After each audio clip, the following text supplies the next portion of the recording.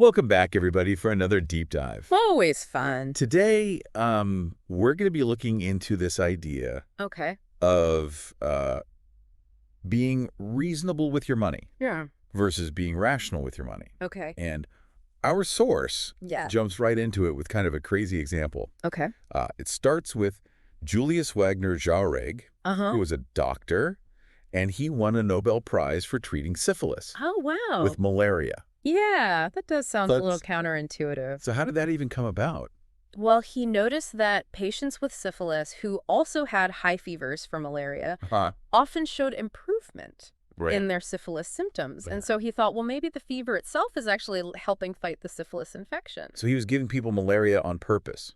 Well, yeah, I mean, obviously it sounds a little crazy. Yeah. But it turns out that that was actually a pretty effective treatment at the time. And the source also points out that fevers in general Yes. are actually not just some random awful thing. They serve a real purpose. Fevers are your body's way of fighting infection. Right. They can slow down how quickly viruses replicate Oh, and boost your immune system. so it's actually good for you. It is beneficial. Yeah. But yeah.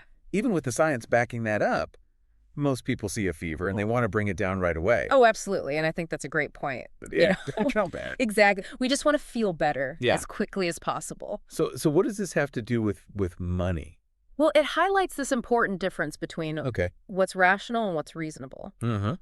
So technically, it might be rational to let a fever run its course, Yeah. knowing that it's helping your body heal. Right. But when you feel awful, it's perfectly reasonable to Yeah. take something to feel better. Oh, so in finance, sometimes choosing that peace of mind and comfort Yeah. could actually be better Yeah. than just strictly going with the numbers. Exactly. And the source actually uses the example of Harry Markowitz, Oh. who was another Nobel Prize winner. Another one. Yeah. And he actually developed some of the most important models for building Mm. like the perfect investment portfolio. Okay. But when it came to his own money, he actually initially just split it 50-50 Oh, really? between stocks and bonds. Really? Yeah. And his reasoning was to minimize his future regret. Oh, to minimize regret. Yeah. Well, that's certainly something that I think we can all relate to. Yeah, I think that's something that's very human. Yeah. Nobody wants to have regret, Right. Nobody wants to make the wrong choice. especially when it comes to your finances. Yeah, for sure. But Yeah. but how does minimizing regret even factor into a financial strategy? Well, I think a lot of times people think that finance is, Mhm. you should be very rational. You Mhm. should look at the numbers Just the numbers. and make decisions based on the numbers. Yeah. But we're all human beings. Yeah. And emotions like regret play a huge role in our decision making. And so, even Harry Markowitz with all of his sophisticated models, Right.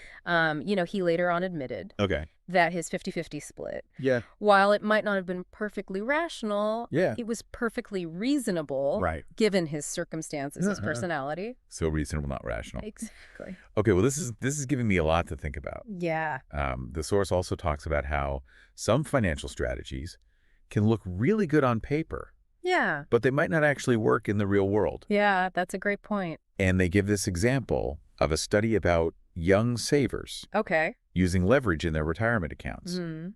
So can you maybe explain to me, like, what is leverage in that context? Yeah, so in this case, leverage just means that you're using borrowed money Okay. to invest. So you're... So essentially amplifying your gains, okay. but also amplifying your potential losses. Yeah. And the study found that, using leverage, in certain cases, Uh. it could lead to higher returns over the long term, Okay. but it could also mean really big losses along the way. But for young people, wouldn't that be incredibly risky? Well, yeah, I mean, that's the whole point, right? Like Yeah. the math might check out, Right. but could most people actually stomach Yeah. watching their retirement savings potentially, disappear, even if it's just on paper? It's Yeah. part of the plan? Right. Probably not. And so that really highlights why it's so important to understand the human element in finance. Okay. We can't just treat people like robots who only care about numbers, Right. our emotions, our fears, our hopes. Yeah. All of that factors into how we make financial decisions. For sure. In the real world. Okay. So emotions are important. It's very important. Got it. Yeah. Okay. So we're seeing that emotions can actually make a big difference Yeah. in how we make financial decisions. Right. And this kind of ties into something else that the source mentions. It's okay to love your investments. It's okay to love your investments. Yeah. And that that might seem counterintuitive because we're Yeah. often told Right. that you should be really detached when it comes to investing. You want to be emotionless. You want to look at it purely rationally. Exactly. But the source makes this case for Okay. how passion can actually take Passion- advantage. Really? Yeah. I'm intrigued by this. How could being emotionally invested Right. be a good thing? Well, I think when you think about investing, especially for long-term goals like retirement, Yeah, it really requires a lot of patience for sure. and resilience. Absolute. There will always be ups and downs. Oh, yeah. Definitely felt that roller coaster a few times. Yeah, exactly. And so it's during those tough times Right. that passion can really make a difference. Okay. So if you truly believe in the companies or the funds that you're invested in, Uh, you understand their mission, Right. you see their potential, you're more likely to weather those storms and stick with your strategy. oh, so it's more about informed passion Exactly. rather than just being emotionally impulsive. Yeah, you want to make sure that you're not Right. not just blindly following your emotions. Yeah. But is there like a downside to this, loving your investments? Well, of course. Could it actually like cloud your judgment? Yeah, I mean, you could become so attached to a particular investment Right. that you overlook warning signs Hmm. or hold on to it for too long, Okay. even when it's not performing well. Oh, So it's really about finding that balance between being informed and engaged, yeah. but not letting your emotions completely dictate your decisions. So being reasonable, not just purely rational. Yeah, and the source actually highlights a few other areas where, Yeah. these reasonable deviations Yeah. from rationality can pop up. Oh, this is interesting. Okay, I'm all ears. What are some of these other areas? Well, one is this concept of home bias. Home bias. Yeah, it's this tendency for people to prefer investing Okay. in companies from their own country. Oh, I've totally noticed that. I've noticed that myself too. It's very common. Yeah, and it just feels safer somehow, Yeah, it's familiar. right? It's what, You tend to trust what you're familiar with. Yeah. And so while investing only in your home country might not be the most diversified approach, Right. it's not necessarily a bad thing if... Even if it's not rational. Exactly. Okay, are there any other reasonable deviations the source points out? Well, there's also this allure of day trading and individual stock picking. Oh, yeah, right? Those like get rich quick schemes you see on social media. Exactly. And statistically, they are less likely to succeed Right. than just, having a diversified long-term investment strategy. But for some people, Yeah. they just love the excitement of trying Yeah. to beat the market. The feeling of being in the game. So if people are being realistic about it, Yeah, as long as... like don't bet the farm on it, Exactly. then it's not necessarily a bad thing to play around a little bit. It can be a reasonable indulgence. Oh, indulgence. Yeah. Okay. Interesting. And then there's those economic and market forecasts. Oh, don't even get me started on the forecasts. Right. It seems like every expert has a different opinion. Everyone's got a prediction. Yeah. Nobody really knows what's going to happen. Right. And yet we want to know. We want to know. Right. We want to know what the future holds. We have this desire to know what's going to happen next. So it's reasonable to try to make sense of them, It is reasonable. even if maybe relying on them completely is not. Exactly. Okay. So it's about recognizing the limits Yeah. of those predictions. Right. Okay. This all seems to come back to like self-awareness, Yeah, like knowing yourself, your tendencies, your limits. absolutely. And this actually reminds me of a great anecdote about Jack Bogle. Jack Bogle, the founder of Vanguard. Yeah, the founder of Well, Vanguard. okay. Huge advocate for low-cost index funds. Right. But didn't his son become a hedge fund manager? Yeah, his son actually became a hedge fund manager. Well, that seems a little contradictory. Oh, that it does, doesn't it? Yeah. But even Bogle, Right. this champion of passive investing, Yeah. recognized that things aren't always black and white. Right. And he actually invested some of his own money in his son's fund, Oh, wow. acknowledging that, we do things for family sometimes. So even the most rational minds Yeah. can be swayed Exactly. by emotions. By personal factors, yeah. It's about being reasonable. It's about being reasonable. Okay, got it. And I think that's a great segue into what we're discussing, right? Yeah. It's about finding that balance between logic and emotion. Uh-huh. What the numbers tell us and what feels right, Right. what's ideal and what actually works Hmm. in the real world. Okay, so being reasonable. Being reasonable. I like it. Okay, so after this deep dive into reasonable versus rational, Mm-hmm. What's the big takeaway here? Are you saying we should just like ditch all the financial advice and just go with our gut? No, not at all. It's not about ignoring, sound financial advice or the numbers. Yeah. It's more about, acknowledging that we're human Right. and we have emotions and factoring that into our decisions. So we're not robots. We're not robots. Got it. Okay, so we're aiming for this like blend of the rationale and the reasonable. Yeah. How do we even begin to find that right balance? I think a good place to start is just being aware Hmm. of your own biases, Yeah. really understanding, how much risk you're comfortable with Yeah. and making choices that let you sleep well at night. Right, especially when the markets are going crazy, Exactly. which they seem to do all the time. Yeah, they do. This makes me think back that fever analogy we were talking about earlier. Could embracing some discomfort, like riding out market volatility, Yeah. instead of panicking and selling everything, Right. actually lead to better results in the long run? I think it's an intriguing parallel. Yeah. Just like our bodies often know how to heal if we give them a chance. Maybe the same applies to our financial well-being. Okay, so instead of making these impulsive decisions when things get rough, Right. we should just kind of try to stay calm and trust the process. Exactly. It's about, having that discipline to Yeah. stick to a sound strategy, Right. even when it feels uncomfortable in the moment. Yeah, and I think that's something that a lot of people struggle with. Yeah. And, as we've been talking about, sometimes that reasonable choice Right, might not always feel good in the short term, right. but it can lead to much better outcomes. In the long run. Yeah, over the long term. Okay, so think long term. Exactly. This deep dive has definitely given me a new perspective. Oh, good. I'm glad. I think the biggest thing I'm taking away from this is that it's okay to be human Yeah. when it comes to money. We don't have to be perfect robots No, we don't.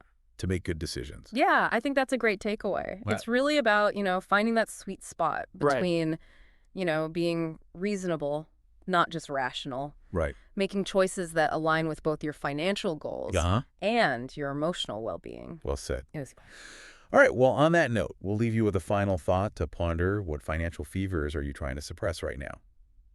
Could leaning into some discomfort, maybe making some reasonable deviations from pure rationality, help you reach greater financial health in the long run? Something to think about as you navigate your own financial journey. Until next time, happy investing. All right, so we're diving into the psychology of money today. And Okay. yeah, by Morgan Housel. Have you heard of this one? Yeah, it's a good one. Yeah, it's we're going to unpack some really interesting ideas about saving money today Okay. and why it might be even more important than you think. Yeah. One of the things that really stood out to me in the book is this idea that building wealth is less about like hitting those investment home runs Right. and more about your savings rate. Yeah, it's a fascinating perspective for sure. Yeah. I mean, Housel compares it to the energy crisis of the 1970s. Okay. Back then, everyone was scrambling for more oil, right? Yeah. But the real solution ended up being using less energy. Mm-hmm. So instead of constantly chasing higher income, what if we just became more financially efficient by upping our savings game? I like that analogy a lot. It Yeah. makes a lot of sense to me. Yeah. We didn't solve the energy crisis by finding more oil. Right. We got better at needing less of it. So are you saying that like being a good saver gives you more control than chasing investment returns? Exactly. Housel uses a great example. He compares a 1989 Ford Taurus Okay. to a 2019 Chevy Suburban. Oh, wow. Okay. You'd think the massive Suburban guzzles way more gas. Right. Yeah, for sure. But they actually get nearly the same miles per gallon. Oh, wow. That's a perfect example of how efficiency has skyrocketed over time. So even if you don't see those huge investment gains, just having a high savings rate is kind of like that improved MPG. Yeah. You're getting more mileage out of your money. Yeah, you're more efficient with the dollars that are coming in. I like that. Okay, so, but then doesn't that mean we need to redefine what wealth even means then? Absolutely. Yeah. The book dives into how the value of wealth is relative. Okay. It's not just about the raw number in your bank account. Right. It's about how much you need to be content. So two people could have the same net worth, but one person feels way wealthier Yeah. because their lifestyle is simpler. Precisely. Yeah. Imagine two people, both with $1 million.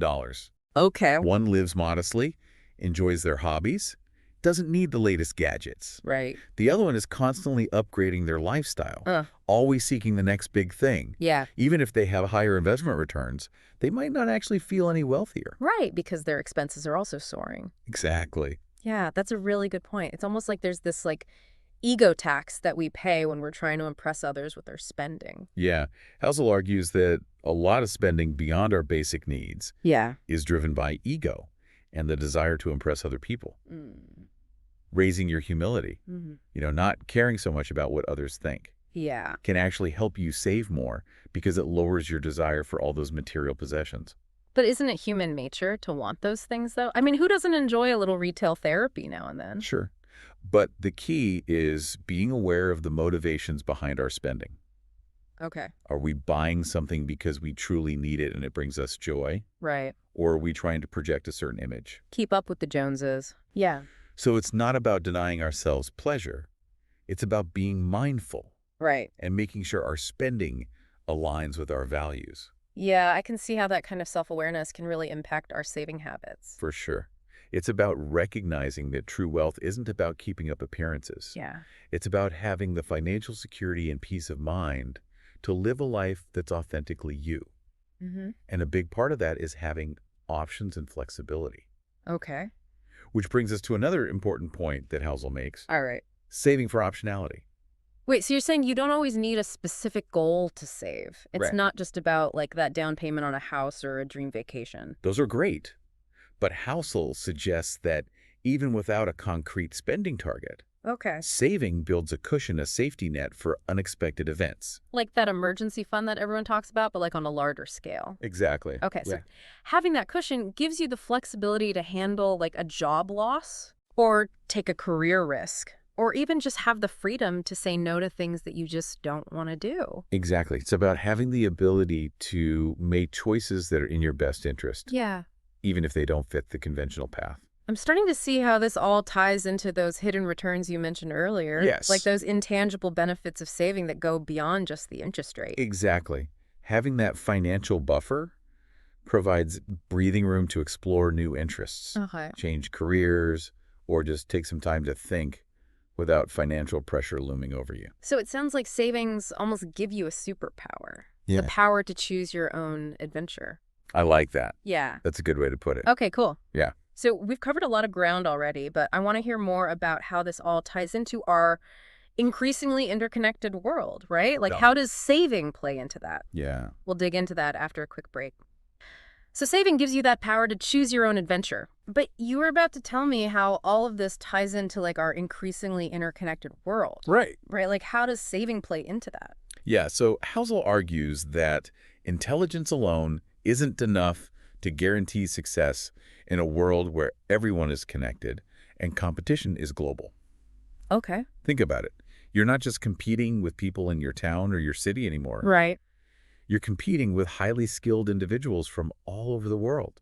Yeah, so it's not enough to just be smart. Right. What else do we need to like thrive in this global marketplace? He highlights the importance of what are often called soft skills. Okay. Things like communication, empathy. Yeah. The ability to adapt. Yeah. And perhaps most importantly, flexibility. That makes a lot of sense. Yeah. In a world that's changing so rapidly, being able to pivot and learn new things is essential. Yeah. But how does having savings make you more flexible? Well, imagine you're offered a job that's a perfect fit for your passions, Okay. but it pays a little less than your current role. Or maybe you see a fantastic investment opportunity, Okay. but it requires you to have some cash on hand. Okay. Having savings gives you the flexibility to say yes to those opportunities Yeah. without stressing about the financial implications. It's like having a safety net that allows you to take risks and pursue those dreams without the fear of falling flat on your face. Exactly. You can experiment, you can make mistakes, Mm-hmm. you can even change careers completely if you want to. It's about having the freedom to design your own life. It's about shifting from a scarcity mindset Okay. to an abundance mindset, Okay. knowing that you have the resources to navigate uncertainty and come out stronger on the other side. Yeah. It gives you a sense of confidence and empowerment. I can definitely see how that peace of mind could make a huge difference in your overall well-being, not just your finances. Right. It's like having a secret weapon in your back pocket, allowing you to take those leaps of faith that could lead to amazing things. Absolutely. And that's where it gets even more interesting. Housel introduces this concept he calls the hidden return on savings. Okay. It's about acknowledging those intangible benefits Yeah. that go beyond the interest rate you earn on your money. I'm all ears. What are those hidden returns that maybe we're overlooking? Well, think about it. What's the value of being able to change careers if you're feeling unfulfilled? Or having the option to retire early and spend more time with loved ones? Right. Or simply living with less worry and stress about money? Yeah. These are all incredible benefits, but they're hard to quantify. Yeah, You can't exactly calculate a percentage return on peace of mind. that's true. Yeah, it's like trying to put a price tag on freedom or happiness. Exactly. But even though they're hard to measure, those intangible benefits can have a profound impact on our lives. For sure. It's about having the resources to pursue your passions, Mm. invest in your personal growth, and create a life that's truly aligned with your values. Absolutely. Yeah. And as Halo points out, this hidden return is becoming increasingly valuable in a world that's constantly changing and full of uncertainty. So it's not just about weathering the storms, it's about being equipped to thrive in a world that's constantly evolving. Exactly. Yeah. Having savings isn't just about preparing for a rainy day. Yeah. It's about investing in your freedom, your options, and your ability to create a future that's both fulfilling and financially secure. I love that. This whole conversation has really challenged my perspective on saving. Oh, good. It's so much more than just putting money aside for a rainy day. Yeah. It's about investing in your future self, building a life where you have more choices, more control over your time, Right. and ultimately more freedom to be who you truly are. Exactly. It's about recognizing that true wealth isn't just about how much money you have. Yeah. It's about having the financial security and peace of mind to live a life that's meaningful and fulfilling. Yeah, and I think that's something that a lot of us are searching for. Oh. Right, like we all want that sense of purpose and meaning in our lives. For sure. And it's interesting to think about how our financial habits can either support or hinder that search. It's all connected, right? Yeah, it really is. So as we're wrapping up our deep dive into the psychology of money, Okay. I want to leave our listeners with a challenge. All right. I like it. If you could wave a magic wand and have more freedom and control over your time, what would that look like? Yeah. What would you be doing differently? That's a great question to consider. Yeah. And once you have that vision in mind, ask yourself, what steps can I take today to start moving in that direction? It might be something small, like setting up an automatic transfer to your savings account each month. Mhm. Or it might be something bigger, like exploring a new career path or side hustle that could generate more income. Yeah, the key is to start taking action. Even small steps can make a big difference over time, especially when you factor in the power of compounding. So remember, saving isn't about deprivation, it's about empowerment. I love that. It's about taking control of your finances so you can create a life that's rich in experiences, relationships, and personal fulfillment. It's about aligning your money with your values and using it as a tool to design a life that you truly love. And with that, we've reached the end of our deep dive. Awesome. We hope you enjoyed exploring the surprising power of saving with us today. Yeah, thanks for having me. Until next time, keep learning, keep growing, and keep diving deep into the things that matter most to you. It's kind of funny, we often talk about wanting more freedom and flexibility in our lives, Yeah. but we don't always connect that to our financial habits. Right. You yeah, know, it's yeah. like we compartmentalize those two things. It's true. We might dream about, like, traveling the world or starting our own business, but then we get bogged down in those day-to-day expenses, and we forget about those bigger aspirations. And that's where this whole idea of saving for optionality comes in. Yeah. It's not about depriving yourself in the present. It's about investing in the future you want to create. Exactly. It's about making choices today that align with your long-term vision for your life. It might mean cutting back on some non-essential spending so you can save more aggressively. Yeah. Or it might mean finding ways to increase your income so you have more resources to work with. And it's not about like having some magic number in your bank account. Yes. It's about creating that mindset shift. Yeah. It's about recognizing that you have the power to shape your own financial destiny and create a life that feels both abundant and secure. That's such a crucial point. It's about shifting from a place of scarcity and fear to a place of empowerment and possibility. Yeah. And that shift can be incredibly liberating.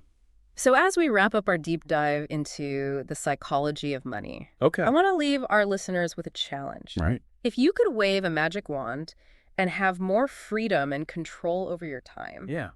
what would that look like? What would you be doing differently? It's a great question to consider. Yeah. And once you have that vision in mind, Yeah. ask yourself, what steps can I take today to start moving in that direction? It might be something small, like setting up an automatic transfer to your savings account every month. Right. Or it might be something bigger, like exploring a new career path or side hustle that could generate more income. The key is to start taking action. Even small steps can make a big difference over time, especially when you factor in the power of compounding. So remember, saving isn't about deprivation. It's about empowerment. For sure. It's about taking control of your finances so you can create a life that's rich in experiences, relationships, and personal fulfillment. Absolutely. It's about aligning your money with your values and using it as a tool to design a life that you truly love. And with that, we've reached the end of our deep dive into the psychology of money. Great. We hope you enjoyed exploring these ideas with us today. Yeah, thanks for having me. Until next time, keep learning, keep growing, and keep diving deep. Welcome back, everyone, for another deep dive. This time, we're going to be talking about something that I think we all think about a lot, Yeah. and that is money. Yeah, money. Always on the minds, right? Yeah. Specifically, we're going to be talking about how our outlooks impact our financial decisions. Right. Are you more of a pessimist when it comes to your money? Right. Or are you more of an optimist? Yeah. And we're going to be taking a look at The Psychology of Money by Morgan Housel. And he starts out with a quote from historian Deirdre McCloskey. And I love this quote. Okay. For reasons I have never understood, people like to hear that the world is going to hell. Oh, yeah. Why is that? Why are we so fascinated by the negative? It's interesting, isn't it? And Yeah. it's almost like the more negative something is, the smarter it sounds. Yeah. Whereas optimism can sometimes Oh, absolutely. sound naive. Yeah. Which is interesting because if you think about it from an evolutionary perspective, Right. the people that were more likely to survive were the ones that were focused on the threats Yeah. and the things that could go wrong. The what-ifs. Yeah, the what ifs. Yeah. The saber-toothed tiger hiding in the bushes. Right. And, we kind of have that negativity bias wired into us. Yeah. Psychologist Daniel Kahneman said that organisms that treat threats as more urgent than opportunities have a better chance to survive and reproduce. Wow. So we're kind of descended from The worriers. the worriers, Yeah. the ones that were focused on what could go wrong. So it sounds like we're kind of set up for Yeah. financial pessimism Yeah, we are by default. by default. Yeah. But I think it's important to kind of define what we mean by optimism, Yeah. because I think when people think about optimism, they think about Unicorns and rainbows. unicorns and rainbows. Yeah. And, And everything's going to be perfect. everything's going to be perfect. Yeah. And that's not really what we're talking about here Okay. when we talk about true optimism. We're talking about believing that the odds of a positive outcome are in your favor over the long term. So it's not about saying that everything's going to be perfect. Right. It's about saying that, hey, over time, things tend to work out. Yeah. And, I think one of the quotes from the book that really kind of illustrates this is he says, the simple idea that most people wake up in the morning Yeah. trying to make things a little better and more productive than wake up looking to cause trouble is the foundation of optimism. I like that. So it's kind of that, general belief that People are inherently good. Yeah. And they want to do good. And they want to make things better. Yeah. And if you have that kind of underlying belief, then it makes sense that you would be optimistic Yeah. about the future. I'm thinking about Yeah. the example he gives in the book about Japan after World War II. Oh, yeah. Because in 1946, Japan was devastated. Oh, absolutely. I mean, it was just ruins. Famine, economic ruin, the Yeah. whole 9 yards, right? Yeah. Yeah. Imagine being an economist at that time and saying, just you wait. Just you wait. In a couple of It's decades, going to be amazing. it's going to be an economic powerhouse. They would have thought you were crazy. You would have been laughed out of the room. Absolutely. But that's exactly what happened. That's exactly what And happened. then it's such a good example of how we Yeah. underestimate that long-term growth. Yeah. And the resilience of, Yeah. of the human Us- spirit. Of people, Yeah. of systems. Of systems. Yeah. Okay, but let's be real for a second. Because financial pessimism Oh, yeah. It's everywhere. It's everywhere. Right. Yeah. Why is that? Why is that? Is it just our caveman brains? Well, it's partly that. Okay. But there are a couple of other factors that I think are really interesting. Okay. And, one of them is just the fact that Yeah. money is so pervasive Yeah. in our lives. It affects everything. It affects everything. Yeah. So when the economy tanks, it feels very personal. It's true. It feels like a threat to our survival. Yeah. It's not like a hailstorm that hits one neighborhood. Right. Right. Like a recession, it feels like it impacts everyone. It impacts everyone. Yeah. And then you add on to that the fact that Oh, yeah. the media loves to focus on the negative. Bad news sells. Oh, yeah. And so, If it bleeds, it leads, right? that's right. Yeah. So we're constantly being bombarded with these headlines about, market crashes and businesses failing and, Right.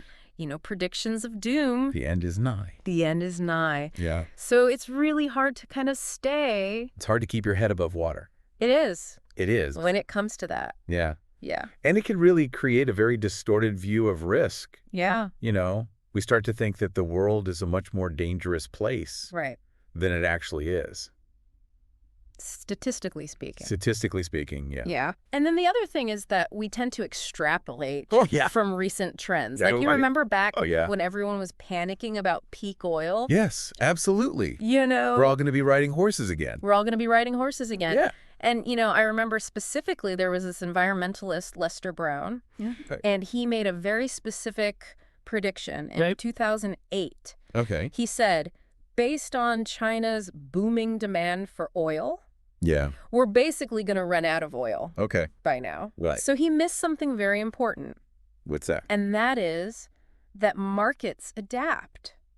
So when the price of oil went up, Okay. guess what happened? What happened? People started looking for new ways Right. to get oil. To get oil. Fracking became a thing. Right. New technologies came about. Yeah, Okay. all because the price went up. So the problem itself The problem is fueled the solution. Exactly. Yeah. The market adapted. The market adapted. That's really interesting. Yeah. Because we always think about the problem and getting worse. And how it's never going to end. But sometimes it does. Sometimes it does. Solve itself. Yeah.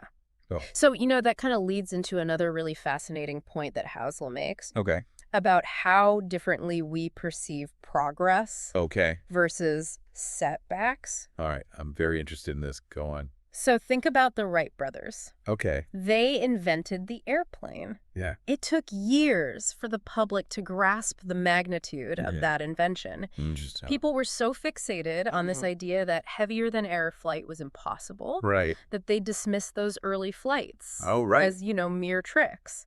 Oh. But then when a plane crashed, Oh, yeah. it made headlines instantly. It is. Big news. Yeah. So it's this idea that progress often happens very slowly Okay. and gradually. Right.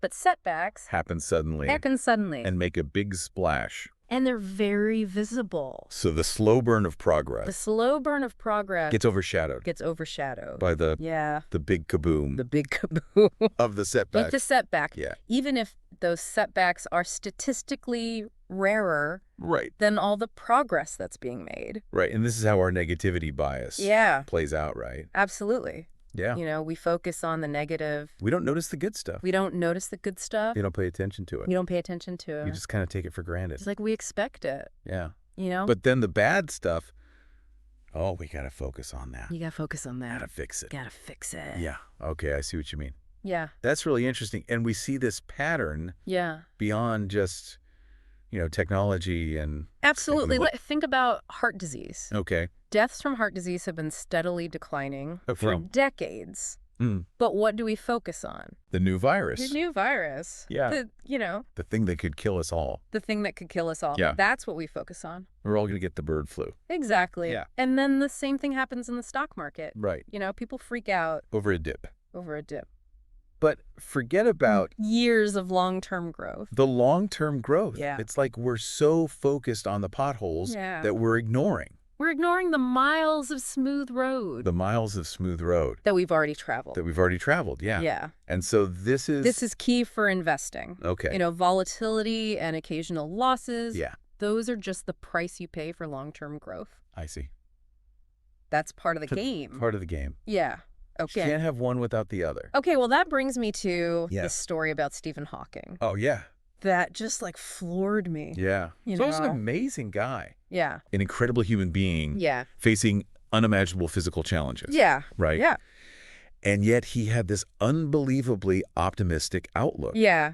And I love this quote from him. Okay. He said, "My expectations were reduced to 0 when I was 21. Everything since then has been a bonus." That is such a powerful reframing Wow. of expectations. Yeah. And I think that that can be so powerful for all of us Right. because it's not about ignoring risk Right. or pretending that everything's going to be perfect. Right. It's about cultivating this more balanced perspective. Yeah. Yeah, it really does make you think about the power of mindset, right? Absolutely. If Stephen Hawking can find the upside Yeah. in facing those kinds of challenges, Yeah. that's pretty incredible. Yeah. And I think it speaks to how, you know, Yeah. we can choose our perspective even if we can't always choose our circumstances. Right. You know? Okay, so let's talk about that choice. Okay. What are the benefits Yeah. of having this more optimistic outlook, Well, especially when it comes to our finances? yeah. You know, it's easy to say, be more optimistic, Right. but what does that actually look like? Yeah. How does that play out in our financial decisions? Right. Like, what does that look like on a Tuesday? Exactly. Yeah. Well, first off, I think optimism can be incredibly empowering. Okay. You know, when you believe in the possibility Okay. of a positive outcome, Yeah. like reaching your financial goals, Yeah. you're more likely to take action Right. and you're more likely to stick with it. You're not going to give up You're not going to give up. when things get tough. Right. Yeah. It's like that whole, you know, Whether you think you can or you think you can't. whether you think you can or you think you can't. Oh, You're right. you're right. Henry Ford. Yeah, Henry Ford, right? I think that was him. Yeah, something like that. But, you know, the point is that our beliefs shape our actions. Right. So if you're convinced that financial security is out of reach, Yeah. you're less likely to even try. Right. Why bother? Right, why bother? Yeah. But if you believe that it's possible, even if it takes time and effort, Right. you're much more likely to take those crucial steps. Like saving. Like that. investing. Investing. Yeah, And to stay the course. right. And to have that long-term vision. Yeah, the long game. Right. Yeah. That it's not about getting rich quick. Right. It's about the slow and steady. The slow and steady wins the race. Wins the race. Yeah, the tortoises and the hare, Yeah. you know, Yeah. Compound interest. compound interest. Over time. Over time, that's the key. Yeah. And optimism can help you make more rational decisions too. Okay. How so? Well, when we're gripped by fear and pessimism, Okay. we tend to make impulsive, Yeah. short-sighted choices. Right. Like panic selling. Exactly. Panic selling. When the market dips, When the market dips or, you know. or chasing those get-rich-quick schemes. Oh, yeah. Those are always bad news. Yeah. You know, you see those ads online Oh, yeah. all the time. And they're so tempting. Yeah. But a more optimistic outlook allows you to kind of step back Okay. and assess the situation more Okay, clearly Right. and make decisions that are based on sound principles. So you can kind of quiet the noise Quiet the noise. of all those emotions. Exactly. The fear and all that. Yeah. Yeah. And I think that's so important because, you know, when we're making financial decisions, Yeah. we want to be making them from a place of Level-headedness. level-headedness, yes. Yeah. Not from a place of like, Panic. the sky is falling. The sky is falling. Yeah. Okay, so I see how that plays out. Yeah. What about the stress and anxiety piece of it? Oh, that's a big one. Because I imagine if you're constantly expecting the worst, Yeah. that takes a toll. It's exhausting. Yeah. Living in that state of worry Right. all the time. It's like you're always bracing for impact. You're always bracing for impact. Yeah. And, you know. You're never relaxed. You're never relaxed. You're never enjoying the moment, Yeah. you know? So cultivating optimism can really help to lessen that burden. You know, you can approach life and your finances with more joy, Right. confidence, Peace of mind. peace of mind. Yes. Yeah. And I think that in itself is a huge benefit. Right. Because then you can focus your energy Exactly. on what really matters. On what really matters. And you're not wasting all this energy Yeah. on, you know, on worrying about things that might never happen. worrying about what ifs Yeah. and things like that. So Yeah. you can enjoy the journey Enjoy the journey. rather than just constantly Stressing about the destination. stressing about Yeah. the potential pitfalls. Yeah. And I think that's a really key point that Housel makes in the book Okay. is that the psychology of money Yeah. isn't just about understanding Financial concepts. Financial concepts, right? Right. It's about understanding ourselves, Understanding ourselves exactly. our own Our own psychology. our own biases, Right. our own emotions. It's like this intersection of Right. personal development and finance. And finance, absolutely. Yeah. Because, our relationship with money is deeply personal, Right. and our emotions play a huge role Yeah. in how we manage and invest it. So self-awareness is key. Self-awareness is key. Yeah. We need to understand Our own tendencies. our own tendencies, our own, Or it's optimism or pessimism. yeah, are we naturally more Yeah. optimistic or are we naturally more pessimist? Right. And then how do we work with that? And then how do we work with that Yeah. to make the best financial decisions? Okay, so let's talk about that. Okay. How do we cultivate a more optimistic outlook Yeah. when we're surrounded by so much doom and gloom? It's a process. It's a journey. It's a journey. Yeah. But I think one thing that's really important is to be mindful Okay. of the information that you're consuming. We are bombarded with negative news, Yeah. sensationalized headlines. Yeah. It's like we're training our brains Yeah. to focus on the negative. To focus on the negative. all the time. I'm definitely guilty of that. Yeah. The doom scrolling. The doom scrolling. It's Yeah. a real thing. It's a real thing. So I think it's important to seek out Okay. balanced and objective sources of information. So be mindful of. Be mindful of where you're getting your information from, Yeah. and remember that negativity bias. Yes. We have to actively remind ourselves to look for the positives too.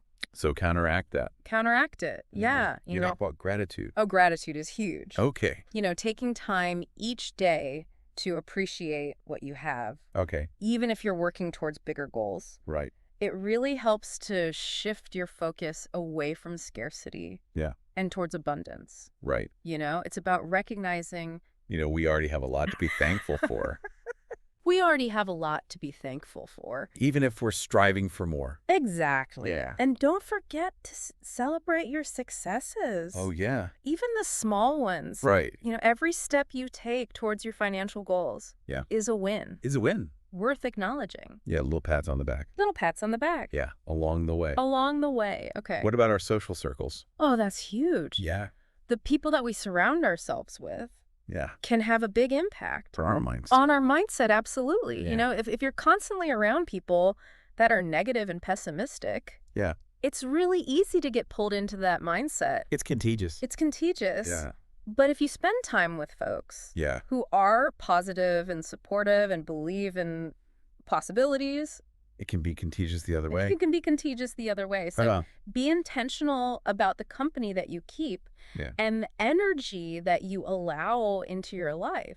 Yeah, like cultivate a positive Yes. support It's system. a positive support system. Yeah. Mhm. And then finally, remember that optimism is a practice. Okay. It's not a switch that you flip on overnight. Right. It takes effort. Takes work. It takes work Yeah. and a willingness to challenge those negative thoughts. Right. But it's like building a muscle. Mm. The more you work on it, Yeah. the stronger it gets. The stronger it gets. Yeah. Okay, so it's like a lifelong pursuit. It is a lifelong pursuit, but Yeah. the payoff is worth it Yeah. because a more optimistic outlook can lead to greater financial success, Mm-hmm. less stress, Yeah. and just a more fulfilling life overall. It's about embracing the possibility Yes. of a brighter future, Yes. even while acknowledging That life is full of uncertainties. that life is full of uncertainty. Yeah. Yeah. And that's what it means to be a possibilist. A possibilist. Hans Rosling. Okay, Well, I've it- heard that term before. Yeah. He was a Swedish physician and statistician, Okay. and he talked a lot about this idea of being a possibilist. Okay. And it's about believing that the odds of a good outcome are in your favor, Hmm. and that even in the face of challenges, Yeah. we have the power to create a better future. But that doesn't mean we just ignore the realities of the world No, no, no, no. or pretend that everything is perfect. No, it's about being realistic, Right. but also hopeful. Okay, so what does a possibilist mindset Yeah. actually look like Yeah. in practice? In practice, it Yeah. means acknowledging the risks and uncertainties, but not letting them paralyze you. Right. It's about balancing, cautious planning Right. with a belief in your ability to adapt and overcome challenges. To be resilient. To be resilient, exactly. Yeah. So, for example, a possibilist investor Okay. wouldn't panic and sell off all their stocks All right. at the first sign of a market downturn because Yeah. they would understand that market fluctuations are normal. Right. And that Over the long term, the market tends to go up. Yeah. So they'd ride out the storm Right. and potentially even use it as an opportunity to buy low, Right. Buy the dip. buy the dip. Everyone loves a dip. Everyone loves a dip. Yeah. And a possibilist wouldn't be afraid to take calculated risks, Correct. knowing that failure is a possibility, Right. but not an inevitability. Not the end of the world. Not the end of the world. Yeah. They'd view setbacks as learning experiences Yeah. and use them to adjust their course. So it's like that saying, you can't win if you don't play, That's right. but you've also got to know the rules of the game You got to know the rules of the game and be prepared to and be prepared to lose sometimes. lose sometimes. Yeah. Yeah. It's not about blind optimism. Right. It's about informed optimism. Informed optimism. Yeah. So a possibilist is someone who acknowledges all the possibilities. The full spectrum, The good, the bad. the good, the bad, the Yeah. ugly, but chooses to focus their energy on what they can control Okay. and on creating the best possible outcome, Even in the face of uncertainty. even in the face of uncertainty. Exactly. I like that. Yeah. Okay. So it sounds like a possibilist is basically someone who is, Yeah. aware of the risks, but not Yeah. controlled by them, Not paralyzed by that. not paralyzed by them. Yeah. Yeah. And that's the key difference. Yeah. It's about recognizing that the future isn't predetermined. Right. We have a role to play in shaping it. We have agency. We have agency. Yeah. Yeah. Yeah. And our mindset, Our beliefs. our beliefs, our expectations, Yeah. they have a huge impact on the actions we take And the outcomes we create. and the outcomes we create. Exactly. Okay. Well, I feel like we've covered a lot of ground today We have. about optimism and pessimism Yeah. and how it all relates to money and Just just fascinating talking. investing and just our overall well-being. Absolutely. As we wrap up this deep dive, Okay. I want to leave you with a question Right. to ponder. Okay. Think about a recent financial decision you made. Okay. How might a possibilist mindset have shifted your approach? That's a good question. What opportunities might you have missed Yeah. because you were so focused on the potential downsides, On the what ifs. on the what ifs, yeah. Yeah. Or maybe you made a bold move that paid off Right. because you believed in that positive outcome, Because you were a possibilist. because you were a possibilist. Yeah. What can you learn from those experiences? Right. How can you apply that possibilist lens That possible flip. to future decisions? Yeah. It's a powerful tool. Okay, so if you're interested in exploring this further, Yeah. I highly recommend checking out Morgan Housel's book, The Psychology of Money. It's a great book. It's full of insightful stories Yeah. and practical advice Yeah. on developing a healthier relationship A healthier relationship with money. with money. Yeah. All right, well, thanks for joining us on this deep dive. My pleasure. Until next time, keep exploring, Yes. keep learning. Keep learning. And remember, Yeah. even in a world full of complexities, Yes. there's always room for possibility. Always room for possibility. That's a great way to end it. All right. All right. Get ready because today we're taking a deep dive into a place you might not expect, the world of Las Vegas blackjack card counters. Blackjack. Yeah, you heard that right. We're going to use it to uncover a financial principle that can really change the way you think about risk and reward. Room for error. Interesting. I wouldn't think high-stakes gambling would be a source of financial wisdom, but I'm intrigued. I know, right? It sounds kind of counterintuitive, but trust me on this. Room for error might seem like playing it safe, but understanding it can lead to some serious wins. Okay, I'm all ears. Lay it on me. So imagine you're a card counter, right? You're at the blackjack table, you're tracking the cards, and you think you've got a good idea of what's coming next. Yeah, but even the best card counters can be wrong sometimes. Yes, exactly. And that's the thing. They know that they can't predict the future perfectly. Even with all their skill and strategy, a bad streak could happen. So how do they handle that? They factor it in. They never bet everything they have on a single hand, even when they feel super confident. Ah, so that's where the room for error comes in. Exactly. Take Kevin Lewis, for example. You know, the card counter from the book, Bringing Down the House. Oh, yeah, I read that. He had this rule, always having like 100 basic betting units to handle those swings of bad luck. If his basic unit was $100, he wouldn't sit down at a table with less than $10,000. Wow, so even with all his skill, he knew he needed that cushion to stay in the game. It's about acknowledging that risk is part of the deal. And this is where it connects to personal finance. We can't predict the future of the markets perfectly either, right? Makes sense. Just like in blackjack, there are inherent risks and unpredictable swings. You got to be prepared. Right. And there's this legendary investor, Benjamin Graham. Have you heard of him? Oh, yeah. He was a huge advocate for this margin of safety concept. It's all about building a buffer to protect yourself from the unexpected. Like having a financial airbag. Exactly. Graham had this famous quote, and it's really powerful. He said, "The purpose of the margin of safety is to render the forecast unnecessary." Whoa, meaning. But- Instead of obsessing over exact numbers and predictions, which can be misleading, you accept there's stuff you just can't know for sure. I like that a lot. And that's why you build in that safety net to cover that uncertainty. It's not about trying to be a fortune teller. It's more about recognizing that things might not go according to plan. So it's kind of like, don't put all your eggs in one basket. That's a big part of it. But it's also about being honest with yourself about the limits of your knowledge. I think a lot of us crave certainty, that someone out there has all the answers. Oh yeah, we crave it. But the reality is, the future is full of surprises, especially when it comes to money. We want to believe someone can predict exactly what's going to happen, but that's just not how it works. You got it.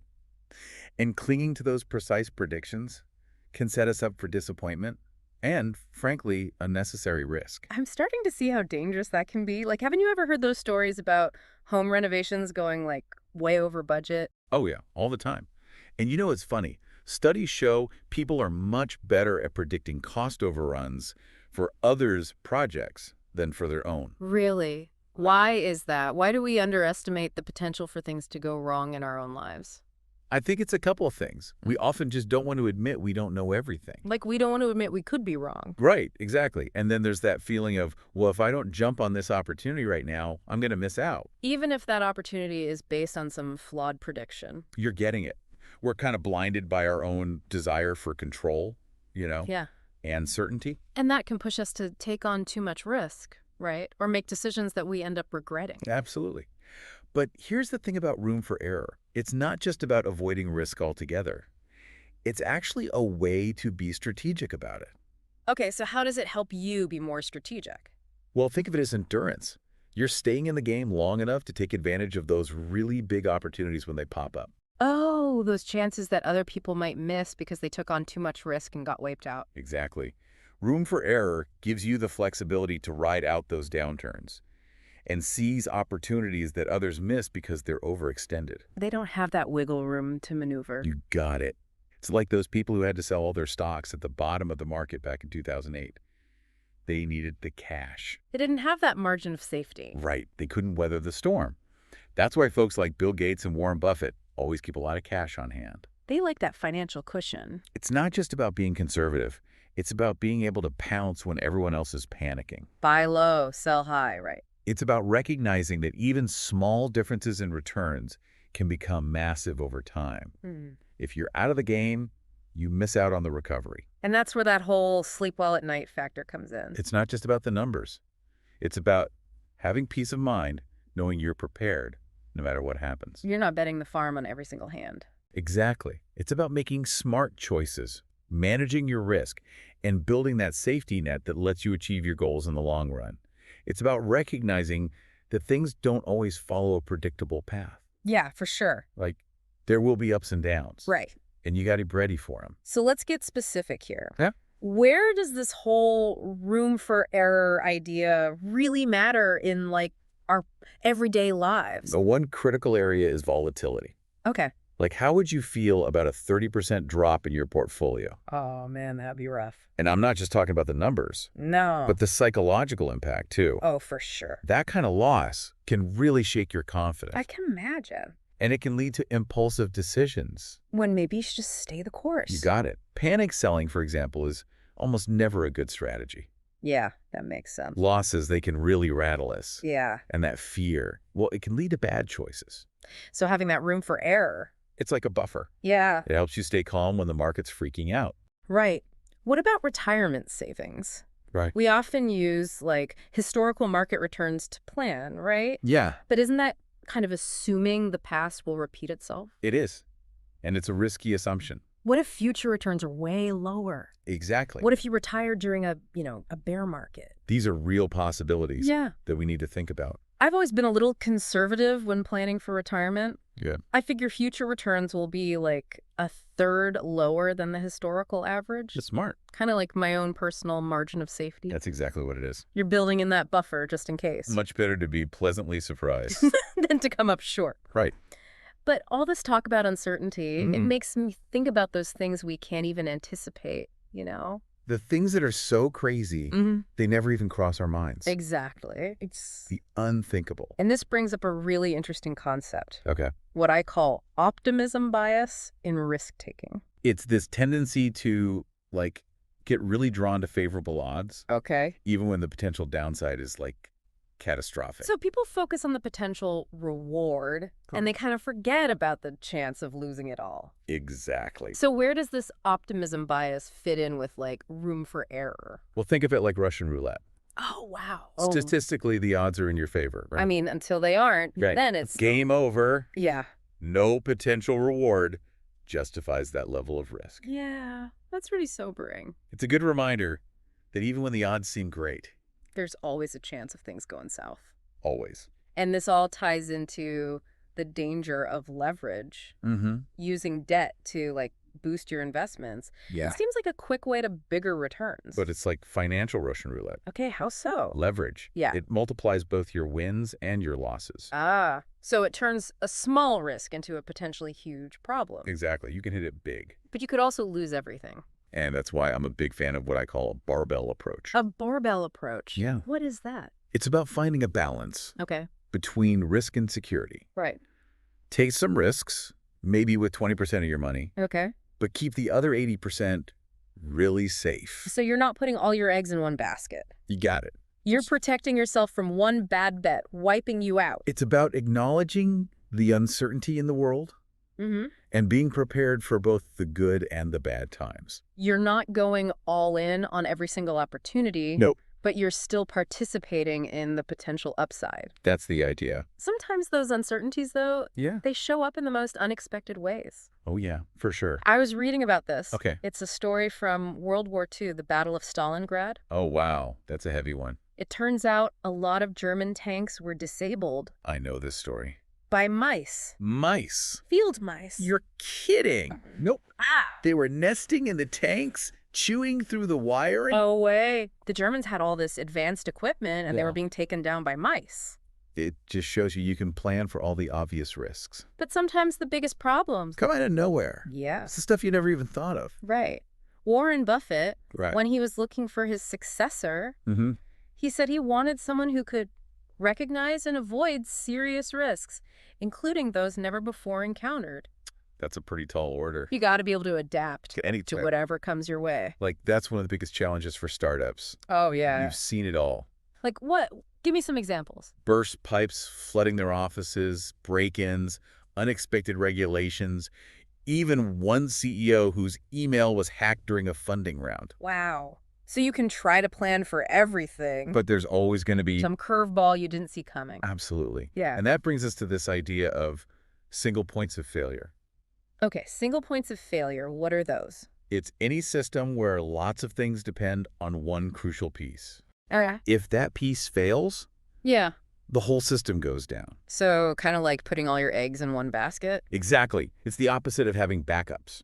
Right, like redundancy. Yeah, like airplanes. Yeah, airplanes have all those backup systems. They have to. So they can keep flying even if something goes wrong. Right. And suspension bridges, too. They're designed to hold up, even if a few cables snap.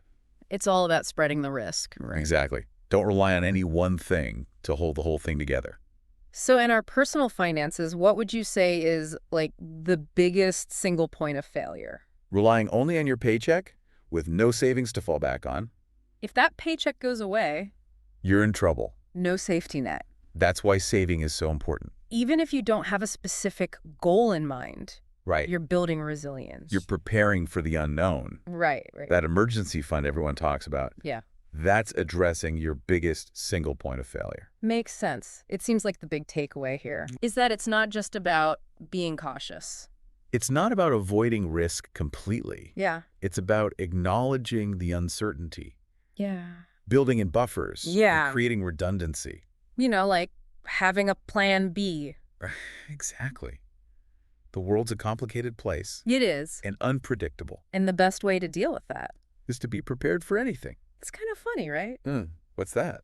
We started talking about card counters in Vegas. Right. And now we're talking about, like, mice taking down tanks in World War II. Yeah, who knew room for error could lead us to mice? Seriously. But it shows you how this idea, Mhm. it's not just about money. It applies to life, too. Yeah, it's about understanding risk, uncertainty, and how important it is to be able to keep going To endure when when things get tough. I think one of the biggest things I'm taking away from this Yeah. is that we just can't predict the future perfectly. Nope. And sometimes when we try, I end up making things worse. we do. We got to be humble. Admit, we don't know everything. Because stuff happens. Stuff happens all the time. So instead of trying to predict everything, Right. we should focus on being prepared, right? Exactly. Build in those safety margins. Mhm. Diversify your investments. It's like, don't put all your eggs in one basket. Right. Have backup plans. And like a mindset of, okay, what's the worst that could happen and how can I handle it? That's it. It's like, building a house in an earthquake zone. Okay. You're not going to stop the earthquake from happening, No. but you can design the house. Make it stronger. Right. So it can withstand the shaking. You're mitigating the risk, Exactly. You're being proactive. even though you don't know when or if it'll happen. That's the point. It's not about living in fear. No, not at all. It's about accepting that challenges are a part of life And that we can prepare for them. and that preparation can look like, having an emergency fund, Mm-hmm. maybe having multiple ways to make money, Diversifying your income. or even just having like a good support system. Having people you can rely on. Because setbacks are going to happen, They are. but they don't have to ruin you. That's where resilience comes in. You got to be able to bounce back. And Keep that, going. learn from your mistakes. So as we wrap up this deep dive, Yeah. I want to leave our listeners with one final thought. Okay, shoot. What is your biggest single point of failure? Financially, in your relationships, anywhere. Where are you overly reliant on one thing? One source of income, one person, one belief. What could bring your whole world crashing down? Once you identify that, You can start to build in more room for error. think about your backups, your plan B, your safety net, It's an ongoing process, right? always We're always learning, and adapting. trying to build a more secure and fulfilling life It's a journey, with its ups and downs. but it's a worthwhile one. So to our listeners, embrace the uncertainty Embrace the unknown. and start building in that room for error today. It might be the best decision you ever make. Thanks for joining us for this deep dive. It's been a pleasure. Ever wonder how some people manage to stay wealthy, while others just seem to lose it all? Yeah, it's a fascinating It question. really is. Yeah. And today we're going to dive deep into a book that tries to get at the answer. Okay. It's called The Psychology of Money by Morgan Housel. And I love this book. Oh, it's so good. It's not like your typical investing guide. Right. It doesn't just focus on like the numbers and the spreadsheets and all that. Yeah. It really gets into like the mental game of money, the psychology of Yeah, it. the behavioral side of it, Yeah. which often is the more important part. Totally. And one of the big ideas that we're going to explore today is this idea that the skills it takes to get rich Mm. are not necessarily the same skills that it takes to stay rich. Often very different. Yeah. And to illustrate this point, the book actually starts off with some pretty gripping stories No, yeah. about real people who kind of embody this idea. Right. So we're going to hear about Jesse Livermore, Uh-huh. who was like this legendary stock trader, made and lost fortunes multiple times. Classic boom and bust. Yeah. And then we're also going to hear about this guy, Abraham Jermansky, who was a real estate developer, very successful until the 1929 crash. Oh, boy. So, yeah, buckle up because these stories are going to take us right into the heart of Wall Street during like one of the most tumultuous periods in financial history. It's a wild ride for sure. All right, so let's set the scene. Okay. It's October 1929, Okay. Black Tuesday, the day the stock market crashed. You can practically feel the panic in the air. Right, people are jumping out of windows. Yeah. Fortunes are being wiped out. Yeah. And Jesse Livermore is at home Okay. with his family. They're all like super worried. Of course. Because rumors are swirling around New York about all these suicides happening. Oh, right. Everyone's afraid that Livermore has lost everything. Mhm. But here's the thing. He actually made a fortune that day. Whoa. Yeah, he had been shorting the market, Oh, wow. which basically means he was betting that stock prices would go down. Okay. And he was right. So he was on the right side of that trade. Big time. Yeah. He made something like over $3 billion in today's money. Wow. Yeah, meanwhile, our other character, Abraham Jermansky, Uh-huh. was not so lucky. Right. He had invested a ton in the stock market, Oh, no. had been riding high during the roaring 20s, Yeah. but when the crash hit, it all came crumbling down. It all went away. He was actually last seen on Wall Street tearing up ticker tape, like losing his mind Oh, my goodness. as the market crashed around him. That's a terrifying image. It is. And days later, his wife reported him missing. So we don't know what happened to him. Nobody knows. Oh, wow. So you've got these two contrasting stories, right? Livermore celebrating this massive win Mm-hmm. and Jermansky vanishing, Right. potentially meeting a tragic end. Yeah. But here's what's interesting. Both of these guys were incredibly skilled at making money. That's the irony. Exactly. Right. And this is where the book's core message comes. In survival is the most crucial factor in financial success. Absolutely. It's not just about earning high returns. Right. It's about avoiding those catastrophic losses that can just wipe you out completely. You have to stay in the game. Right. And to put this into perspective, did you know that 40% of companies that go public eventually lose all their value? Wow. Yeah, it's a pretty sobering statistic. And then on top of that, every decade, about 20% of the people on the Forbes 400 list of wealthiest Americans drop off. They're out. They're out. And that's not even counting deaths or like inheritance transfers. This is purely financial loss. So just losing their fortune. Yeah, Wow. it's crazy, right? Yeah, it really shows you that building and maintaining wealth, it's not easy. No, it's not. And one of the big reasons why people struggle to stay wealthy is that making money and keeping money require different mindsets. Absolutely. It's a different game. Yeah. So like to get rich, you often have to be bold, take risks, be optimistic. You got to be a little bit of a risk taker for sure. But holding on to that wealth, that requires a whole other set of skills. Right? You need things like humility, frugality, and even a little bit of paranoia can be helpful. Paranoia. Yeah, you have to be aware that what you've gained can disappear just as quickly as it arrived. Huh. Oh, that's a good point.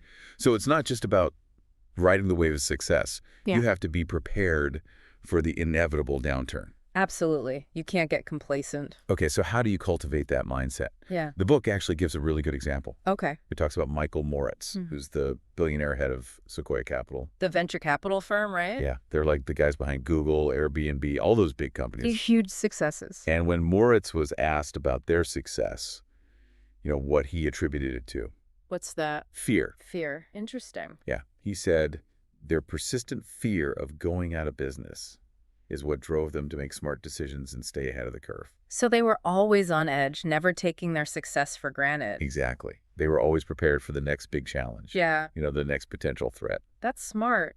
Because in the world of business, things change so rapidly. They do. Mm-hmm. And this goes back to the idea of survival, right? It's not Yeah. about being a genius or always being right. It's about staying in the game long enough to capitalize on those long-term opportunities. You got to weather the storms to enjoy the sunshine. I like that. Yeah. And that's where the power of compounding comes in. Yes, compounding. The eighth wonder of the world. It really is. Yeah. Everyone talks about it, but it's easy to underestimate its impact. It's like a snowball rolling down a hill. It starts small, but as it gathers more snow, it grows exponentially over time. It's crazy how much it can build up, right? And the key is time. Time. You have to give your investments time to grow, which means riding out those inevitable ups and downs in the market. You can't panic sell. Exactly. Ugh. If you panic and pull your money out at the first sign of trouble, you'll never experience the full power of compounding. It's like planting an oak tree. Okay. You don't see much growth in the first year or even the first 10 years. Okay. But give it 50 years and you have this majestic towering tree. It's all about the long game. It is. And, speaking of the long game, there's no better example than Warren Buffett. The Oracle of Omaha. Exactly. He is a master of the survival mindset. Yeah. And I think it's fascinating to look at what he didn't do. Okay, I like this approach. What did Warren not do? So he avoided excessive debt, So, never panicked, and sold during recessions. right. And he completely steered clear of chasing fads. He's a very disciplined investor. He is. These not-to-dos were just as important to his success as his actual stock picks. Interesting, because they allowed him to stay in the game for decades. Right. And that gave compounding the time it needed to work its magic. It's a powerful reminder that sometimes the wisest decisions are the ones you don't make. Very true. But it's also about having the patience to let your investments grow over time. Patience is key in investing. Okay, so you got Buffett, right? Everyone knows him. Uh-huh. But the book introduces this other guy named Rick Guerin. Rick Guerin. Yeah, he was actually part of the original Buffett and Munger investing trio. Really? Yeah, I've never heard of him. they would analyze businesses together and make investments. But then Rick kind of faded from the picture. Interesting. So what happened? Well, it seems like he was just as smart and capable as Buffett and Munger. Okay. But according to this investor, Monish Pabray, who once asked Buffett about Rick, Hmm. the key difference came down to their approach to time. Time. Yeah, Buffett said that he and Charlie Munger always knew they'd become wealthy, Right. but they just weren't in a hurry. They had that long-term vision. Yeah. Rick, on the other hand, he wanted to get rich quick. That's a dangerous mindset. It is. Uh, And that impatience ended up backfiring. how so? Well, during the 1973-74 market downturn, Rick had taken on too much leverage. Oh, so he borrowed money to amplify his bets. Yeah, Which is risky. very risky. And when the market crashed, he got hit with margin calls. Oh, meaning he had to put up more money to cover his losses. Exactly, or sell his investments. Oof. And guess what he had to do? He had to sell. He had to sell. To cover his debts, he ended up having to sell his Berkshire Hathaway stock Oh, no. to Buffett at a bargain price. So Buffett got a great deal and Rick lost out. Yep. Because he couldn't be patient. Exactly. So all three men were skilled at making money. Yeah. But Buffett and Munger had this additional crucial skill, staying wealthy. That's a key distinction. It is. And this is the point that the book really drives home. Staying power is ultimately more valuable than those short-term gains. It's about playing the long game and not getting knocked out of the game. Exactly. And it reminds me of something that Nassim Taleb, author of The Black Swan, once said. Okay. He said, having an edge and surviving are two different things. The first requires the second. You need to avoid ruin at all costs. That's powerful. You got to stay alive to win the game. Okay, so how do we put this survival mindset into practice? Right. How do we actually do it? Well, the book outlines 3 key takeaways for achieving financial unbreakability. I like that term, financial unbreakability. It's a good one, right? Yeah. And the first one might sound a little counterintuitive. Okay. Ready for this? Prioritize being financially unbreakable over chasing those big returns. That's interesting. Now, I know that might sound a bit odd at first, but it makes sense when you think about it because it means having a solid cash reserve. Right. You know, it might seem like you're missing out when the market's booming. Yeah, you feel like you should be all in. Right. You want to get those games. But that cash can be a lifesaver during those downturns. It's your safety net. It is. It prevents you from being forced to sell assets at the worst possible time. Exactly. Like what happened to Rick Guerin. Exactly. He had to sell low because he didn't have that cash buffer. So it's about playing the long game, making sure you can weather any storm. Absolutely. Be Yeah. prepared for anything. Okay, so that's the first takeaway. Prioritize financial unbreakability. What's number 2? The second takeaway is all about accepting that life and markets are unpredictable. Okay. You know, the most important part of any plan is to plan on the plan not going according to plan. That's so true. No matter how much we prepare, there will always be unexpected events. Always. Look at the past few years. We've had recessions, a pandemic, global conflicts. Nobody could have predicted all of that. Right. So a good financial plan isn't rigid. No, it has to be flexible. You have to have room for error, a margin of safety built in. Exactly. You need that buffer to absorb the shocks. Okay, so what does that look like in practice? Well, it could be as simple as having a frugal budget, Okay. a diverse range of investments, or even just a flexible mindset that allows you to adapt to changing circumstances. So basically giving yourself some breathing room financially so you don't panic when things get rough. Exactly. Don't be caught off guard. Okay, so we've got prioritize financial unbreakability and plan on your plan not going according to plan. What's the third key to financial resilience? This one is all about developing what the book calls a barbelled personality. A barbelled personality. Yeah, have you ever heard that? I've heard of a barbell, but not a barbelled personality. Okay, well, it means being optimistic about the future, but also paranoid about what can go wrong. So it's like having weight on both ends of the barbell. Exactly. You need that balance. So you're not blindly optimistic, but you're also not living in fear. Right. It's about acknowledging that both good and bad things will happen, and you're prepared for both. So how do you actually put this barbelled personality into practice? Well, let me paint a picture for you. Imagine you're a parent, Okay. and you have this incredible ability to see inside your child's brain. Okay. As they grow, you notice some of their synaptic connections start to disappear. Wait, wouldn't that be alarming? Right, you'd think something was wrong. You would. But what's fascinating is that this pruning process is actually essential for healthy brain development.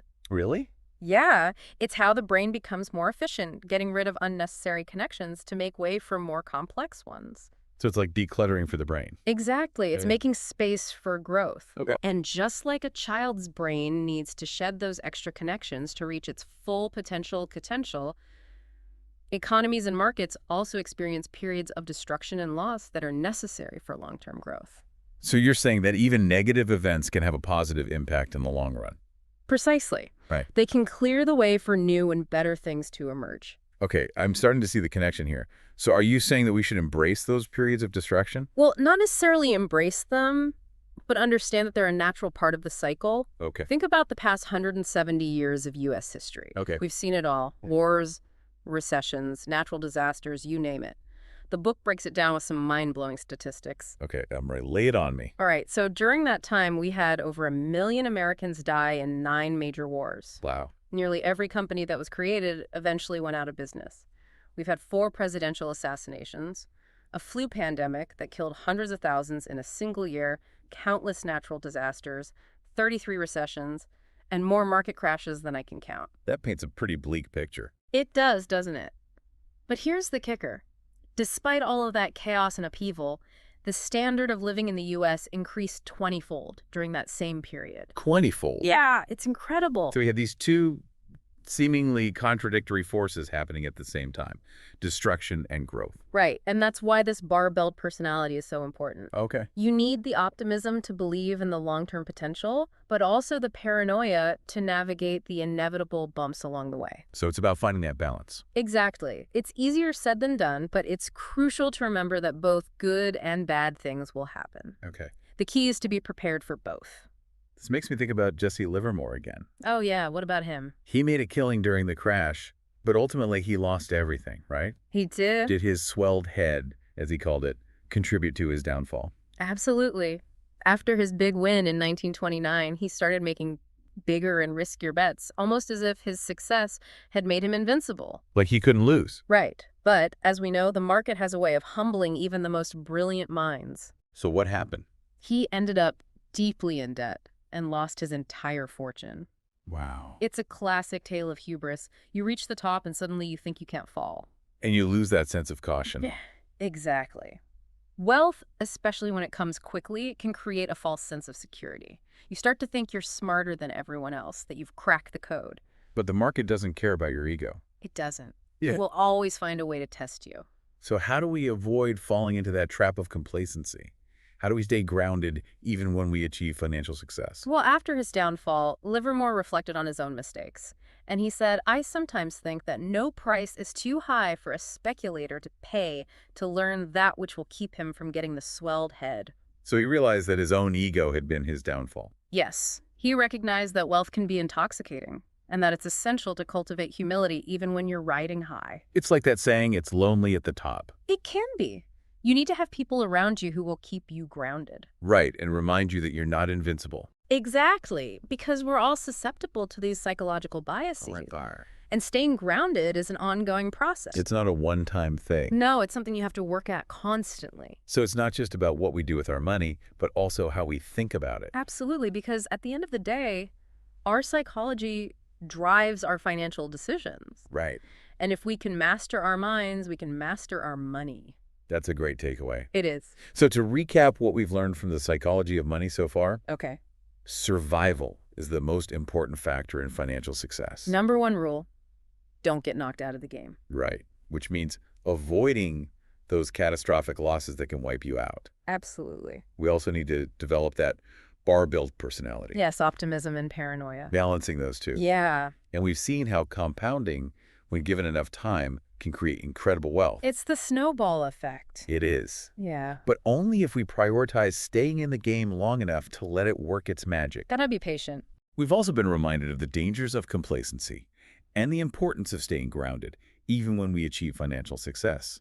Stay humble. And perhaps most importantly, we've learned that developing the right mindset is just as crucial as having a solid financial plan. Your mindset is everything. It really is.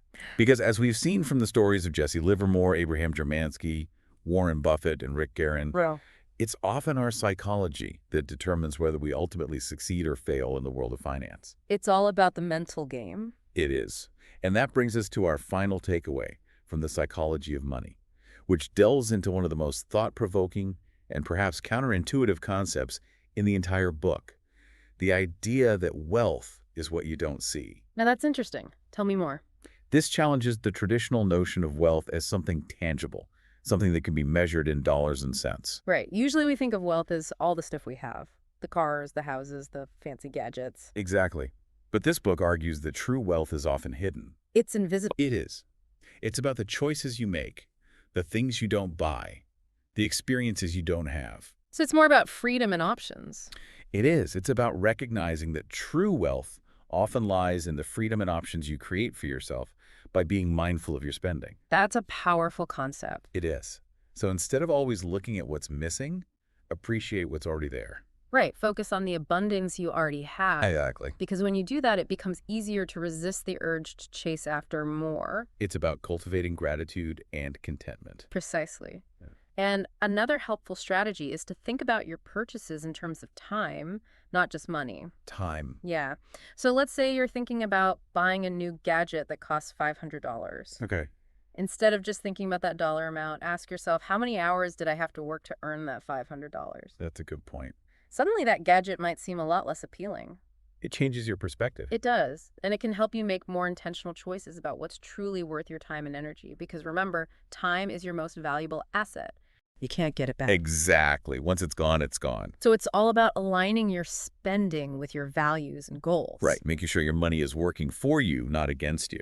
And sometimes that means saying no to things, even if you can technically afford them. Absolutely. Because true wealth isn't just about what you have, it's about what you're free from. Free from financial stress. Right. Free from the burden of debt. Yes. Free from that constant need to acquire more. It's about having options and flexibility. It is. And that brings us back to Jesse Livermore. Oh yeah, what about him?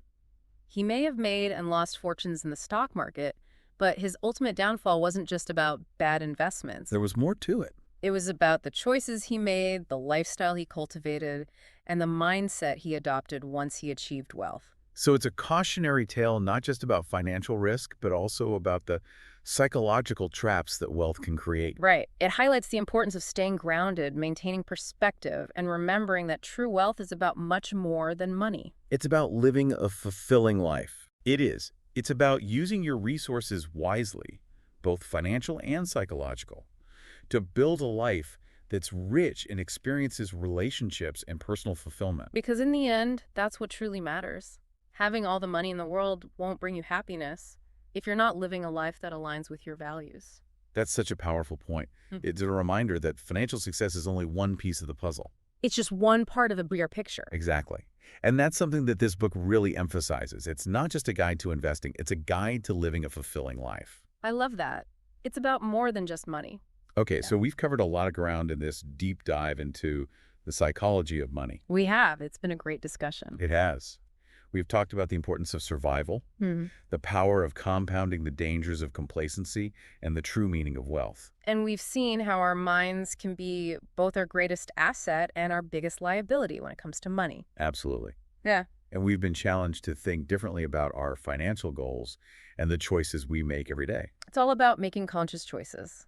As you go about your week, I encourage you to reflect on the insights we've discussed today. Yeah, think about what resonates with you. Ask yourself, what does true wealth mean to you?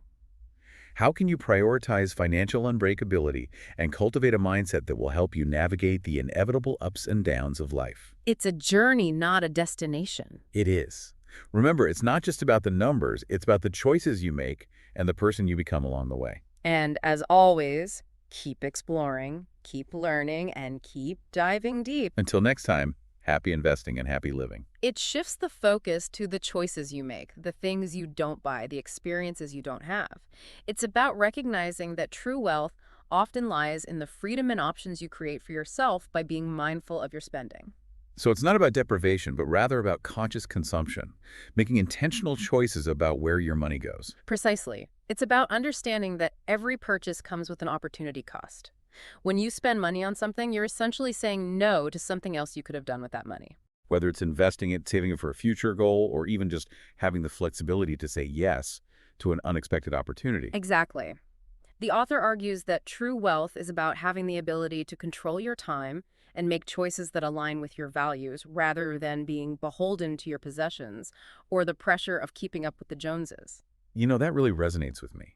I think a lot of people get caught up in this cycle of wanting more, always chasing the next shiny object, but they never stop to ask themselves if those things are truly making them happy. It's a common trap, and it often leads to a sense of emptiness rather than fulfillment.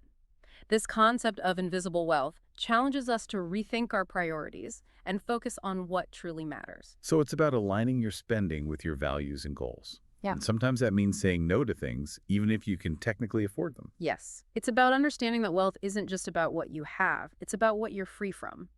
Free from financial stress, free from the burden of debt, free from the constant need to acquire more. It's a really interesting perspective, and it makes you think about wealth in a whole new light. It does. It's about recognizing that true wealth isn't always visible. It's often found in the things we don't do, the sacrifices we make, and the delayed gratification we embrace. So it's about building a life that gives you freedom and flexibility, rather than one that's weighed down by material possessions. Exactly. And that brings us back to Jesse Livermore. He may have made and lost fortunes in the stock market, but his ultimate downfall wasn't just about bad investments. So his story isn't just a cautionary tale about financial risk, but also about the psychological traps that wealth can create. Precisely.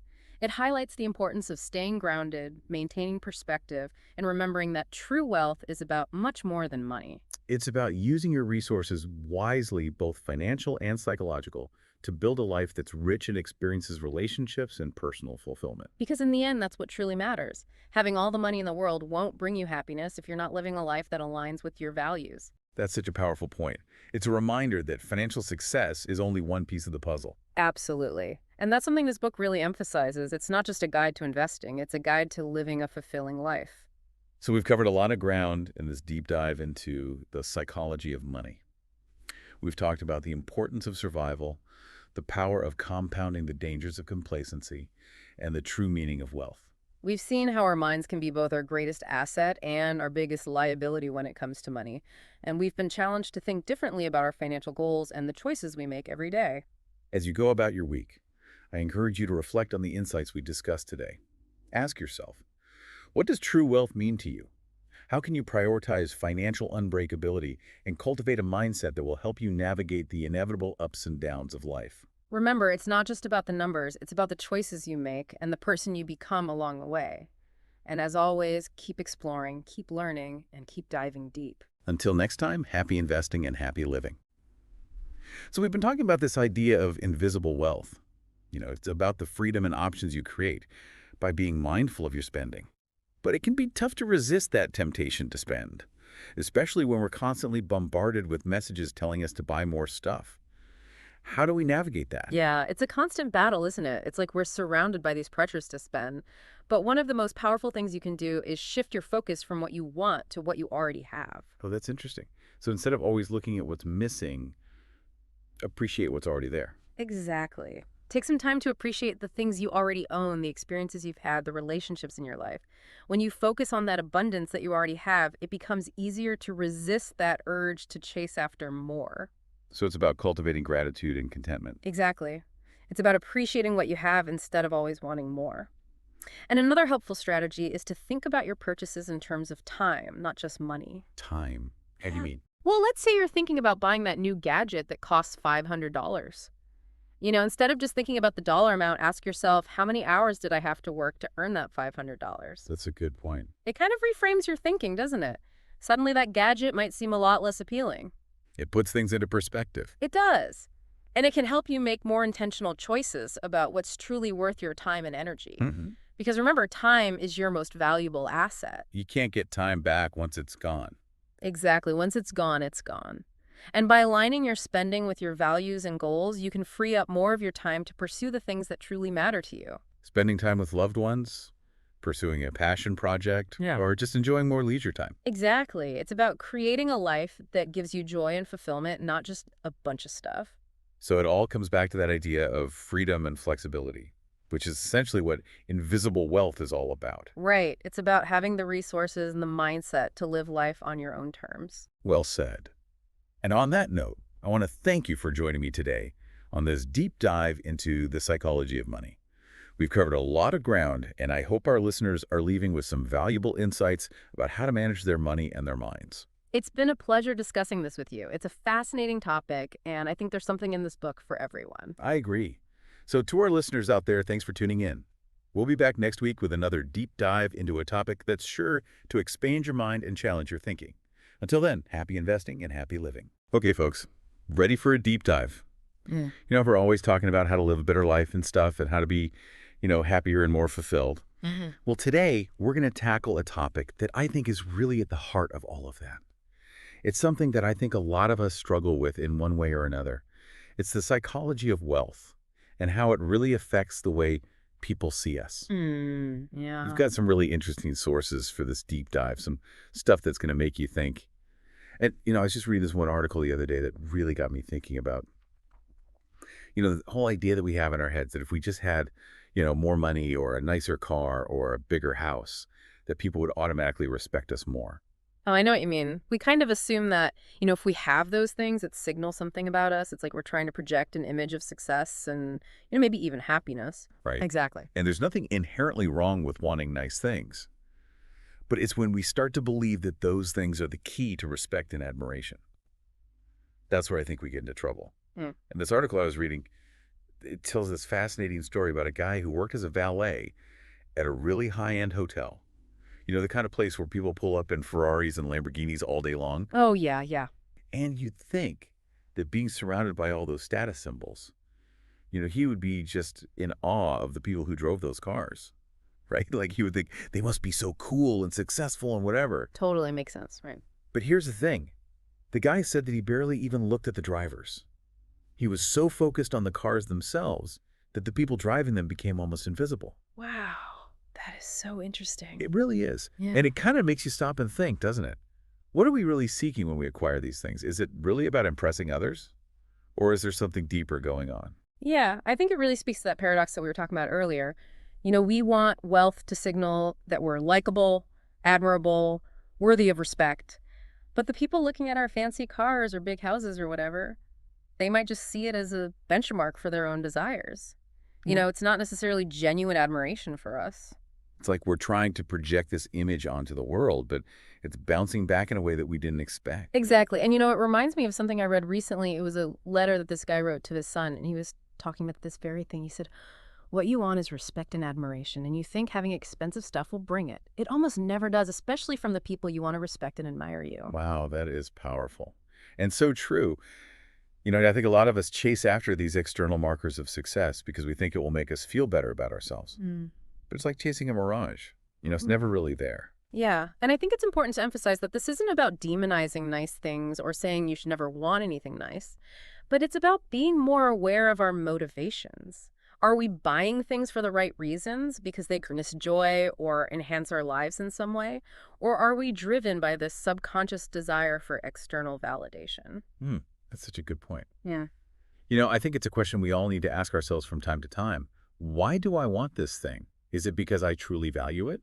Or is it because I think it will make other people see me in a certain way? Right. It's like that valet story, He Yeah. was so focused on the cars that he completely missed the people inside. And I wonder if that happens with other status symbols too, not just cars. Think about big houses, designer clothes, even things like luxury vacations. Are we sometimes more focused on the image we're projecting than the actual experience? Oh, Absolutely. I know I've definitely been guilty of that myself. It's easy to get caught up in the idea that having certain things will make us seem more successful or interesting. But does that really matter in the grand scheme of things? At the end of the day, it's our character, our values, our kindness and empathy that truly earn lasting respect. I think a lot of times we get so caught up in comparing ourselves to others and trying to keep up with the Joneses that we lose sight of what's truly important.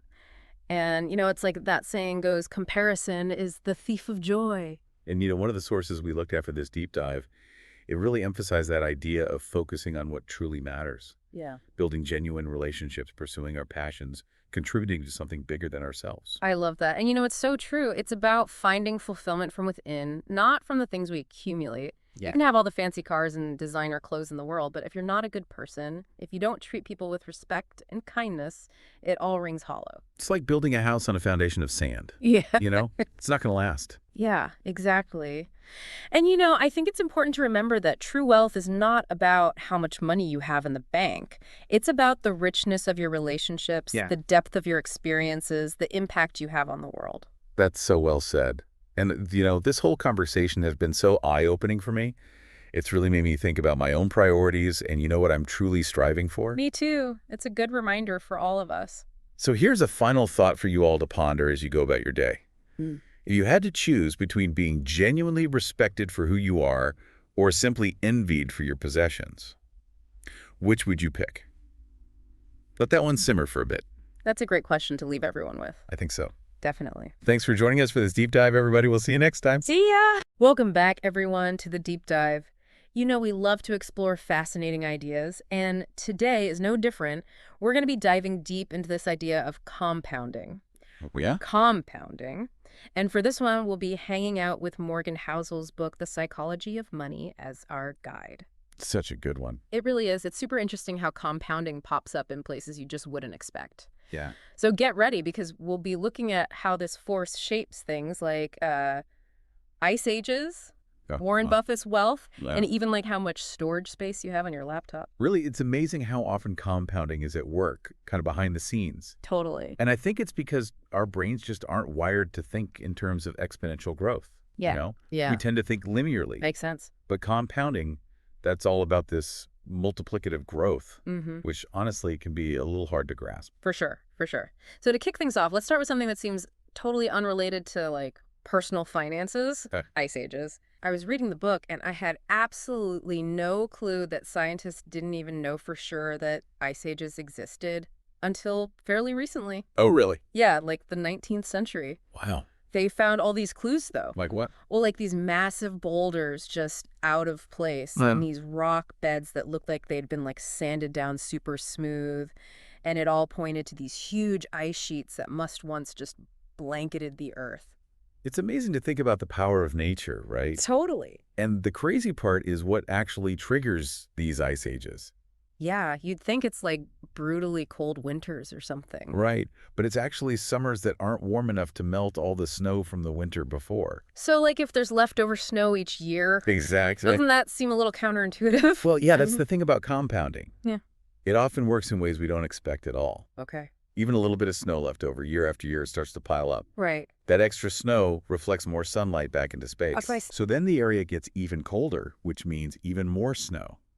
And over time, Okay. it's like this tiny little bit of leftover snow can grow into these massive ice sheets, mile thick, Wow. covering huge parts of continents. It's like a snowball effect, but on a massive scale. It is. Yeah. And just like that, snowball compounding can take these small actions and turn them into something huge. So it's not about like one big push. No. It's about these consistent efforts over time. Exactly. It's all about those consistent actions accumulating.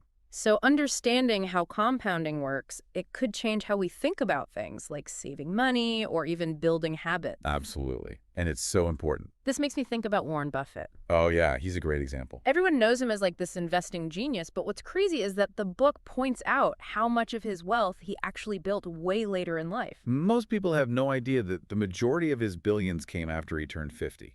Really? He's been investing for decades, and that time, that's the key to compounding. It's like that saying, slow and steady wins the race. Absolutely. The book even does this thought experiment. Oh, yeah, I remember that. If Buffett has started investing way later in life, say in his 30s, even with his insane returns, his wealth will be nowhere near what it is today. So starting early can really make that much of a difference. Oh, a massive difference. Wow. So even someone with like an average income who starts investing early Mhm. could end up wealthier than someone who makes way more money. Exactly. And the book drives this home by comparing Buffett to this guy, Jim Simons, a hedge fund manager who made ridiculous yearly returns. I think I've heard of him. Didn't he have much higher yearly returns than Buffett? Oh, yeah, much higher. Hmm. But he started investing much later. So even with those stellar returns. He's got way less overall wealth because he hasn't had as much time for his returns to compound. Time, that's what lets the multiplying really take off. Right. So we get fixated on the high returns. Yeah. But the book is saying the real key is the consistency and the time. It's almost like we're thinking about adding things up Right. instead of understanding that multiplying effect. I see. So like if you add 8 together 9 times, Yeah. It's pretty easy to figure out at 72. Right. But if you multiply 8 by itself 9 times. Ooh, that's a much bigger number, like over 134 million. Whoa. And that's the power of exponential growth. That's compounding. Okay, I get it. It's like adding gives you this predictable result, Yeah. but multiplying it explodes. Exactly. And our brains just aren't naturally wired for exponential thinking, so it's easy to miss the power of compounding. So we're missing out because we want that instant gratification. Totally. Yeah. We're always chasing those short-term gains when the real magic happens, when you let things grow over time. I like the real magic. It's true. So we're like hardwired for adding instead of multiplying. Kinda, yeah. Yeah. It's like we're always looking for that shortcut or that quick win Mm-hmm. instead of like really appreciating the power of that slow and steady growth. You know, we want to see results right now. Right. But compounding, it's all about that delayed gratification. It's like that saying about planting a tree. Oh, yeah. What is it? The best time to plant a tree was 20 years ago. The second best time is today. Perfect. Yeah. You might not see the shade for a while, Right? but that doesn't mean it's not worth doing. I like that. So this idea of investing, Yeah. it's not just about money, right? No, it's about investing in ourselves, too. Yeah. Like learning a new skill or building a business or even working on our relationships. So it's not about finding that one perfect stock or cramming for an exam. No. It's about putting in the work consistently. Exactly. Yeah. Even when it feels like nothing's happening. So how do we break out of that need for instant results? Well, I think it starts by shifting our focus. Okay. Instead of trying to get the highest returns possible, we should be thinking about maximizing time. That means starting as early as you can, even if it's just with small amounts. Makes sense. So instead of trying to make a killing overnight, Mm-hmm. think about making those small, regular investments that can grow over time. It's like the difference between sprinting and running a marathon. Oh, I love that analogy. Right? Compounding, it's not about speed. It's about endurance. Yeah. It's Sure. about showing up every single day, even when you don't feel like it, and trusting that those small efforts will eventually pay off. Okay, so we're running a marathon now. We are. How do we make sure we're setting ourselves up for success? Well, one thing that can be really helpful is breaking down those big goals Okay. into smaller, more manageable steps. Right. So instead of trying to learn a whole new language all at once, Yeah. maybe commit to just 15 minutes of study every day. Okay. Or instead of trying to save a ton of money every month, Yeah. maybe just automate a small transfer to your savings account every week. I see. It's about those small, consistent actions that you build into your routine. And then those actions become habits. Exactly. And when they become habits, they don't feel like a chore anymore. Right. They become a part of who you are. So it's not just about hitting that goal, it's about building a system. Yes. A system for continuous growth. And it doesn't have to be perfect, right? Of course not. There will be days when you miss your study session or you can't save as much money as you hoped. The important thing is to get back on track as soon as you can and keep moving forward. So it's less about having that perfect strategy Yeah. and more about the discipline and resilience. It is. And it's also important to remember compounding doesn't just apply to money or skills. Right. It can work in any area of life where you're putting in consistent effort. Like relationships. Exactly. Mhm. Think about those small acts of kindness or those little moments of appreciation that you share with your partner. Yeah. Those little things, they build strong connections over time. Right. It's not about those grand gestures. No, it's about showing up for the people you care about every single day.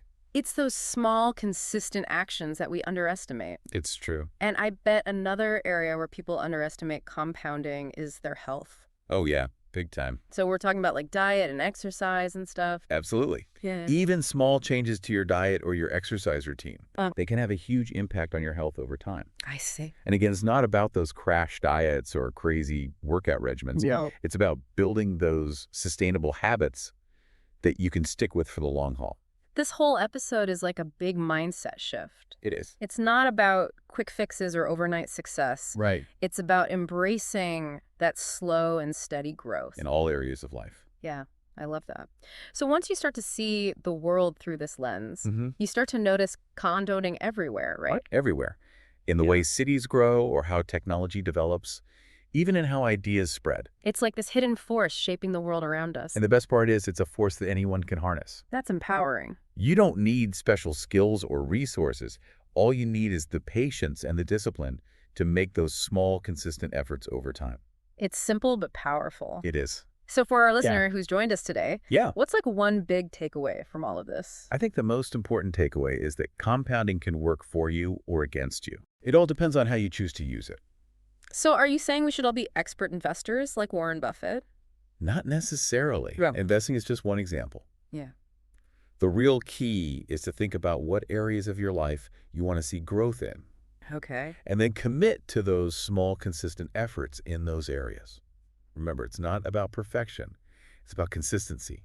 Love it. And those small efforts, they'll add up over time Right. and create a future that might even surprise you. I like that. So before we wrap up, I'd love to hear from you. Okay? Where have you seen the power of compounding in your own life? You know, it's funny. For me, it's been writing. Writing. When I first started, I was awful. Just terrible. Uh, But I kept at it, writing every single day, even when I didn't feel like it. yeah. And over time, I started to see those skills improve. That's inspiring. It's easy to get discouraged when you're not seeing those immediate results, Yeah. Right?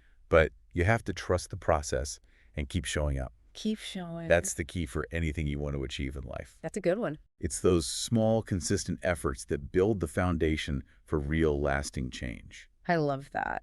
And that's a great place to wrap up this part of our deep dive into compounding. We've covered a lot, We have. but there's always more to explore. Okay, so we're wrapping up our deep dive on compounding, and I'm curious, are there like less obvious areas where this force is at play? You know, that's what I love about compounding. Yeah. You start looking for it, and it's everywhere. Right? Like, what about social movements? Mm. A single act of courage, or even just a new idea. Okay. It can spark this chain reaction and lead to massive change over time. It's like that butterfly effect thing, right? Exactly. A butterfly flaps its wings in Brazil, Mm-hmm. and it sets off a tornado in Texas. Uh-huh. I love that. It sounds chaotic, but it's like there's this underlying order, Right. all these events building on each other. It's a great analogy. What about technological innovation? Okay. It's rarely like a single eureka moment. Right. It's usually tons of these tiny discoveries. Yes, all those little steps. Exactly, accumulating over time. I see. So instead of looking for the big breakthrough, Mhm. we should be paying attention to all the little things that lead up to it. Exactly. What about like the evolution of ideas? Okay. A new concept might sound radical at first, Yeah. but as people talk about it and share it, it can slowly gain acceptance. Okay. And eventually it becomes mainstream. That's interesting. It really makes you think about what seemingly small actions or ideas are happening right now. Yeah. They could completely change the future. It's like we're all part of this unseen force of compounding, Mm. shaping the world without even realizing it. And that's what's so exciting about it. We can't predict the future, Right. but we can absolutely be a part of this process of growth and evolution. Yeah. We can be the ones planting those seeds, nurturing those ideas, I like that. making those small, consistent efforts that could lead to amazing outcomes. So for our listener today, Mm-hmm. what's something they can take away from all of this? I think the biggest takeaway is that compounding is this powerful force that can work for you or against you. Okay. It all comes down to how you choose to use it. So what can they do? Well, maybe it's committing to learning a new skill for just 15 minutes each day. Yeah. Think about where you could be a year from now. It's amazing. Or consistently investing even a small amount of money each month. Right? It might not seem like much at first, No. but over time, those contributions can grow into something really significant. So start small. Be consistent. Exactly. Yeah. Or even just make a conscious effort to be more grateful and kind in your daily life. Oh, that's a good one. Those small acts, they can really ripple outwards, Yeah. creating a more positive environment for you and everyone around you. Awesome. So choose something you can stick with, Yes. even when you're not seeing those results right away. Remember, it's not about being perfect. It's about consistency. Right. And the amazing thing is those small actions, as they build up over time, Yeah. they can really create an extraordinary life, a life that might even surprise you. That's a great point. So embrace that magic of compounding Absolutely. and let it guide you towards a future full of possibilities. Possibilities you might not even be able to imagine yet. I love it. This has been such a great conversation. Thank you so much for joining us for this deep dive into compounding. Thanks for having me. And to everyone listening out there, thanks for tuning in to the deep dive. Until next time, keep diving deep. Welcome to today's deep dive. Today we're going to be diving into something pretty interesting, the roles luck and risk play in financial success. Oh, yeah. And to help us unpack all this, we're going to be looking at an excerpt from The Psychology of Money by by Morgan Housel. Great book. Yeah, have you read it? Of course I have. Yeah, it's a fascinating read. Yeah. So many of us like to believe that success is all about, hard work and talent and dedication. Right.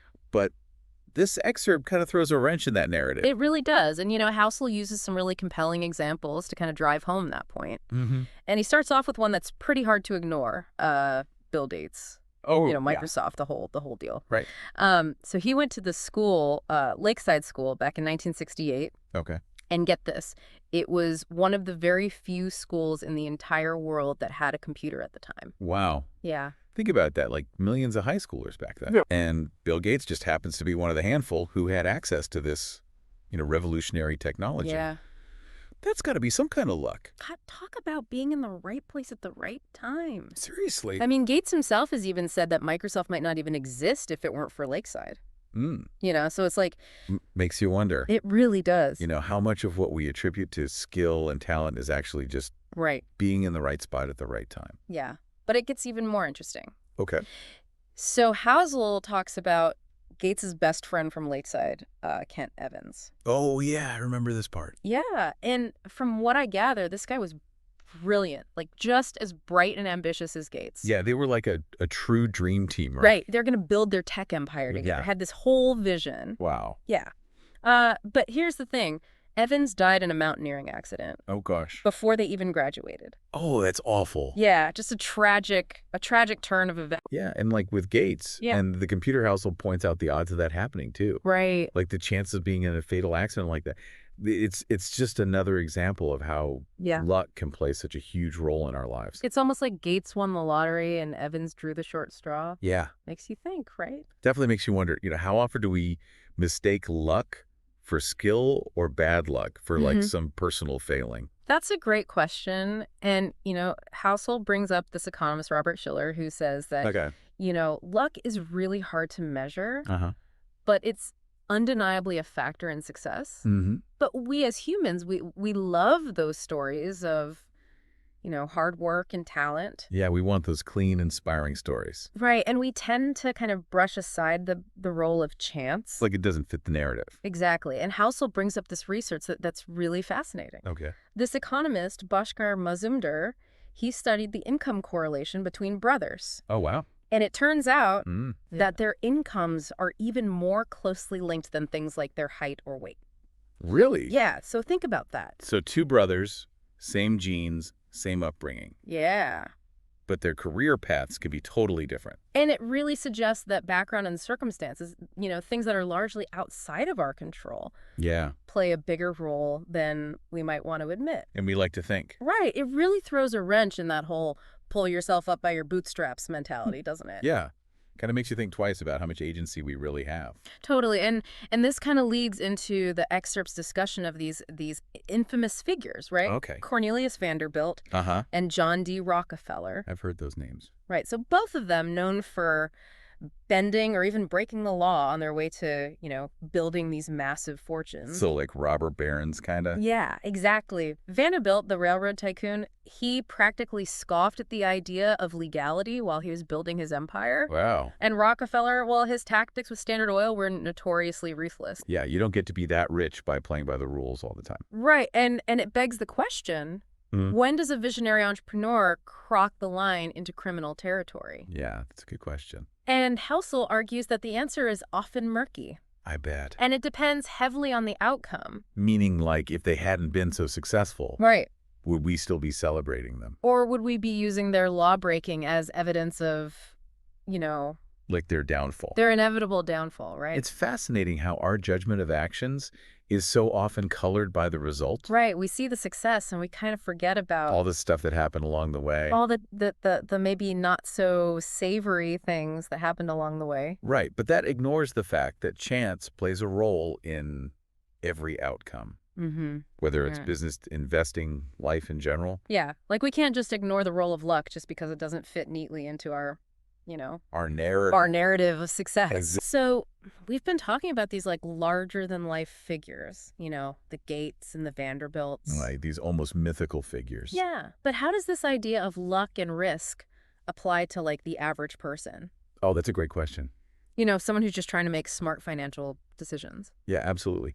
And it actually leads to another really important point that Hels makes. Okay. The danger of trying to copy those extreme examples of success. Right, because we see these outliers and we think, If they can do it, I can do it. yeah, like I'm going to be the next Warren Buffett. Exactly. But it's obviously way more complicated than that. It is. And even Buffett himself has acknowledged the role of luck in his own success. Really? Oh, yeah. He was obviously born with a knack for investing. Yeah. But he also was in the right place at the right time, Mm-hmm. had the right connections, not to mention, like, decades of economic growth working in his favor. Right, so it's not just about talent. It's, A whole bunch of factors. yeah, perfect storm kind of. Exactly. So if we shouldn't try to blindly follow these exceptional individuals, Mm-hmm. what should we be focusing on instead? Yeah, that's a good question. Well, Housel suggests looking for broader patterns of success, Okay.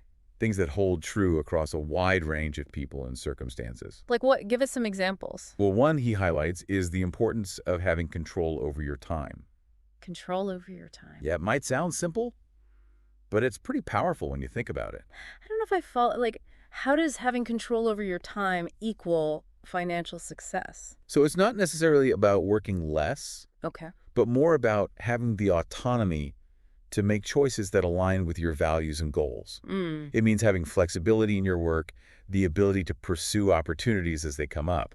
Ah, so it's about having options. Exactly. Okay. Like if one thing doesn't work out, you have the freedom to pivot or explore something new. So reducing your dependence on any one job or company. Right, or even industry. Okay. Yeah, that makes sense. Think about like someone who has a highly specialized skill Ah. that suddenly becomes obsolete. Oh, right, like the buggy whip makers. Exactly. Having control over their time would give them the space to retrain Mm. or explore different career paths. And on the flip side, someone with control over their time could seize a sudden opportunity, Right. maybe a new investment or a side business, Exactly. without being held back by, a demanding job. Having that flexibility can be a huge advantage. Right, it's like having a safety net.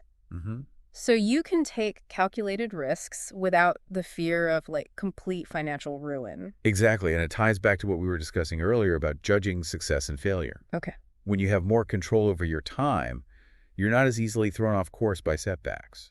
So you have the space to learn and adapt. Right. And try again.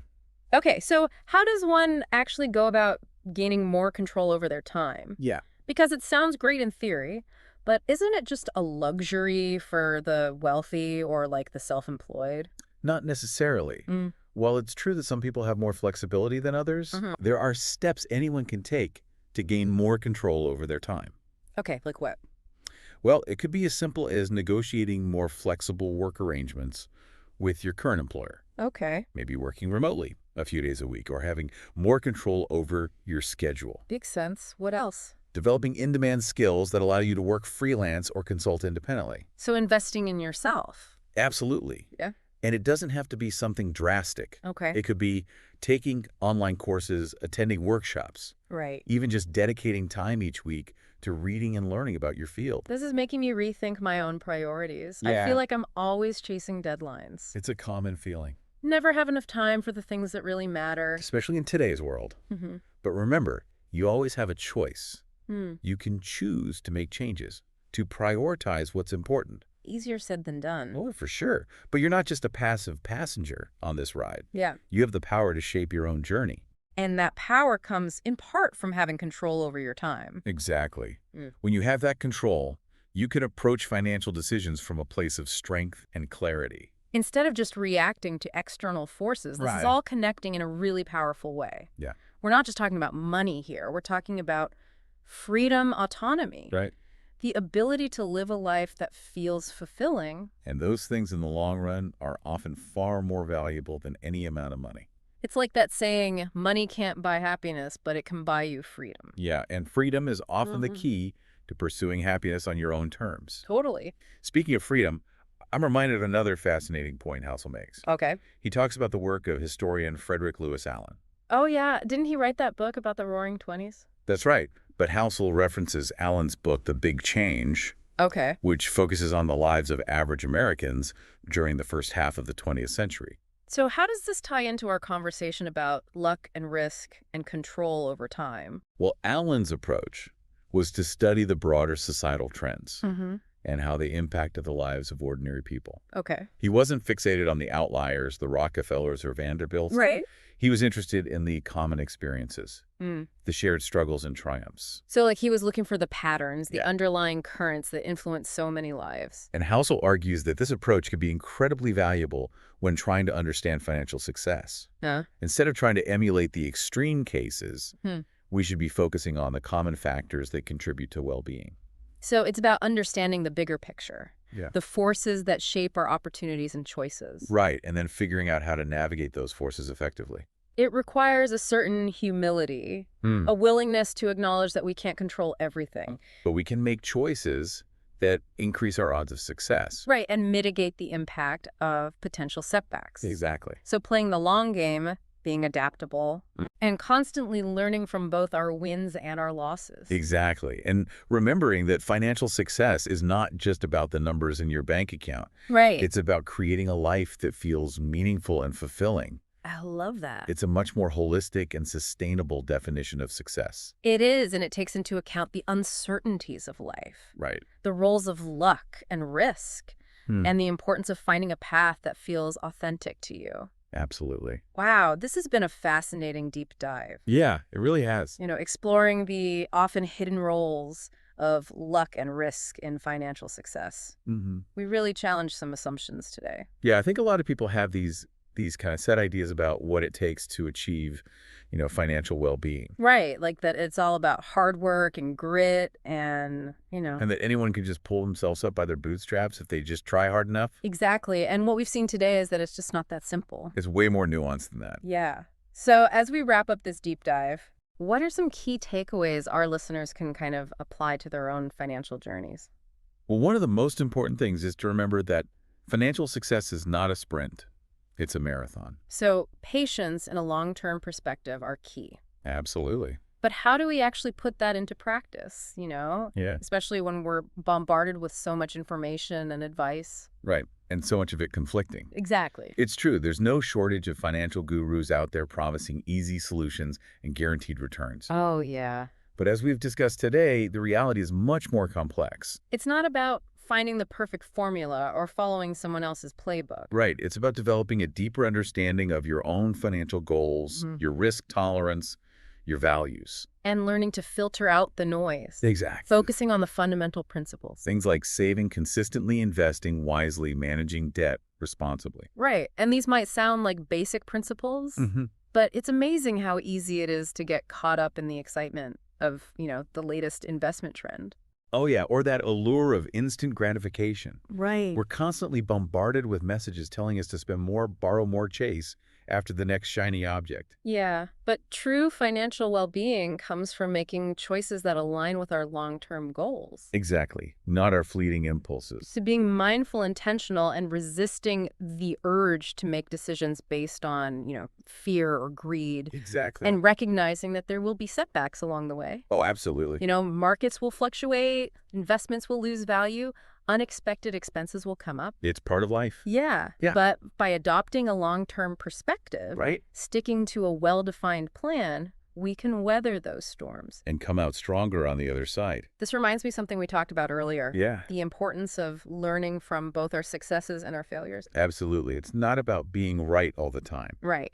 It's about being able to adapt, adjust, continuously improve our decision-making. So embracing the journey, knowing that there will be twists and turns along the way, and using those experiences as opportunities for growth and learning. I like that. Well, as we conclude this deep dive, Okay. I want to leave our listeners with one final thought. I'm listening. Remember that financial success is not just about accumulating wealth. It's about creating a life of meaning and fulfillment. I think that's a great way to put it. It's about aligning our financial choices with our values, our goals, our aspirations for the future. Absolutely. This has been an incredibly insightful conversation. It has. I feel like we've only scratched the surface, but We've covered a lot of ground. yeah, we have. And hopefully our listeners have gained some valuable insights. Practical takeaways they can apply to their own financial journeys. I hope so. Thank you for joining us on this deep dive into the fascinating world of luck, risk, and financial success. It's been a pleasure. We hope you've enjoyed the conversation and it sparked some new ideas and perspectives. Definitely. Until next time. Hey everyone, welcome back. Today we're going deep on investing. Ooh, exciting. Yeah, but with the twist. Okay. We're really going to focus on the psychology of it all.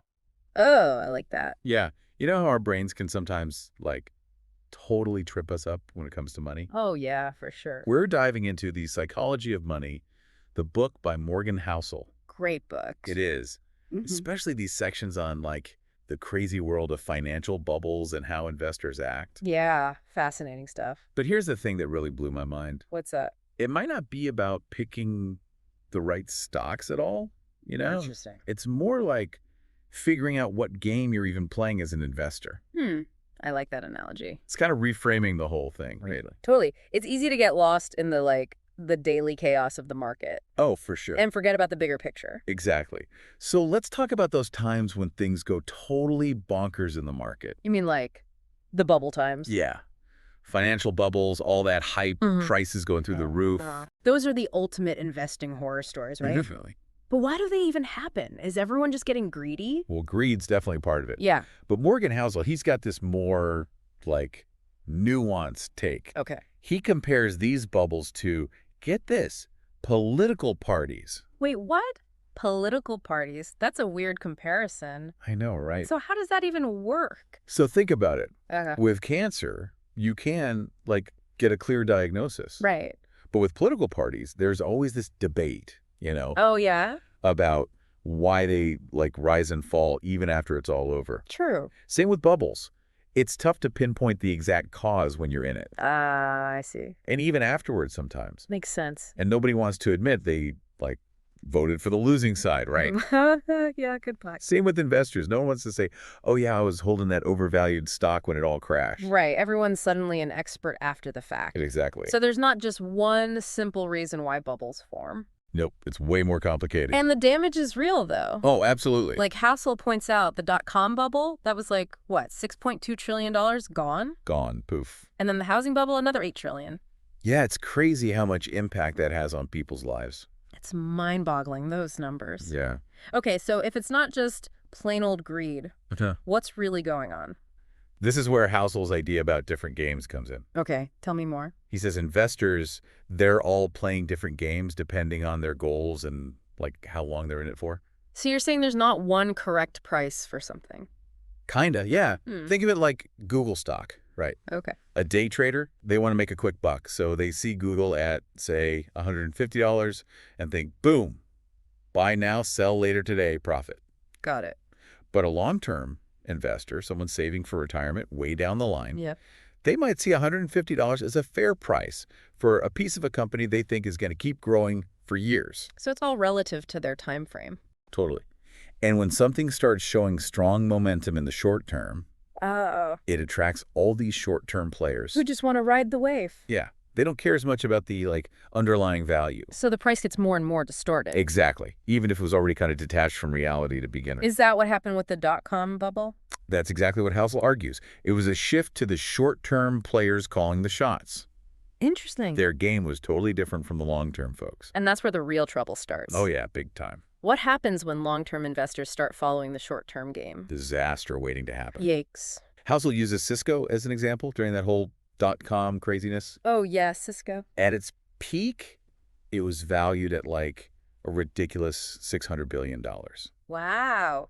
Some people even said if it kept growing like that, Uh-oh. it would be bigger than the entire U.S. economy in 20 years. Bigger than the U.S. economy. Yeah.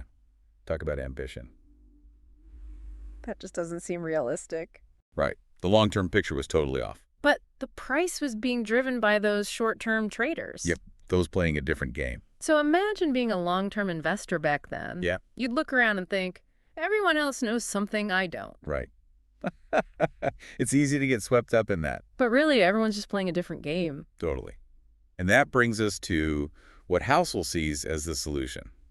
Okay, I'm all ears. Define your own game. Define your game. What does that actually mean? Figure out your goals, your time frame. Right. Don't get caught up in what everyone else is doing. So it's like creating your own personal investing mission statement. You got it. Housel actually shares his own in the book he wrote. Let's hear it. I am a passive investor, optimistic in the world's ability to generate real economic growth, and I'm confident that over the next 30 years, that growth will accrue to my investments. Wow, that's powerful. Right. He's in it for the long haul. Believes in the market's ability to grow over time. And he's not going to get distracted by, like, all the daily noise. And the best part is, once you have that mission statement, Yeah. everything that doesn't fit, it just becomes irrelevant. You can tune it all out. Exactly. Focus on what matters for your game. That's amazing. It's like noise-canceling headphones for the investing world. Uh-huh. Exactly. So for everyone listening, what's the takeaway? What questions should they be asking themselves right now? The question is, what's your investing game? Yeah, what are your goals? How long are you in it for? And once you've figured that out, How do you stay true to it, even when things get crazy? those are great questions to think about. But hey, we've talked a lot about the dangers of optimism, you know? Getting caught up in those bubbles. Right. But what about the flip side? The dreaded pessimism. What about when doubt takes over? That's a whole other monster we need to tackle. It is. We'll do just that in the next part of our deep dive. I can't wait. Should be interesting. Definitely. Okay, so we're back, and we just explored how getting caught up in all that market hype can lead to, well, not so great outcomes. Right, like getting burned by those bubbles. Exactly. But what about the other side of the coin? When we get all doom and gloom, you know? Pessimism. Yeah.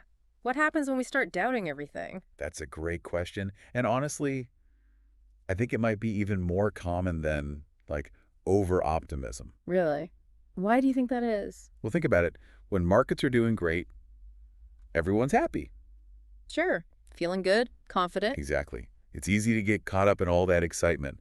But then when things take a downturn, that's when fear starts creeping in. Oh, absolutely. You see your portfolio shrinking and it's like, did I make all the wrong moves? Totally. That's when pessimism can really mess you up. How so? It can lead to, like, impulsive decisions, Oh, I've been there. selling investments at the worst possible time just to stop the bleeding. Ouch. Yeah, that's gotta hurt. Or, on the other hand, it can make you freeze up completely. Analysis paralysis, I've heard that called. Exactly, and then you miss out on opportunities when the market recovers. So it's like you're damned if you do, damned if you don't. Pretty much. Too much optimism, you get reckless. Too much pessimism, you miss out on gains. So how do we find that balance? Well, Morgan Housel, he talks about this thing called negativity bias. Negativity bias. What's that?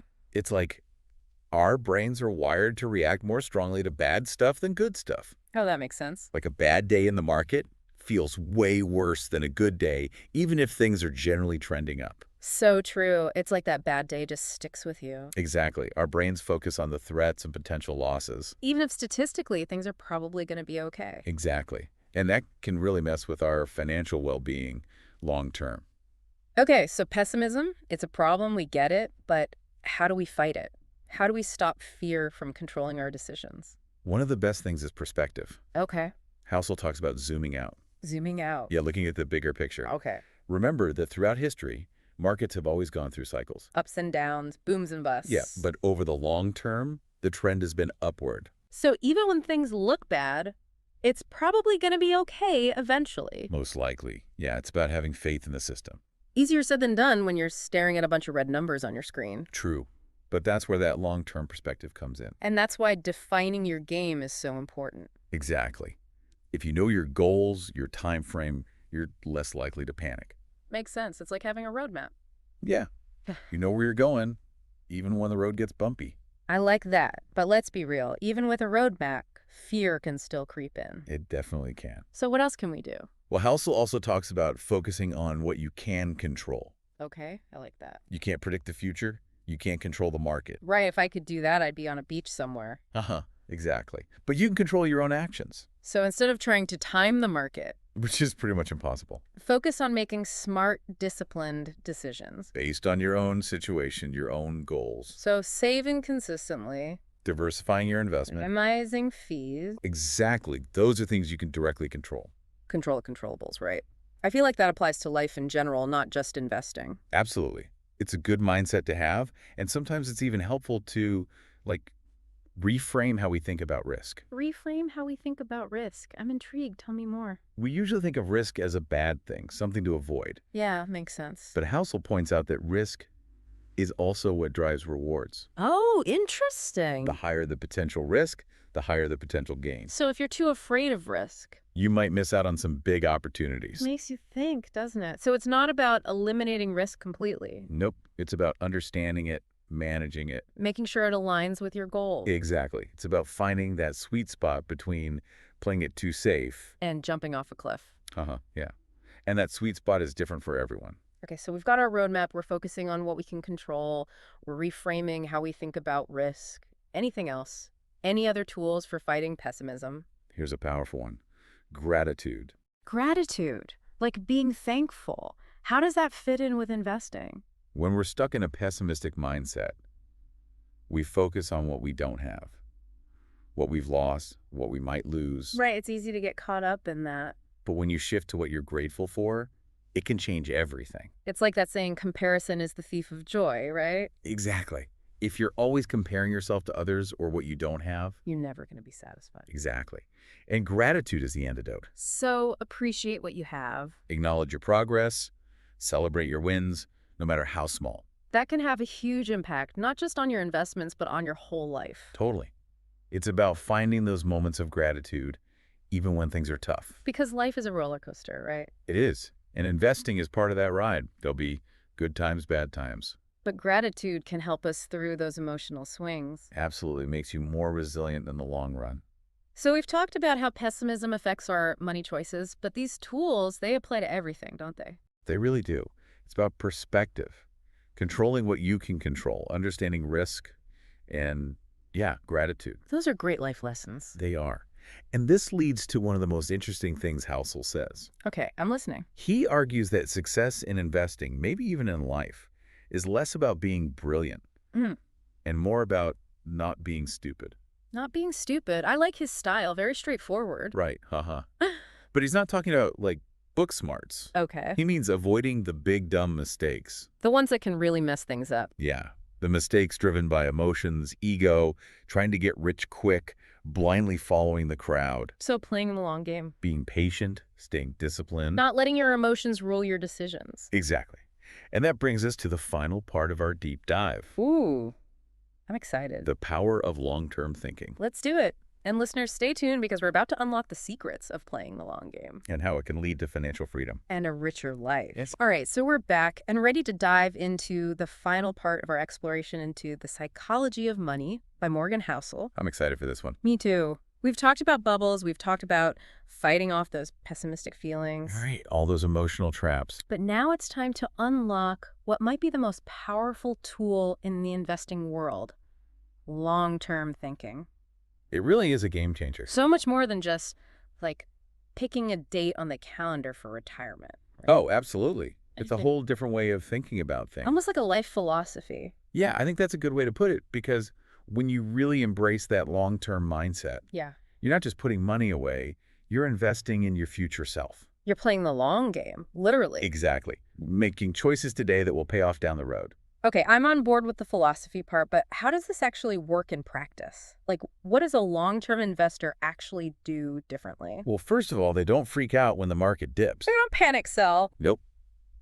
They know it's just part of the game. They're playing that different game we talked about. Exactly. Time is on their side. So they're not trying to time the market perfectly or chase those, like, get-rich-quick schemes. No way they're focused on building a solid foundation for steady growth. A diversified portfolio, Yeah. right? With companies that have a good track record, strong fundamentals. The kind that suggests they'll keep growing over time. Exactly. And they're patient, like really patient. That's the hard part, isn't it? Patience. It can be, especially in our world of instant everything. It's hard to resist that urge to check your portfolio every 5 minutes, you know? Oh, I know the feeling. But long-term investors, they have the discipline to stick to their plan. Even when it feels boring. Even then, they know consistency is key. So it's kind of like a set it and forget it approach, but for investing? Well, not exactly. Yeah. You still need to stay informed, rebalance your portfolio sometimes. Right, make sure things are still on track. But the main idea is there. You're in it for the long haul, not the quick win. This all makes sense, but here's a question I've always had about this whole long-term thinking thing. Shoot. If you're playing the slow and steady game, doesn't that mean you're missing out on those big, quick gains? Ah, that's a common misconception. But it's not really true because of this magical thing called compounding. Compounding, everyone talks about it, but sometimes it feels a bit like a financial unicorn. It's definitely powerful. Think of it like a snowball rolling down a hill. Okay, I'm visualizing. At first it's small, right? Doesn't seem like much. Right, just a little snowball. But as it rolls, it picks up more and more snow. Getting bigger and bigger. Exactly. That's compounding in action. So our money is the snowball, and the market is the hill. I like that analogy. Yeah. As your investments grow, they generate more returns, which then get reinvested, and so on. It just keeps building on itself. Exactly. It's a cycle of growth, and the longer it goes The on, bigger that snowball gets. that's why time is a long-term investor's best friend. It's about time, not timing. I love that. You got it time. Okay, this is all making sense now, but one last thing. Yeah. If you're playing this long game, does that mean you have to be, super strict with your spending now? Not necessarily. It's about making smart choices for your future. Okay. But that doesn't mean you can't enjoy your life today. Because it's a balancing act. Totally. Yeah. Balancing enjoying the present and investing in your future. And that balance is different for everyone, right? Absolutely. Yeah. Depends on your circumstances, your goals. The key is being intentional with your spending. Love that. Intentional spending. Yeah. Making choices that align with what you truly value. Mindful spending, maybe? Ooh, I like that even better. Mindful spending, yes. So we've covered patience, discipline, mindful spending, the amazing power of compounding. Anything else we need to know about this whole long-term thinking thing? Just one more thing, and it ties back to something we talked about earlier. Gratitude. Gratitude. Again. It's important. Long-term thinking isn't just about the money. It's about a mindset of abundance, appreciating what you have, investing in something bigger than yourself. So it's about more than just, building a big pile of cash. Yeah, it's about creating a life you're proud of, a legacy. A positive impact on the world. Exactly. And when you bring that kind of thinking to your investing, it becomes so much more meaningful. Wow, I love that perspective. Okay, so we've covered a lot today, all this amazing stuff from Morgan Housel's book. We have bubbles, pessimism, long-term thinking, mindful spending, gratitude. What final words of wisdom do you have for our listeners as we wrap up this deep dive? Just remember, investing is about so much more than just numbers. It's about psychology, right? Exactly. Understand yourself, your emotions, make choices that align with your values and your vision for the future. And who knows, you might even find that the journey is just as rewarding as the destination. I love that. Me too. Well, listeners, hopefully this deep dive has left you feeling not just smarter about investing, but also a bit more introspective about your own relationship with money. And maybe even inspired to take a long-term view. Exactly. Remember, you've got your own unique game to play. Define your goals. Understand the rules. And make moves that will bring you closer to the future you want. And enjoy the ride along the way. Couldn't have said it better myself. Thanks for joining us, everyone. Welcome back, everybody. Ready for another deep dive? Today we're taking a look at tail events. Tail events. Yeah, those rare things that happen that nobody expects, Right. but they end up shaking everything up. Huh. Like, think about your investment portfolio, or even like someone's entire career. Okay. Yeah. And to really get a feel for how these things work, we're going to look at some pretty different examples today. Okay. Like what? So we'll touch on stuff in the art world, Interesting. also some stories from like Walt Disney's early days, Wow. and then the world of venture capital, High stakes. for sure high stakes, and even some stuff about the stock market. Sounds like we've got a lot to unpack today. Absolutely. So get ready, because what we're going to find out might really surprise you. Oh. Yeah. We're going to discover that even being wrong a lot of the time might actually be the key to huge success. Really? Okay, I'm intrigued. I know, right? Mm. It's definitely a different way of thinking about things. So where do we start? Well, to kick things off, let's dive into the art world. I think it'll be a good way to kind of ease into this whole idea of tail events. Makes sense. So there's this really famous art dealer, Heinz Berggruen. I've heard the name. Yeah, he made a fortune. Dealing art. Yeah, but not by like carefully picking out one masterpiece after another. Oh. How'd he do it then? More like he just bought tons and tons of art, With a lot. like an insane amount. Oh. Almost like he was creating an index fund, but for art.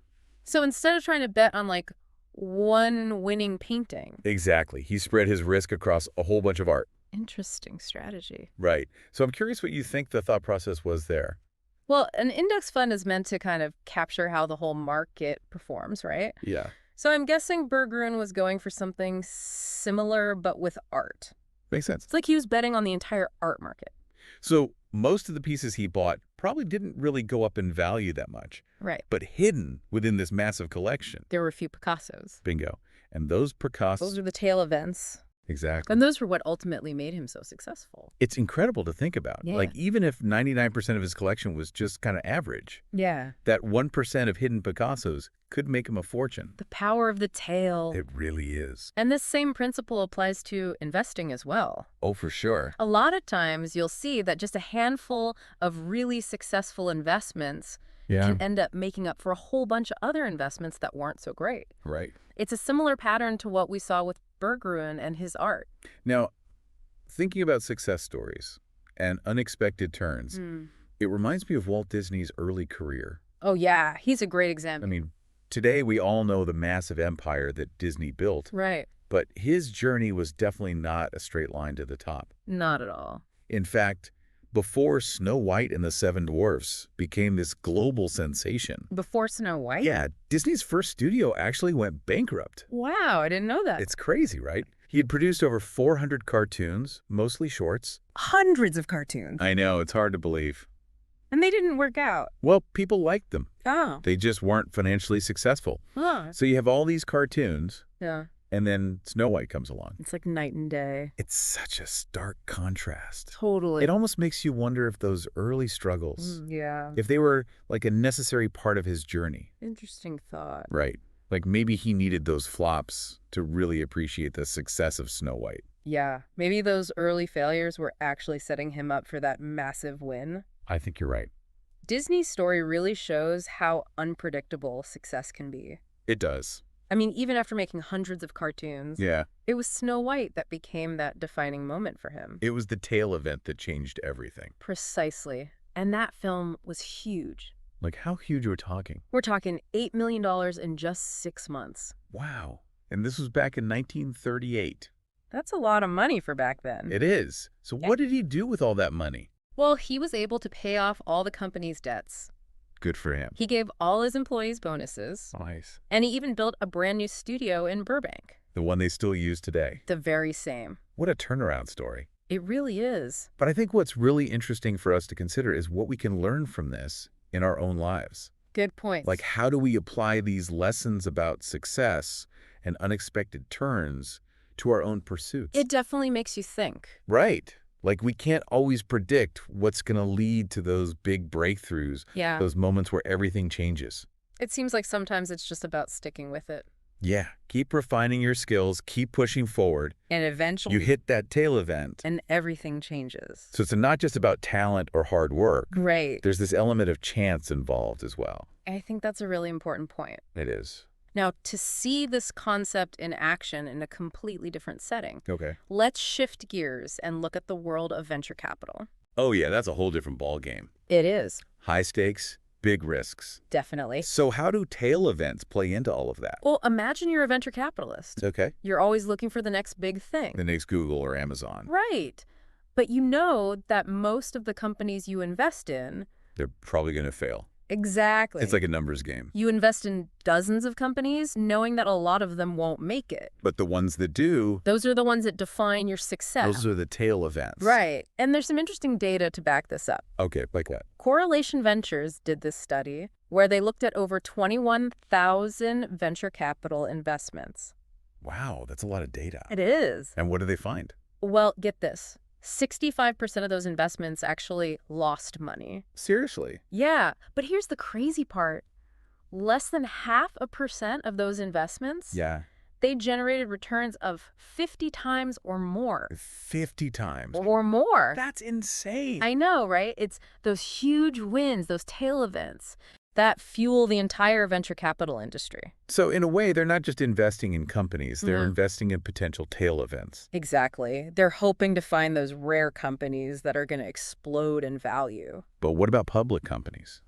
Like, is this pattern unique to venture capital? It's a great question, and you might be surprised to learn that the stock market isn't all that different. Really? I always assumed that investing in established companies was less risky. We tend to think that, but the reality is that success in the stock market, Yeah. it follows a distribution that's surprisingly similar to venture capital. Huh.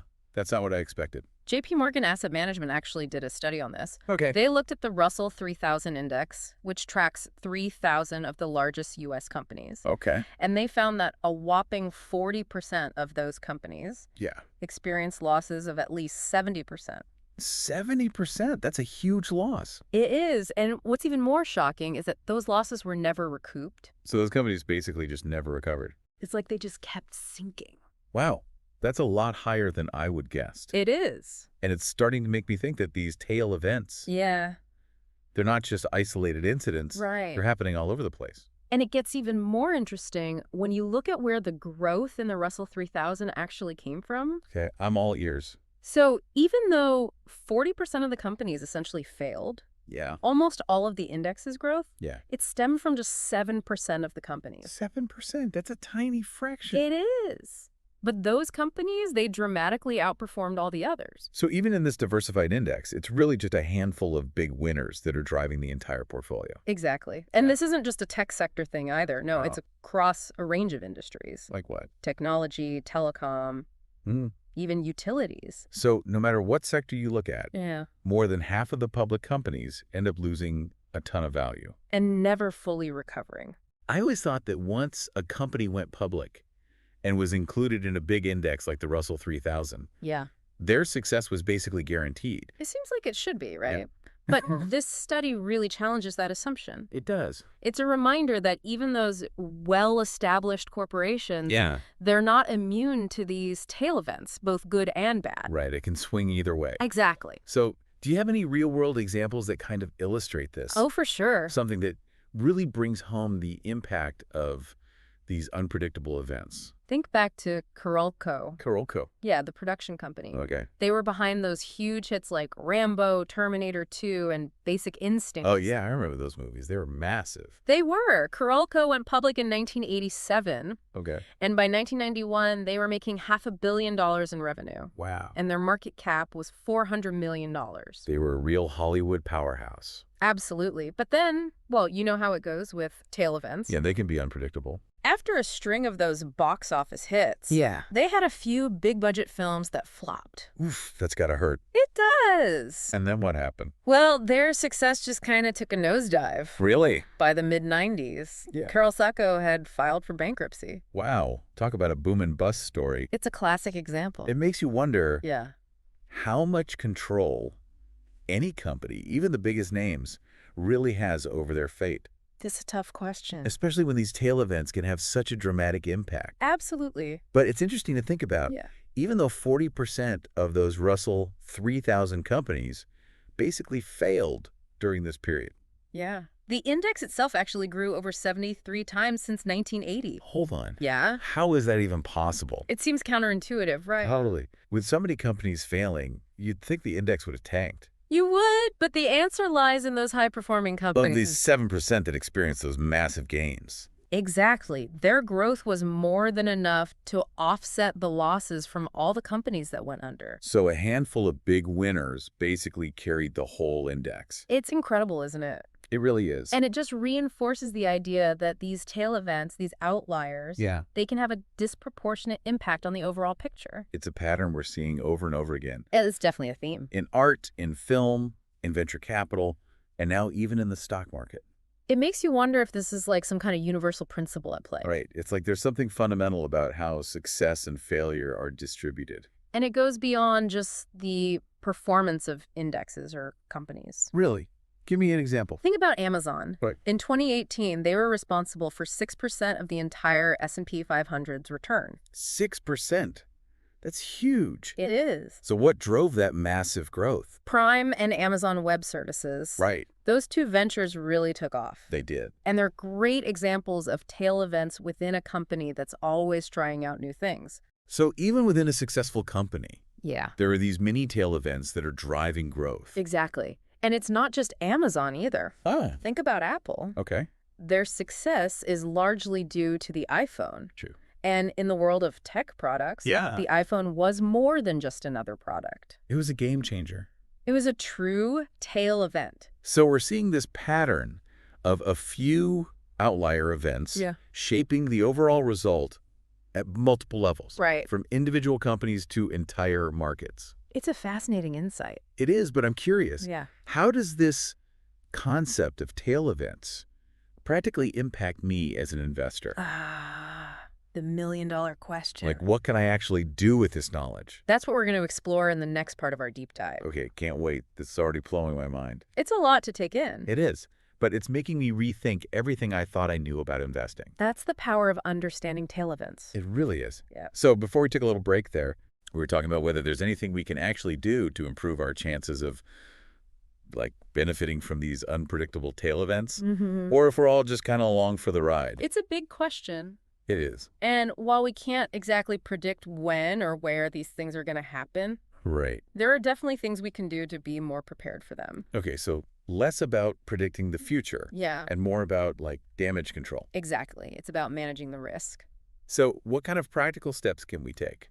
Well, one of the most important things, Mhm. especially in fields like investing, business, finance, is to accept that being wrong is just part of the process. Wait, really?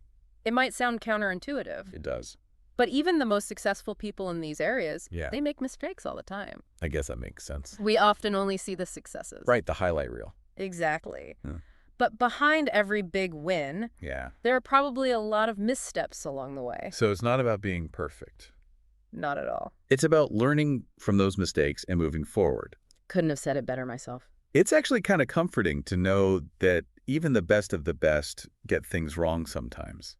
It is. It takes the pressure off. For One sure. of my favorite examples of this is Peter Lynch, Peter Lynch, the legendary investor. the one and only. Okay, what did he say? He once said, Yeah. if you're terrific in this business, you're right 6 times out of 10. 6 out of 10. Meaning, even someone at the top of their game Mm-hmm. is still wrong 40% of the time. Wow.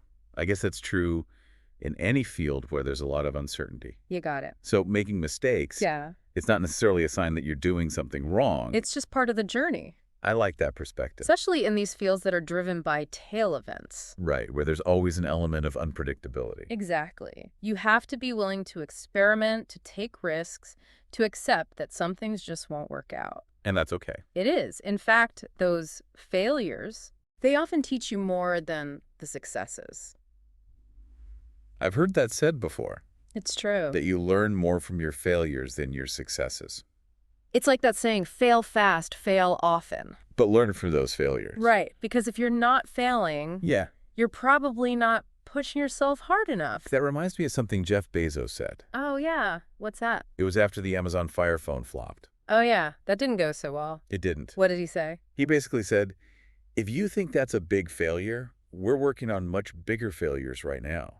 He gets it. I think he understood that failure. Yeah. It's not just unavoidable. Right. It's actually necessary for innovation.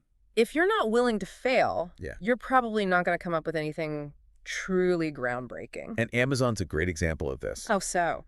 They were able to absorb the losses from the Fire Phone Yeah. because they had other ventures like Amazon Web Services that were doing incredibly well. Right. It's like they were balancing their portfolio of risks. Exactly. Not everything has to be a home run. And that's how they were able to keep innovating. Now, speaking of innovation and embracing failure, Mm-hmm. what about Reed Hastings and Netflix? Oh, he's another great example. I'm curious how they approach this concept of failure. Well, he once famously said, Yeah. our hit ratio is way too high right now. We have to take more risks. We should have a higher cancel rate overall. Wait a minute. Yeah. He wants a higher cancel rate. He does. It sounds crazy at first, It does. but when you think about it in the context of tail events, Yeah. it actually makes a lot of sense. Okay, I'm listening. They're not afraid to try new things, Mm-hmm. even if it means that some of those things are going to fail. And they're okay with canceling shows that aren't working. Exactly, because those canceled shows, Yeah. they provide valuable data and insights. Interesting. They can learn from what didn't work Right. and apply those lessons to future projects. So it's not just about accepting failure. Yeah. It's about embracing it as a stepping stone to something even bigger. That's the key. I love that. It's a powerful mindset shift, It is. and it can be applied to so many different areas of life. I'm starting to see that. Whether you're an entrepreneur, an investor, or just trying to figure out your career path, Mm-hmm. it's important to give yourself permission to experiment, Okay. to try new things, Yeah. knowing that some of them are just not going to work out. It's about building that tolerance for risk and uncertainty. Right. Not letting the fear of failure hold you back. And this ties back to our earlier conversation about staying calm during those volatile periods in the market. When you accept that failures are going to happen, Yeah. you're less likely to panic and make those impulsive decisions that can really hurt you in the long run. You're more likely to stay the course. And ride out those tail events. Exactly. But I know what you're thinking. What's, You're still thinking that a lot of this comes down to luck. well, yeah, I mean, It's a natural thought. how much control do we really have over these tail events? It's a valid question. Right. And while luck definitely plays a role, Yeah. I think there's a difference between blind luck and creating an environment where you're more likely to benefit from those lucky breaks when they do happen. Okay. I like that distinction. So it's not just about sitting back and waiting for good fortune to strike. It's about actively putting yourself in a position to capitalize on it. Exactly. Think of it like this. Okay. You're a baseball player at the plate. Okay.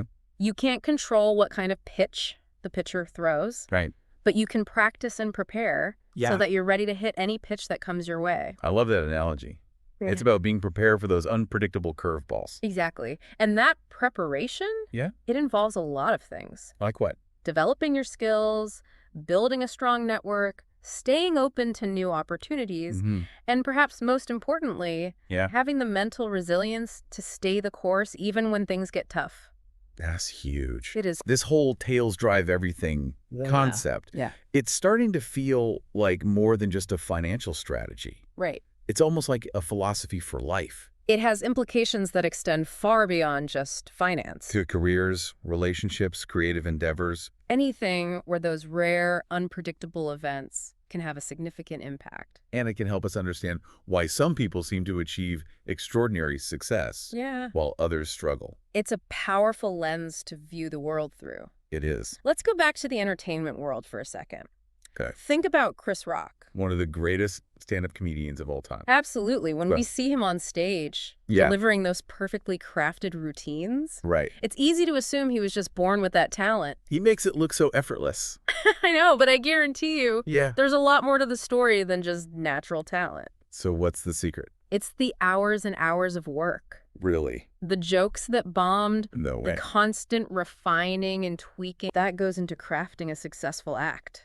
So even Chris Rock has to put in the work. Everyone does. And he's talked about how he tests his material in small clubs Oh, yeah. before taking it on tour. That's interesting. It's like he's experimenting, seeing what works and what doesn't. Makes sense. And it's the same in investing. How so? We often hear about the winning investments, Right, the ones that made someone a fortune, but we rarely hear about the duds. the ones that lost money. Exactly. Yeah. It's like we're only seeing the tip of the iceberg. And that can create a really distorted view of success. You can't. We start to believe that successful people just have this magical ability to pick winners, Right. when in reality, they've probably had just as many setbacks as everyone else. It's important to remember that. I agree. It takes the pressure off, Definitely. knowing that even the best in the world get things wrong sometimes. So it's not about being right all the time. No, It's about the process. exactly. The consistent effort, Yeah. the willingness to learn from those mistakes, Yeah. and the patience to keep going. That's what ultimately leads to success. It's about playing the long game, And recognizing that success is often a culmination of small wins and losses. rather than one big lucky break. Exactly. It's about acknowledging that those tail events, those moments of triumph or failure, Yeah. they're going to happen. We can't control when or where. But we can control how we respond to them. This has been so eye-opening, but before we wrap up, Yeah. I have to ask about Warren Buffett. The Oracle of Omaha. He's like the investing legend. He is. Surely he must have some secret formula for picking winners. You'd think so, right? Yeah. But even Warren Buffett has acknowledged that he's made most of his money on just a handful of investments. Wait, seriously? Seriously. I thought he was right about almost everything. He's definitely a smart guy. But he's not infallible. Nobody is. Okay, so tell me more about this. Well, at the Berkshire Hathaway shareholder meeting in 2013, Okay. He shared that he had owned between 400 to 500 stocks throughout his career. Wow, that's a lot of stocks. It is. But the majority of his wealth came from just 10 of them. 10 out of 500. It's incredible, isn't it? It really is. And his partner, Charlie Munger, even added Yeah. that if you were to remove a few of Berkshire's top investments, Yeah. their long-term track record would actually be pretty average. Wow, that's humbling, It is? but also kind of encouraging How so? because it shows that even the most skilled investors, they're still subject to the power of those unpredictable tail events. It's a reminder that no one is immune to the inherent uncertainty of the market. So what's the takeaway here? I think the biggest takeaway is that Yeah. we need to shift our focus from trying to predict the future Right? to building a framework that allows us to thrive in a world where the future is inherently unpredictable. And that includes accepting that failure is a part of the process. Absolutely. As long as we're learning from those mistakes, Yeah. they're not something to be feared. This has been a fantastic deep dive. Yeah. But before we conclude, I have one final question. Okay, shoot. We've really gone deep on this one. We have. All these tail events popping up everywhere. It's a wild world out there. It is, and I think we've seen how they can impact everything. From art and film, To venture capital, and even, like, our own personal lives. they really do touch everything. So as we start to wrap things up here, Yeah. what's the one big takeaway for our listener? Oh, should they remember? Like, what do we do with all this knowledge about tail events?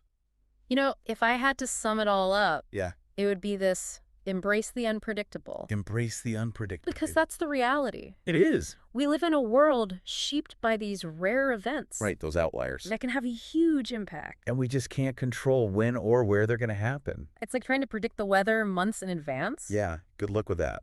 So instead of trying to fight it, Yeah. we need to learn to work with it. Okay, I like that. Embrace the unpredictable. It sounds good in theory. But how do we actually do that? I mean, it's easier said than done, right? It definitely takes a shift in mindset. Right. You have to move away from this illusion of control. This idea that we can plan for every outcome. Exactly. Life just doesn't work that way. And the sooner we accept that, The better off we'll be. so ditch the crystal ball. And embrace the unknown, I'm starting to see how that could be really beneficial. especially in the long run. But what about, like, concrete steps? Like things our listeners can actually do. Yeah, give us the actionable stuff. All right, here are a few ideas. I'm ready. First, diversify your bets. The classic investment advice. It's classic for a reason, Right. and it applies to more than just your portfolio. Okay, how so? Think about your career, your relationships, your creative pursuits. Oh, yeah. It's all about spreading the risk. Don't put all your eggs in one basket. Exactly. So diversify. Check. What else? Shift your focus from the outcome to the process. Okay. Explain that one. It's easy to get caught up in the results. Yeah, like, did I succeed or fail? But it's the daily habits, the consistent effort, the willingness to learn and adapt. That's what really matters in the long run. That's what moves the needle. So it's not just about setting goals. It's about showing up every day and doing the work. Trusting the process, even when you're not sure where it's leading. That's the key. Okay, I'm digging this. Then one more thing. All right, hit me. Be patient. Patience, huh? It's essential. Why is that? Success rarely happens overnight. Right. It's a marathon, not a sprint. Those big breakthroughs, those tail events we've been talking about, Yeah. they usually come after years of effort, Of trial and error. of sticking with it even when you feel like giving up.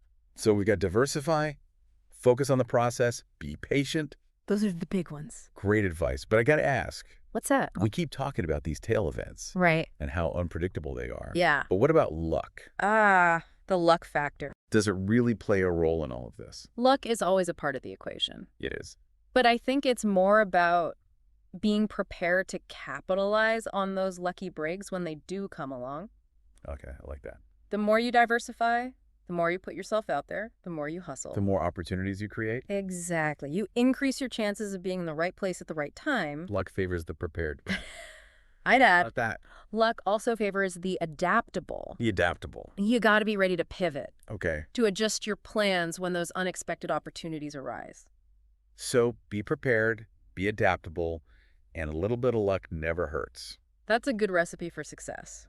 I think so, too. This has been a great discussion. Yeah, We've covered a lot of ground. we have. And I think the most important thing for our listeners to remember is What's that? that while we can't control everything, Yeah. we can control how we respond to the unexpected. And that's what ultimately shapes our journey. Could have said it better myself.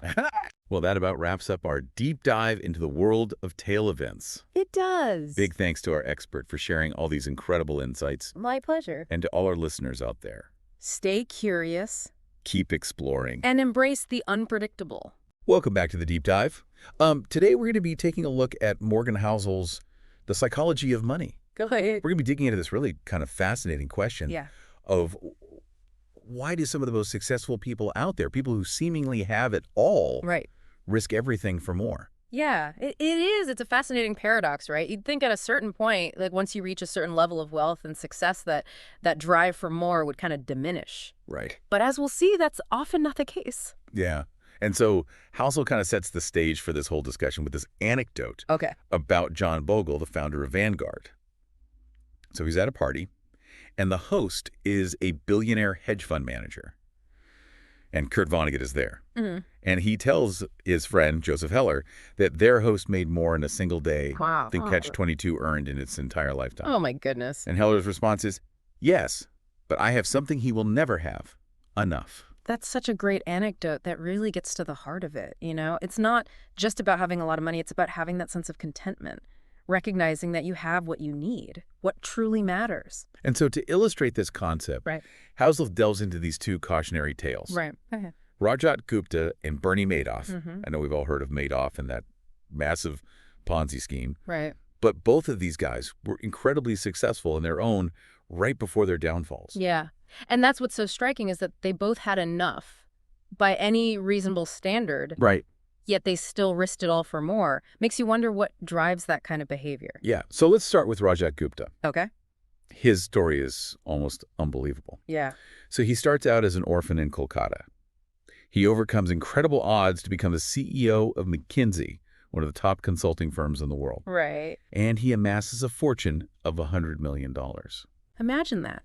Even a conservative, say, 5% return on that amount would be almost $600 an hour, Right. passively, around the clock. I mean, he could have lived out his days in absolute comfort, traveling the world, pursuing any passion he desired. It's just mind-blowing. Mm-hmm. But it wasn't enough. It makes you think, what could possibly drive someone in that position Right. to risk everything? Well, an investor who knew Gupta well observed that he wanted to be in the billionaire circle. Wow. So even surrounded by immense wealth on the board of Goldman Sachs, he still felt this need to climb higher, you know?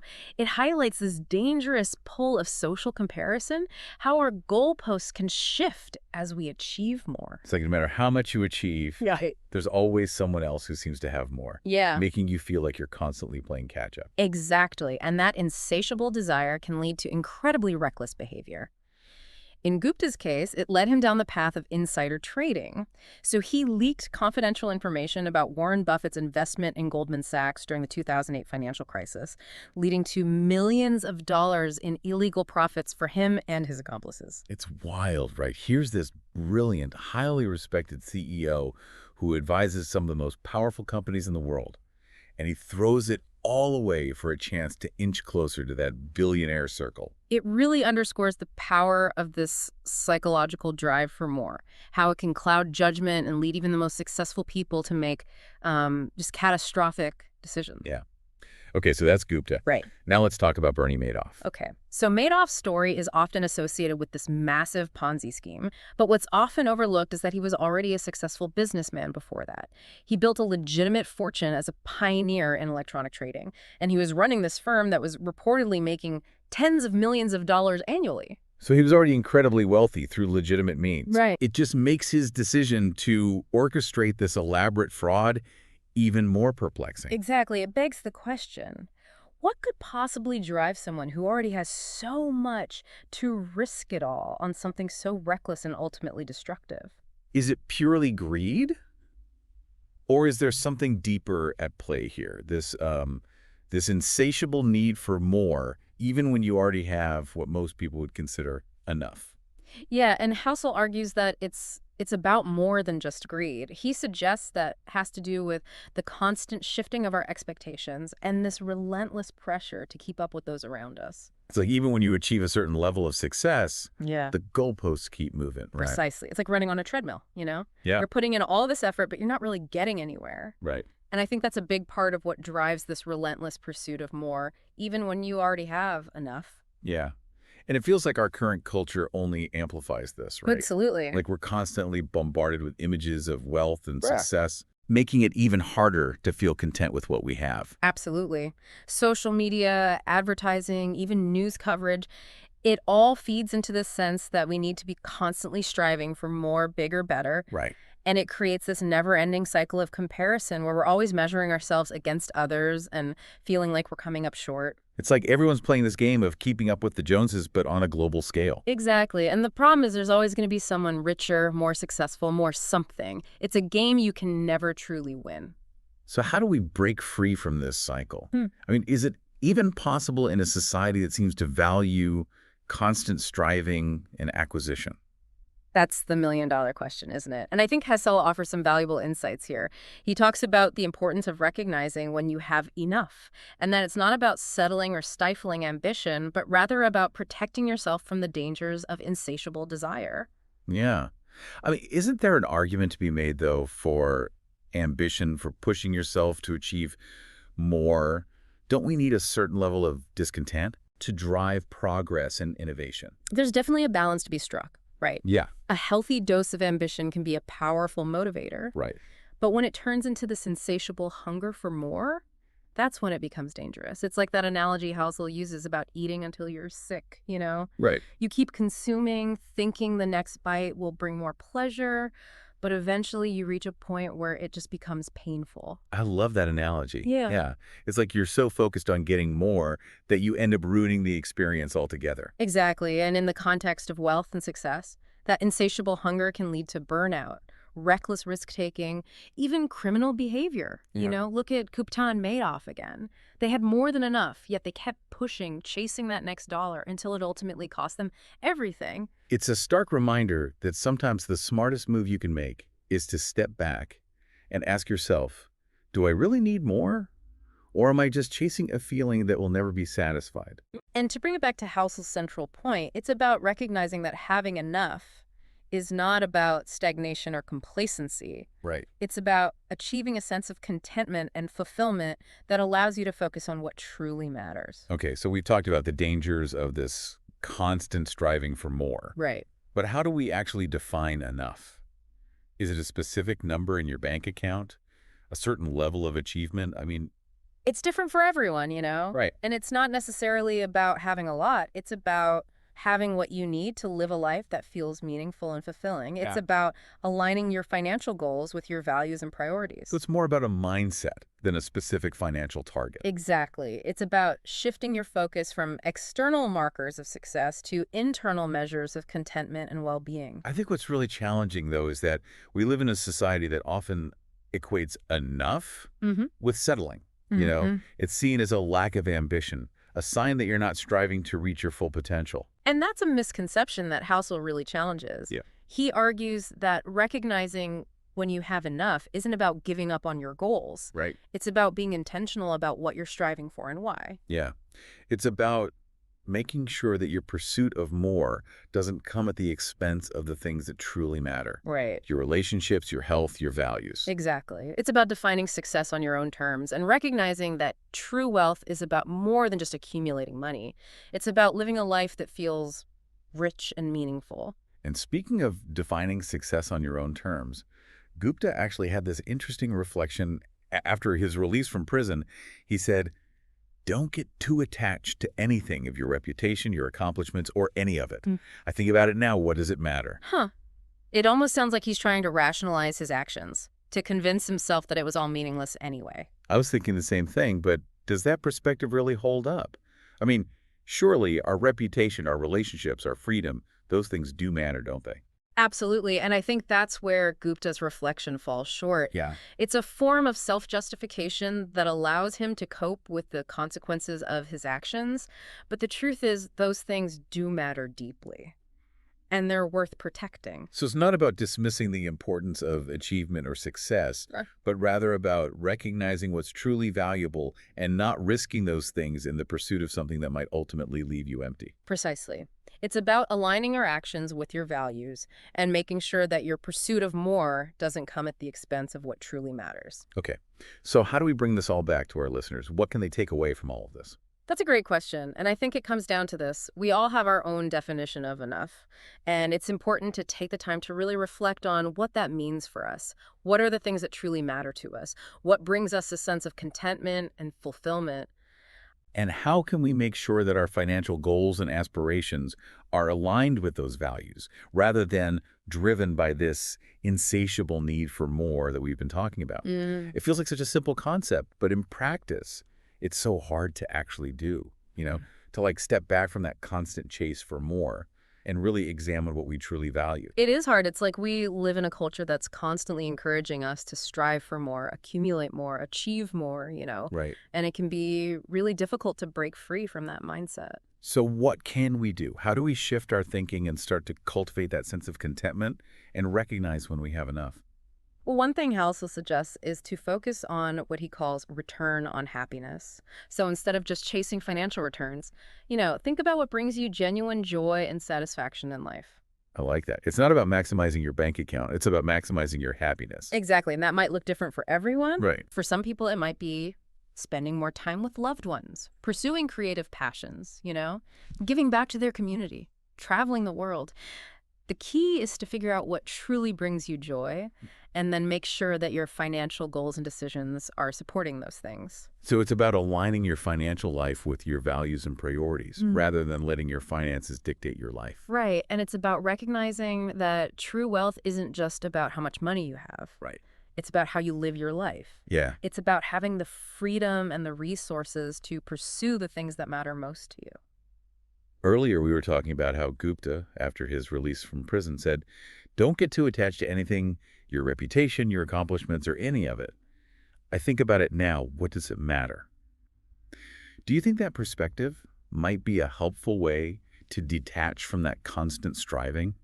It's an interesting perspective. I think it's important to distinguish between healthy detachment and like a nihilistic dismissal of everything that matters. Gupta's statement, I think, seems to come from a place of regret and disillusionment, Yeah. but it doesn't negate the fact that our relationships, our values, our contributions to the world, those things do matter. So it's not about saying that nothing matters, but rather about recognizing that there's more to life than just accumulating wealth and achievement. Exactly. It's about finding that balance between striving for something meaningful and appreciating what you already have. Right. It's about recognizing that true happiness comes from living in alignment with your values, not from chasing external markers of success. Yeah, I think that's a really important point. It's so easy to get caught up in the comparison game, in that constant pursuit of more, that we lose sight of what truly matters. And that's why it's so crucial to cultivate that sense of contentment, to appreciate what we have, and to focus on the things that bring us genuine joy and fulfillment. Halsell leaves us with this really thought-provoking question. If you achieved all your financial goals today, would you truly be happy? What would you do with your time and energy if money was no longer the primary motivator? That's a powerful question to reflect on. Yeah. It challenges us to think beyond just financial success and to consider what a truly fulfilling life looks like for us. And maybe that's the real takeaway from all of this, right? Yeah. To really examine our values, to define what enough means for us, and then to align our actions and decisions with those values. Absolutely. And to remember that true wealth isn't just about what's in your bank account. It's about the richness of your experiences, the depth of your relationships, and the impact you make on the world. Well, thank you for joining us on this deep dive into the psychology of money. I hope it sparked some reflection for you. Think about what truly matters to you. Think about what brings you joy, and think about how you can create a life that feels rich and meaningful, both financially and in every other way. And remember, it's not a race or a competition. It's about finding your own path, defining your own version of success, and living a life that feels authentic and fulfilling to you. Awesome. Well, thanks again for joining us. We'll catch you in the next deep dive. Welcome back, everybody, for another deep dive. Today, we're going to be kind of digging into this idea that pops up all the time in finance, this idea that history repeats itself. Yeah. We're looking at excerpts from Morgan Housel's The Psychology of Money, Great book. which tackles this head on. And, everybody says we should learn from the past. Right. But when it comes to investing, maybe history isn't such a clear-cut guide. What do you think? Well, it's a really interesting paradox when you think about it, right? Because we look to history as a way to predict the future of investing, but the very nature of history is that it's full of surprises. Right. I mean, if we could perfectly predict everything, it wouldn't be history. Yeah, it's true. What? It almost feels like a trap. Yeah. The book actually points out that we treat past financial data Right. like it guarantees future results. Mm-hmm. But is that really how things work? Well, not quite. I think it's tempting to fall into what we might call the, historians as prophets fallacy, where we kind of act as if historians can tell us what the market will do next simply because they've studied what happened before. Right. But the thing is, innovation and change are constantly happening in the financial world. I Yeah. mean, that makes it really hard to draw a straight line from the past to the future. Absolutely. That makes me think of that Richard Feynman quote about physics being harder if electrons had feelings. Right. Obviously, he was joking. Yeah. But there is a real parallel to investing, isn't there? Oh, absolutely. I mean, we often talk about markets as if they're these rational, predictable systems, but in reality, Yeah. they're driven by investors with feelings. With feelings. Think about it. Fear can cause a market sell-off just as easily as greed can fuel a bubble, Right. Yeah. So how do we make sense of all this, especially when we're trying to plan for the future? Well, the book dives into this really fascinating concept called tail events. Okay.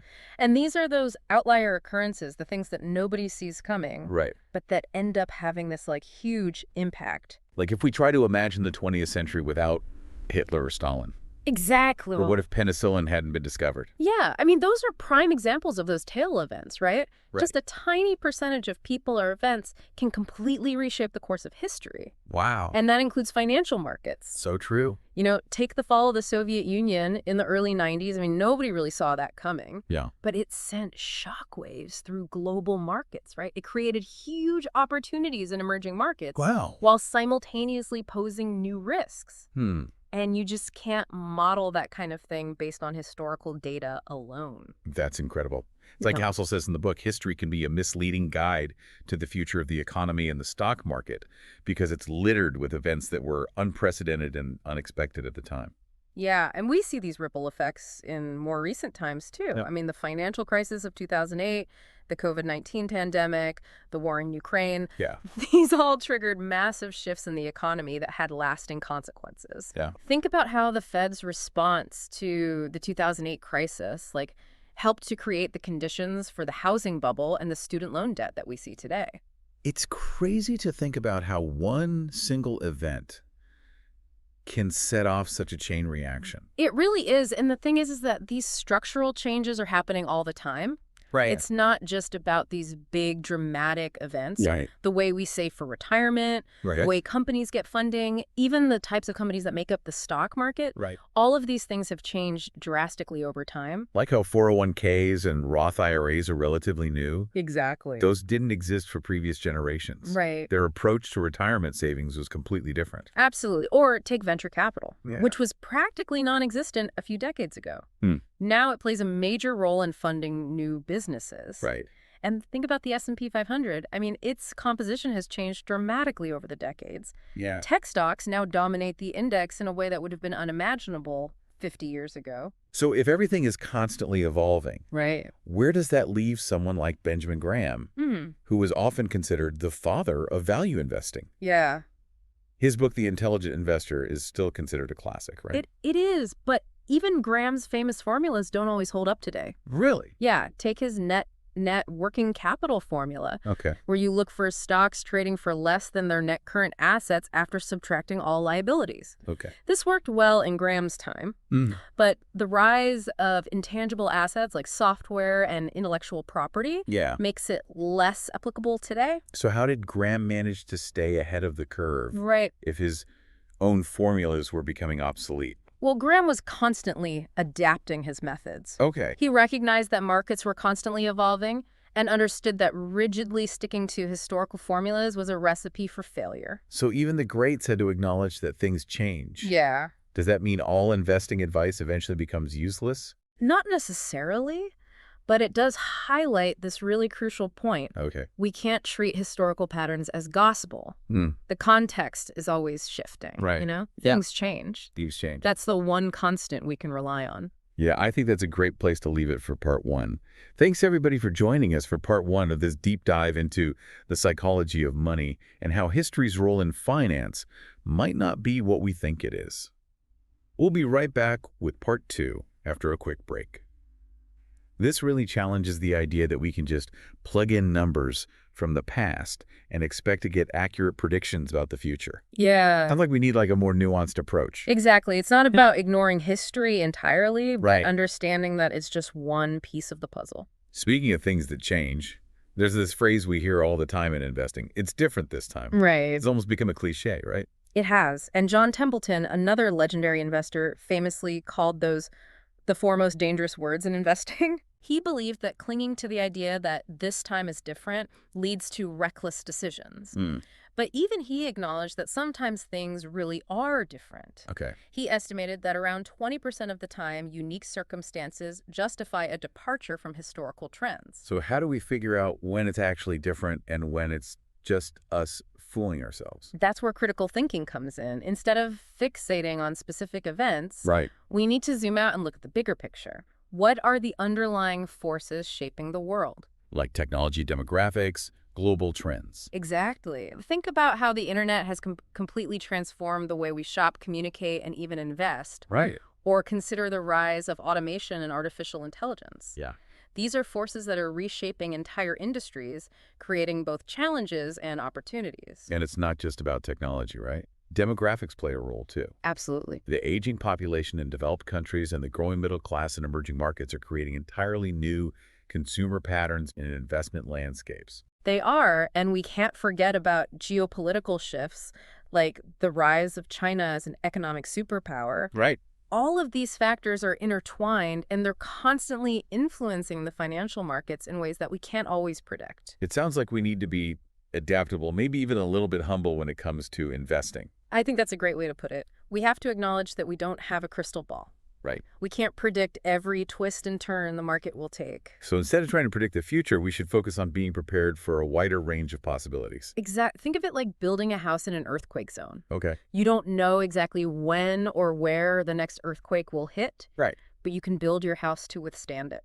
That's a great analogy. Mm. So how do we earthquake-proof our financial strategies? One key principle is diversification. You've probably heard the saying, don't put all your eggs in one basket. Right. But haven't there been times when concentrated bets have outperformed diversified portfolios? Like if you had put all your money into Apple stock back in the early 2000s. Sure, there are always exceptions, but in general, diversification helps mitigate risk. Okay. If one investment goes south, you're not wiping out your entire portfolio. Right. Think about it like this. You wouldn't want to rely on a single source of income, would you? No, It's the same principle with investing. that makes a lot of sense. Hmm. So spreading our investments across different asset classes can help protect us from unexpected events. It can, and it's not just about spreading your investments across different stocks or bonds. You can diversify across different sectors, different countries, even different asset classes like real estate or commodities. So it's about building a portfolio that can weather the storms, whatever they may be. Exactly. And remember, investing is a long game. It's not about chasing quick returns or trying to time the market. Right. It's about building a solid foundation and staying focused on your long-term goals. Which brings us back to those electrons with feelings we were talking about earlier. Emotions can really throw a wrench into things if we're not careful.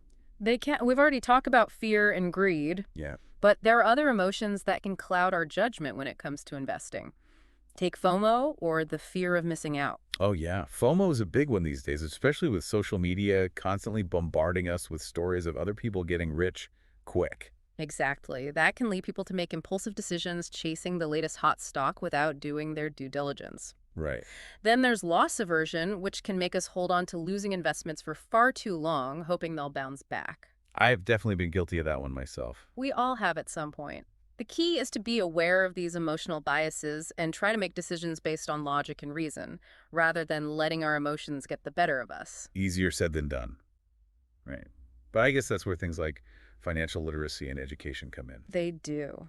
The more we understand about how markets work, the better equipped we are to make sound decisions even when emotions are running high. So it sounds like we need to be students of the market, constantly learning and adapting our strategies as the world changes around us. Absolutely, and that's where understanding history can actually be helpful. Yeah. Not as a way to predict the future, Right. but as a way to understand human behavior and the recurring patterns that shape financial markets. Okay. I'm starting to see how this all ties together. We could learn from the past without being bound by it. Exactly. It's about taking a balanced approach. We acknowledge that things change, we embrace the idea of adaptability, and we build robust strategies that can handle a range of possibilities. It really feels like we've uncovered a whole new way of looking at history and its role in investing. It's not about finding a crystal ball, but more like assembling a toolkit for navigating an unpredictable future. I like that analogy. We're not trying to eliminate risk entirely because that's impossible. Right. It's about understanding the forces at play and building strategies that can adapt to different scenarios. So if history isn't a roadmap to the future, what is a good way to think about investing in a world where change is the only constant? Instead of getting bogged down in specific events from the past, try focusing on the bigger picture trends that are shaping the world today. Okay. Things like technological advancements, demographic shifts, and the global balance of power, those are the forces that are likely to have the most significant impact on the future. Right. And they require a more dynamic approach than simply looking back at what worked before. It's funny, we started this deep dive by highlighting the irony of using history, the study of unexpected events, to predict the future. Right. But maybe that irony itself holds the key. I think you're onto something. Recognizing that irony, acknowledging that the future is inherently unpredictable, is what allows us to be more adaptable and resilient as investors.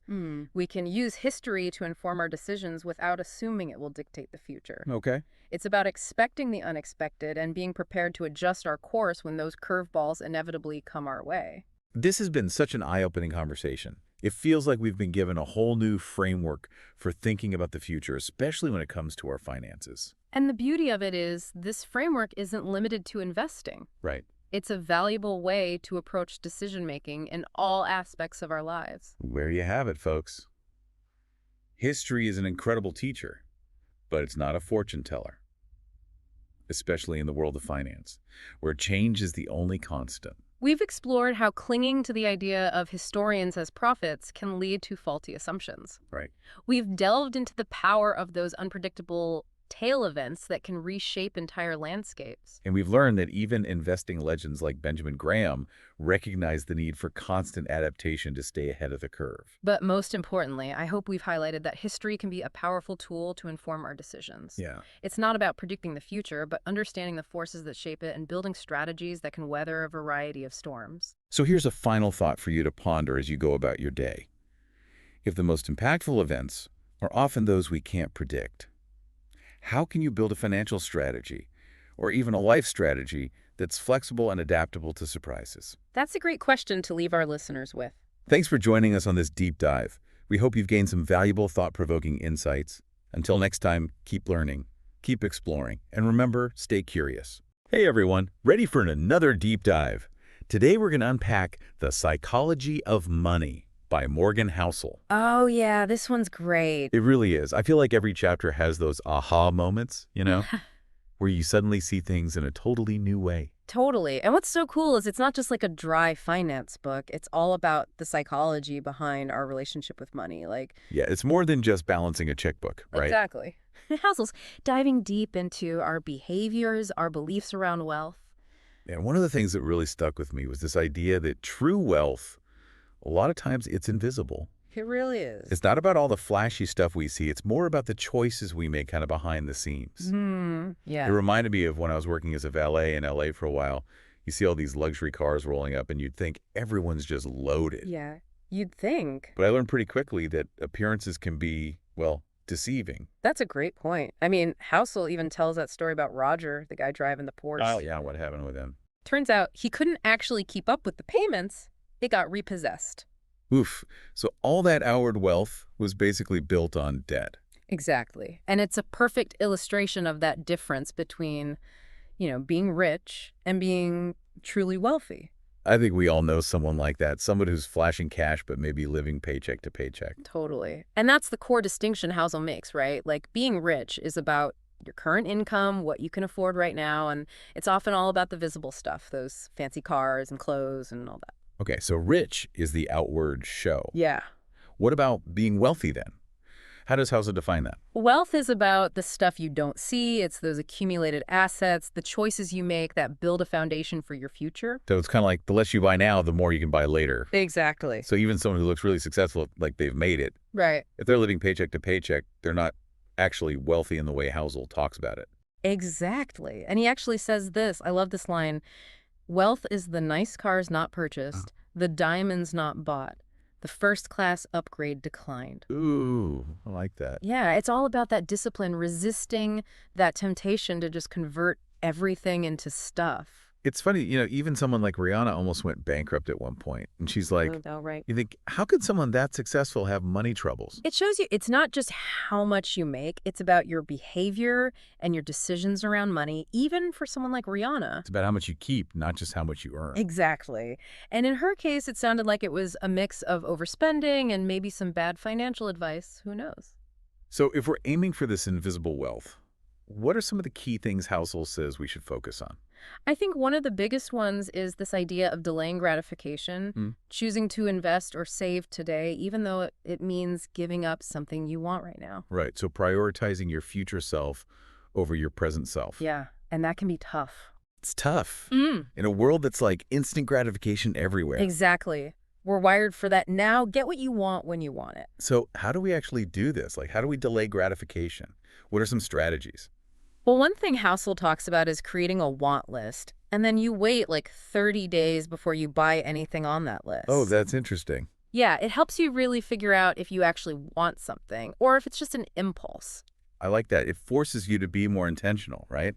Exactly, and it's not about deprivation, it's just being more mindful. So much of it comes back to being aware of those needs versus wants. Totally. It's so easy to trick ourselves into thinking we need something when it's really a want. Oh, I'm totally guilty of that. Like, oh, I need those new shoes. But really, Or want. it's a want. It all goes back to that. And sometimes it's hard to even draw the line between those. It is, but I think a good rule of thumb is like, needs are those things that are essential for your well-being, your survival. So like food and shelter. Yeah. Health. And wants are those things that are nice to have, but you don't actually need them to survive. Yeah, so like the latest gadgets, designer clothes, those extra vacations, those fall into the want category. I mean, if those things bring you joy and you can afford it, great. Yeah, for sure. But if it's going to stretch you financially, that's when you got to pause and reassess. Totally. It's all about finding that balance between enjoying life now and setting yourself up for a secure future.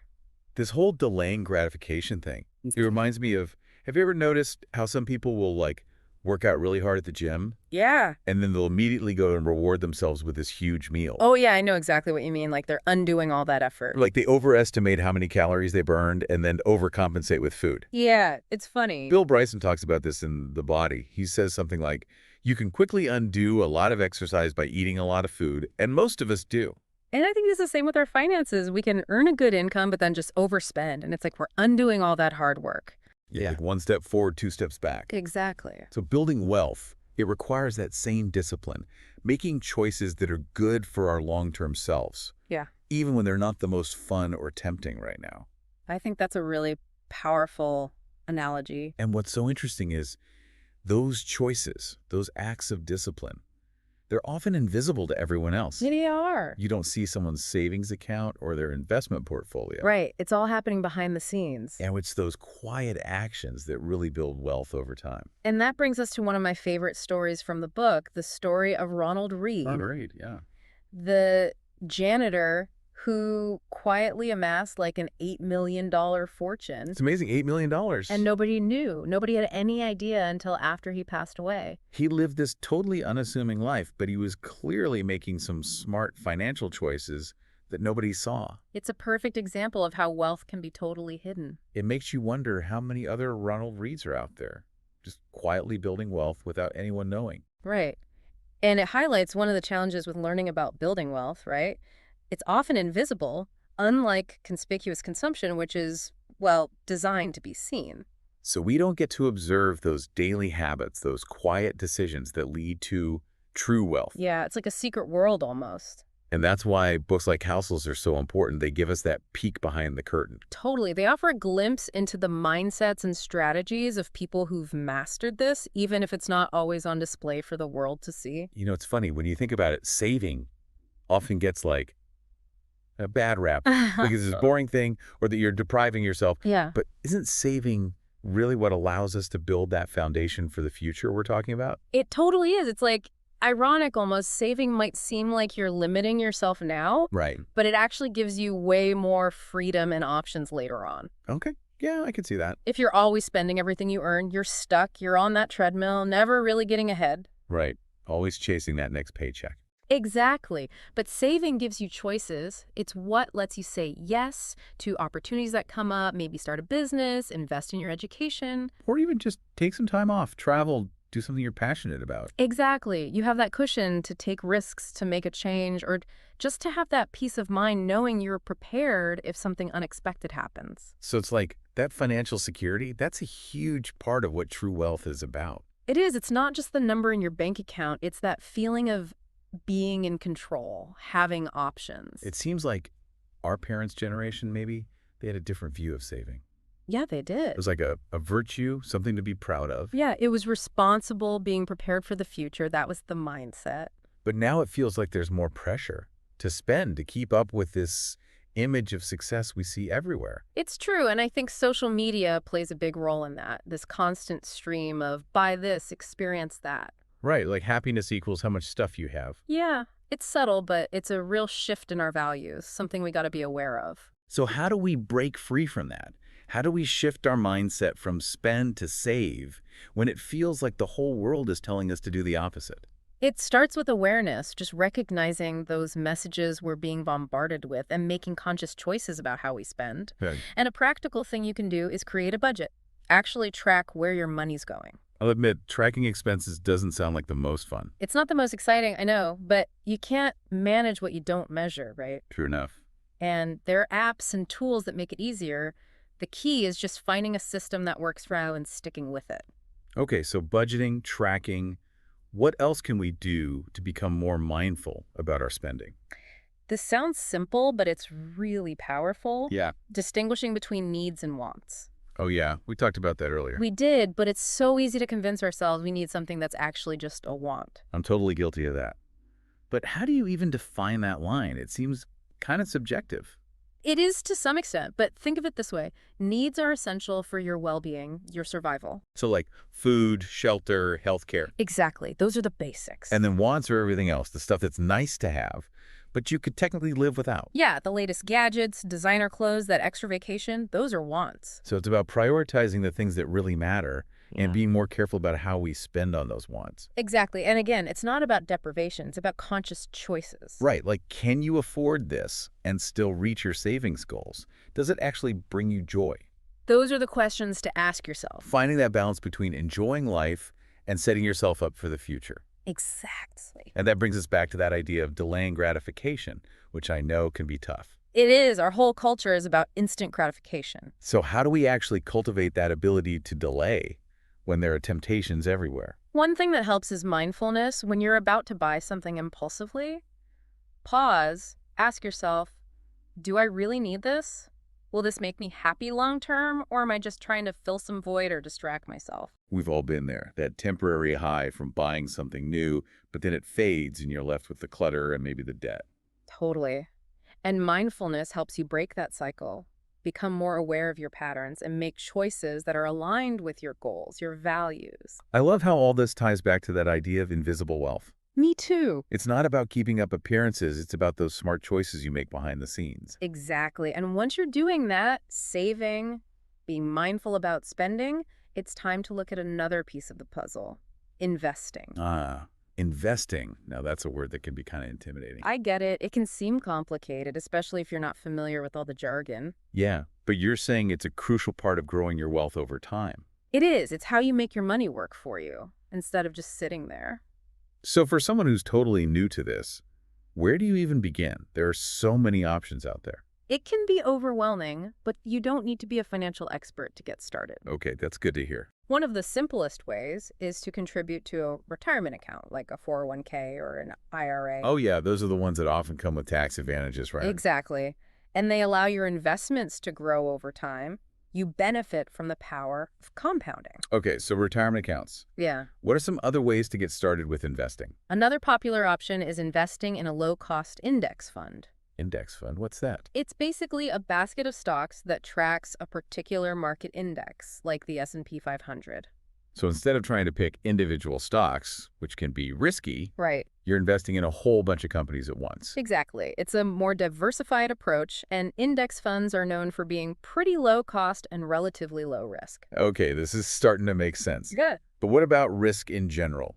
Investing always has some risk, right? You're right. All investments carry some level of risk, but one of the best ways to manage that is through diversification. Oh yeah, don't put all your eggs in one basket. Exactly. My grandma used to say that too. So you spread your money across different types of investments. Yeah, different asset classes like stocks, bonds, real estate, even things like gold or commodities. So if one investment doesn't do well, it doesn't wipe out your entire portfolio. Exactly. You're spreading the risk. Okay, so we've covered budgeting, tracking, needs versus wants, delaying gratification, and now investing. It's a lot. It is. What else is crucial for building that invisible wealth? Something that's often overlooked, but so important, is patience. Patience, huh? Yeah. Building wealth is a marathon, not a sprint. It takes time, consistency, discipline to see those results. Patience. That's a tough one in our world, where we want everything instantly. It is, but with investing, patience is key. The market goes up and down in the short term, but over the long term, it historically trends upward. So it's about riding out those dips and focusing on the big picture. Exactly. And remember, building wealth isn't just about accumulating money. It's about creating a life of freedom, security, fulfillment. Right. It's about having choices, using your resources to support the things that matter most to you. Exactly. Okay, so we've talked about all these great strategies, saving, investing, being mindful about spending. Yeah, But honestly, it can feel like a constant battle sometimes. it is. There's always that temptation to splurge, that little voice saying, you deserve this, just buy it. Oh, absolutely. And we're surrounded by messages telling us to do exactly that. Spend, spend, spend. So how do we stay motivated? How do we actually stick to our financial goals when we're faced with all that temptation and the market's always going up and down? Well, one thing that can be really powerful is visualizing your future self. Oh, interesting. Yeah, like imagine yourself 5 years from now, 10 years, 20 years. What kind of life do you want to be living? What does financial security actually look and feel like to you? I like that, bringing that future vision into the present. Yeah, you make it more real, more tangible. And I bet that would help resist those impulse purchases. Right. If you have that clear vision of where you want to be, you're more likely to make choices that support that, even if it means giving up something now. Exactly. It's like giving your future self a voice in your present-day decisions. I love that. And another thing that can really help is surrounding yourself with supportive people. Yeah, makes sense. Like if you're trying to do it alone, it's easy to get discouraged. Totally. Talk to your friends, your family. Find a community that gets it, that supports your journey. People who can hold you accountable too. Absolutely. And remember, building wealth, it's not just about this like financial independence. It's also about aligning your money with your values. Oh, that's a good point. So like, what are the things that matter most to you? Yeah. And how can you use your resources to support those, to make a positive impact on the world around you?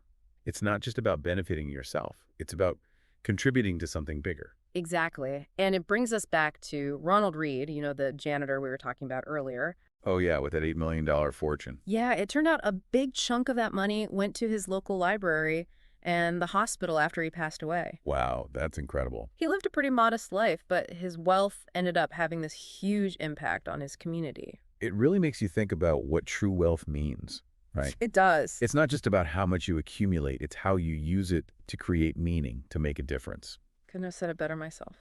This has been such an eye-opening deep dive. It really makes you rethink what it means to be wealthy, For sure. It's not just the numbers in your bank account. It's about making choices that align with your values, building a life of freedom and security, and using your resources to make a positive impact. Yeah, it's a journey, but it's yours to create. And for everyone listening, remember, true wealth It's often invisible. It's built through those small, consistent choices we make every day. Absolutely. So keep diving deep, keep exploring these ideas, and keep building that future you want, a future that's both prosperous and fulfilling. Well said. Hmm. Until next time. Happy deep diving, everyone. All right, let's jump right in. Today, we're taking a deep dive into the psychology of money and investing. Always fun. Specifically, we're going to be looking at an excerpt from Morgan Housel's The Psychology of Money. Okay. And we're going to explore this idea of the hidden costs of success when it comes to investing. Yeah, Housel, he kind of challenges the idea that the biggest hurdles in investing are, just like purely financial ones. Right. Mm-hmm. He argues there's actually like a deeper psychological price tag attached to, getting the returns that we want. Yeah, and this price tag isn't like something you see, on your brokerage statement every month. Right. House's point is it's often emotional. It's like volatility, fear, doubt, all that stuff that can kind of make you second guess, like every decision you make when the market's kind of going crazy. Yeah, and what's really interesting about this cost is that it's not always like super obvious up front. Right. It's one thing to kind of intellectually understand that markets go up and down. Right. But it's totally different to like live through those swings and like really feel it in your gut. Yeah, there's nothing like experience, right? Totally. So Housel makes this, I thought this was a pretty wild comparison. Right. He compares seeking investment returns without any volatility to like stealing a car. Oh, wow. Obviously that has like huge consequences. Yeah.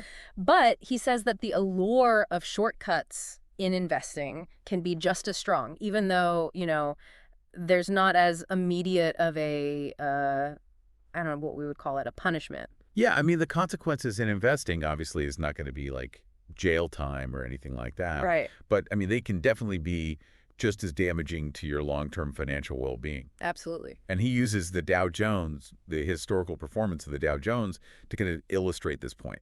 So just to kind of set the stage for people, the Dow is a pretty good indicator of, long-term market returns, right? Yeah. Over a long period of time. Totally. But even with, the Dow's pretty impressive track record, it hasn't been like a smooth ride at all. Right. Housel really highlights, many times the Dow has dipped below previous highs, even when the market was growing overall. Wow. Which shows you that, experiencing losses, at least on paper, is pretty much unavoidable. It's going to happen no matter what. Yeah. So I guess the point there is that even if you end up, coming out ahead in the long run, there are going to be some periods where it just feels really bad, Yeah, exactly. And like the ability to just ride out those dips, Right. to not panic and sell at the worst possible time. Yeah, not make an emotional decision. Yeah, that's what really separates like the successful investors from the people who are just chasing returns or like constantly getting spooked by volatility. So those who can just weather the storm, they come out ahead. Exactly. So Housel, he uses some other really good examples too. Like he looks at these like high growth stocks like Netflix and Monster Beverage. Yeah, good example. Those are companies that have done phenomenally well over time. For sure. But even they've spent, a good chunk of their history trading below their previous highs. Yeah, it's a powerful reminder that even like the most successful investments can be volatile. Right. You're going to have to be patient. And that's where that psychological price tag that we're talking about like really kicks in. Right. Are you willing to kind of stomach those periods of uncertainty for the possibility of those long-term rewards? Yeah. So it sounds like what he's saying is trying to outsmart the market, trying to find some magic formula to, avoid all that volatility. Yeah. It's probably not going to work out too well. He seems to think so. Yeah. He actually mentions this Morningstar study. Oh, okay. They analyzed the performance of tactical mutual funds. Which are, just to remind me. Yeah, so those are funds that are specifically designed to like try and time the market. Okay, so these are like professional people whose entire job it is to like try and figure out where the market's going to go. Exactly. And this study found that despite all their effort, these funds consistently underperformed, like simpler buy and hold strategies. Wow, that's wild. Yeah. So if the pros, who that's their whole job, if they can't consistently do it, what hope do the rest of us have? Right. I mean, it really just highlights the fact that like trying to predict a market in the short term is incredibly difficult, if not impossible. Yeah. And often like trying to do so ends up costing you more. Yeah. You miss opportunities and pay all these trading fees than if you had just stayed the course. Okay, so that's the don't try and time the market lesson. Right. But if we kind of accept that volatility is just part of the deal, how do we change our mindset? Yeah. Because I think that's what trips most people up. It's that, emotional reaction to seeing their portfolio in the red. It's hard. Yeah, it's scary. Yeah. So what's the solution there? So this is where Housel brings up one of the most interesting ideas in the whole excerpt, which is reframing volatility as a fee and not a fine. Mm. And he uses Disneyland as an analogy to kind of illustrate this point. Okay, I'm intrigued. I love Disneyland. How does that tie into investing? Yeah, so think about it this way. When you go to Disneyland, you're paying, a pretty decent amount of money to get in, right? Yeah, it's not cheap. It's not cheap, but you pay it willingly, right? Because you're getting access to, a unique experience, some thrilling rides, just a whole day of fun. So the cost of the ticket is kind of like the price you pay for, the whole experience. Exactly. So in the same way, you can think of market volatility as like the price of admission for the potential growth of the market. I see. It's not a punishment for, doing something wrong. It's just like the cost of being in the game. So instead of viewing those drops as a sign that we've messed up or that the market is punishing us, we can kind of reframe it as like the fee we're paying to kind of be a part of something bigger. That's the essence of it, yeah. And I think he has this really great quote where he says, if you view the admission fee as a fine, you'll never enjoy the magic. It's like being so fixated on the cost of the Disneyland ticket that you just forget to enjoy the actual experience. Exactly. And I think that's such a crucial thing to remember about investing, Like you're always looking at these market fluctuations as like punishments or like we did something wrong. It's going to be really hard to stay invested for the long haul. Makes sense. So it sounds like the main takeaway from this first part of our deep dive is that, understanding and accepting the psychological cost of investing, it's just as important as understanding, the financial side of things. Completely agree. Recognizing that volatility is not a fine, it's a fee we pay for the opportunity to be a part of the market's growth, that can just have a huge impact on how we approach investing, both emotionally and strategically. Awesome. Well, that sets us up perfectly for the next part of our deep dive, where we're going to explore how to actually put this mindset shift into practice and build that, resilience that we need to navigate the market's ups and downs. Sounds good. Looking forward to it. Welcome back to the deep dive.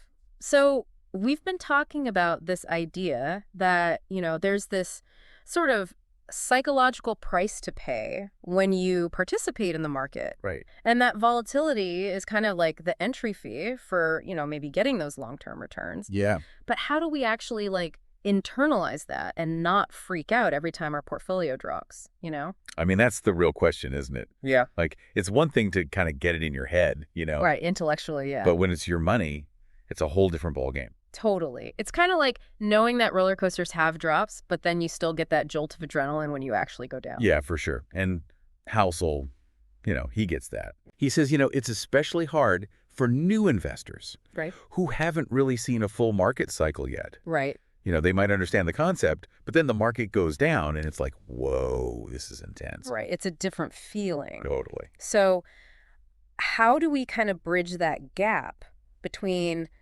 knowing what we should do and actually feeling okay doing it when the market gets crazy? Well, first things first, you got to figure out your own risk tolerance. Right. Like how much volatility can you actually handle without making like a rash decision? Yeah. Something that could hurt your long-term goals. So it's like choosing the right roller coaster. Right, exactly. Some people, they want the most intense, crazy ride, and some people, they want something a little more mellow. Totally. And with investing, there's no one right answer, right? Like if you're someone who really freaks out when the market drops, you might want a more conservative portfolio. Right. Something that's more stable, even if the returns might be a little bit lower. So it's about finding that sweet spot, the right balance between potential returns and peace of mind. Exactly. And Housel, he also talks about this idea of shifting your perspective on time. Okay.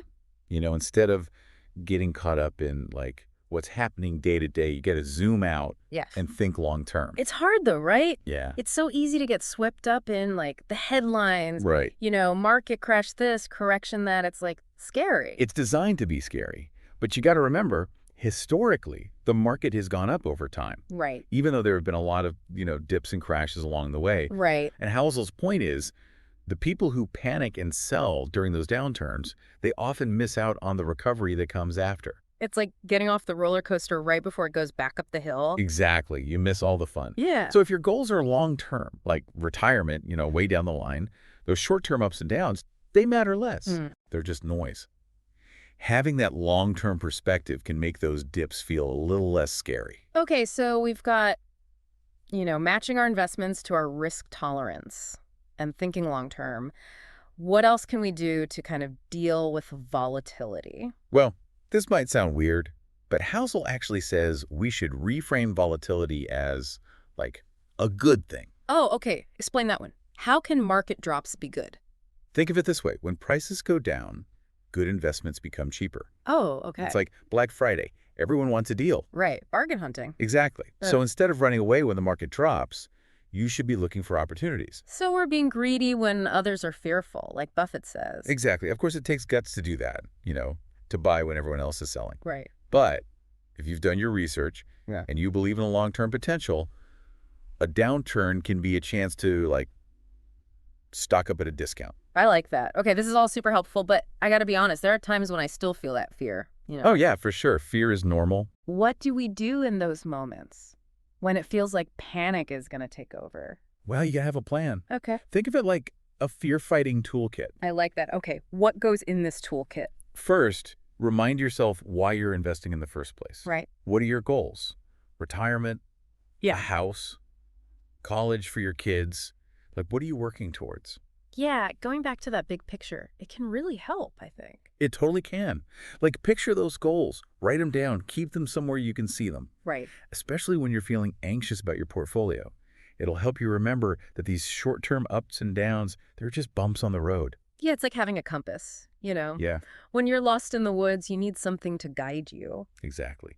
And another good tool is having someone you can talk to, Okay. like a financial advisor, or even just a friend who gets it, someone who can be objective. Yeah, having that support system is so important, Someone to remind you to, breathe and stick to the plan. For sure. Yeah. Talking about your fears can really help you avoid making, a really bad decision in the heat of the moment. Absolutely. Okay, so in this part of our deep dive, we've gone from recognizing those emotional challenges to actually figuring out how to manage them Yeah. and how to stay focused on those long-term goals. It's all about mastering your emotions, Yeah. right? Yeah. It's just as important as any financial strategy. And as we wrap this part up, I want to leave you with this. Embracing volatility doesn't mean ignoring risk. Right. It means understanding it, managing it, and having the mental toughness to handle the ups and downs. Right, being prepared, not paralyzed. Exactly. Okay, so welcome back for the final part of our deep dive here. We've talked about, the hidden costs, the emotional side of things, how to kind of reframe our thinking. Right, all the mental stuff. Exactly. But now I want to get practical, what can we actually do? What are some steps, to really navigate this whole investing thing with more confidence? How do we build that resilience? Yeah, because knowing is only half the battle. Hooray. You got to actually do something. So one really good strategy, and it's pretty simple, is dollar cost averaging. Okay. I've heard that term before, but I'll be honest, it always seemed too basic to me. How does that actually help with the volatility, just investing the same amount no matter what the market's doing? Well, think of it like you're smoothing out the ride. Okay. When the market's down, your money buys you more shares because the price is lower. Right. And then when the market's up, you buy less shares because the price is higher. Right. So over time, it all averages out and you're less affected by those short-term swings. So we're basically taking the emotion out of it. Exactly. You're not trying to time the market. You're just being consistent. Right. So it's more about discipline than trying to be, super smart and figure everything out. Exactly. Discipline and the long game. That seems to be the theme here. It really is. Okay, so that's one tool. What about building a portfolio that's a little more, I don't know, weatherproof? Yeah. I know diversification is important, but I'm not always sure what that means, practically. Yeah, so diversification is huge. It's basically don't put all your eggs in one basket. Right. You want to spread your investments across different asset classes. So stocks, bonds, real estate, that kind of thing. Exactly. So if one area is doing bad, Others might be doing well, and it balances out. Right, so it's like a safety net. Kind of, and you can even diversify within those asset classes. Okay. Like with stocks, you can invest in different sectors, industries, even different countries. So you're not betting on just one company or one part of the economy. Right, you're spreading the risk. So it sounds like diversification, that should be like a no-brainer, right? You'd think so, but you'd be surprised. Yeah. Some people get caught up in chasing the hot stocks or the hot sectors. They're so focused on those big returns, they forget about the risk. So it's like diversification is about being smart and not getting greedy. Yeah, it's about balance and managing risk. Right. It's like the tortoise and the hare, slow and steady wins the race. Exactly. And this brings us to another important point. You got to review and rebalance your portfolio regularly. Rebalancing. Okay, what is that? So over time, some investments will do better than others. Right. And your portfolio can get out of whack. Rebalancing is basically selling some of the stuff that's done really well and buying more of the stuff that hasn't done as well. Wait, so you're selling what's doing good? Yeah. It sounds counterintuitive, but it's about discipline, sticking to your plan. Okay. Because remember, markets are always changing. What's hot today might be cold tomorrow. So you're saying you don't want to get too attached to the winners. Exactly. You got to stay balanced, and rebalancing helps you do that. Okay, it's kind of like pruning a garden, right?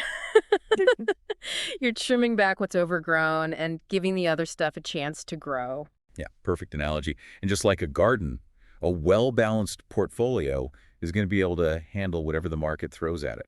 Okay, so we've covered a lot of ground here, understanding the costs, dealing with the emotions, and now these practical steps like dollar cost averaging, diversification, and rebalancing. I feel like I actually have a plan now. That's great. That's the goal. Yeah. Investing shouldn't be scary. It should be empowering. Totally. So for everyone listening, remember, the more you know about yourself as an investor and how the market works, the better decisions you're going to make. Exactly. So keep learning, keep exploring, and, build that financial future you want. Thanks for joining us on this deep dive. And until next time, happy investing. All right. So you wanted to learn more about the psychology of money Mm-hmm.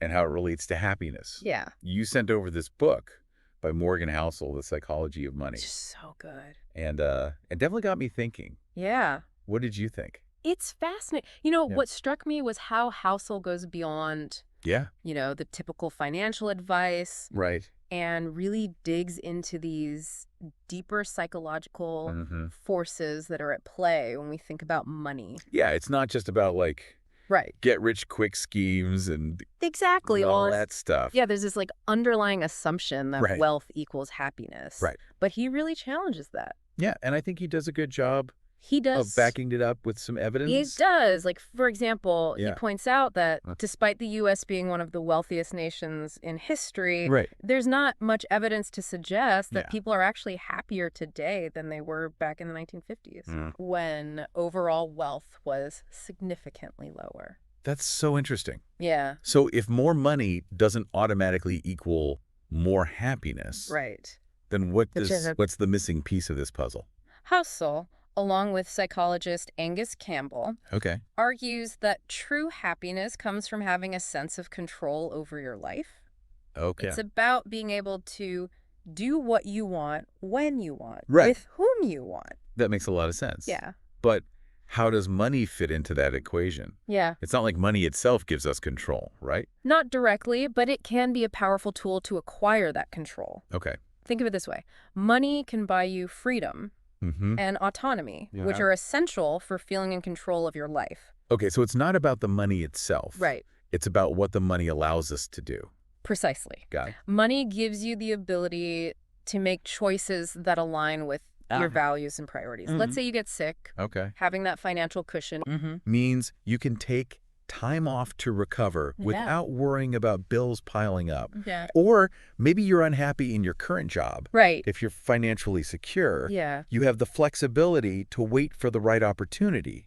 Or even take a lower paying job Yeah. that offers more flexibility. Right. Or a shorter commute. So it's those choices. Yeah. That ability to shape your life on Exactly. your own terms. It's about having agency in your own life, Right. which is something money can help facilitate. Mm-hmm. It's not about accumulating wealth for its own sake, Right. but about using it strategically Yeah. to gain more control over your time Okay. and ultimately your happiness. That makes sense. Yeah. This reminds me of a story that Housel shared Okay. about Derek Sivers. Oh, yeah. Do you know him? Yes. Sivers is a great example of Okay. someone who understood this concept early on. He saved enough money to quit his job at 22 Wow. to pursue his passion for music. That's awesome. And it wasn't about, like, becoming a rich musician for him. Right. He actually said that the financial success he achieved later on Uh-huh. didn't really make that much of a difference in his overall happiness. Right. What mattered was having that freedom Yeah.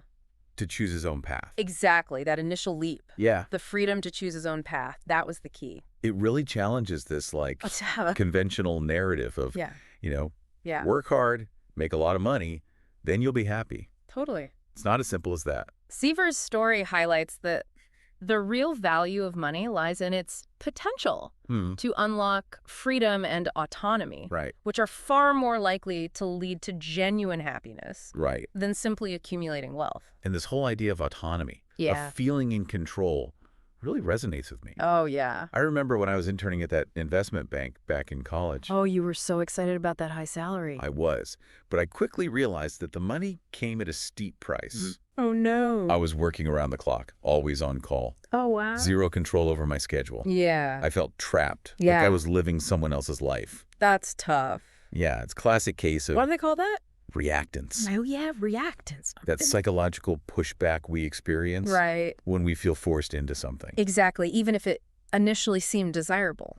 Yeah, and it didn't matter that the work itself was interesting Wow. or that the pay was great. Yeah. That lack of autonomy just sucked the joy out of the experience. It's a powerful reminder that our need for autonomy is deeply ingrained. Yeah. And when that need is thwarted, it can lead to resentment and unhappiness, Right. regardless of the external rewards. It makes you wonder how the modern workplace, Right. with its constant connectivity Yeah. and these blurred boundaries Well. between work and life, Mm, impacts our overall happiness. that's a great point. Yeah. It's something Housel explores by comparing the work styles of someone like John D. Rockefeller No? to the manual laborers of his time. Okay, so what does Rockefeller, Yeah. a man who amassed an enormous fortune, Yeah. have to do with this?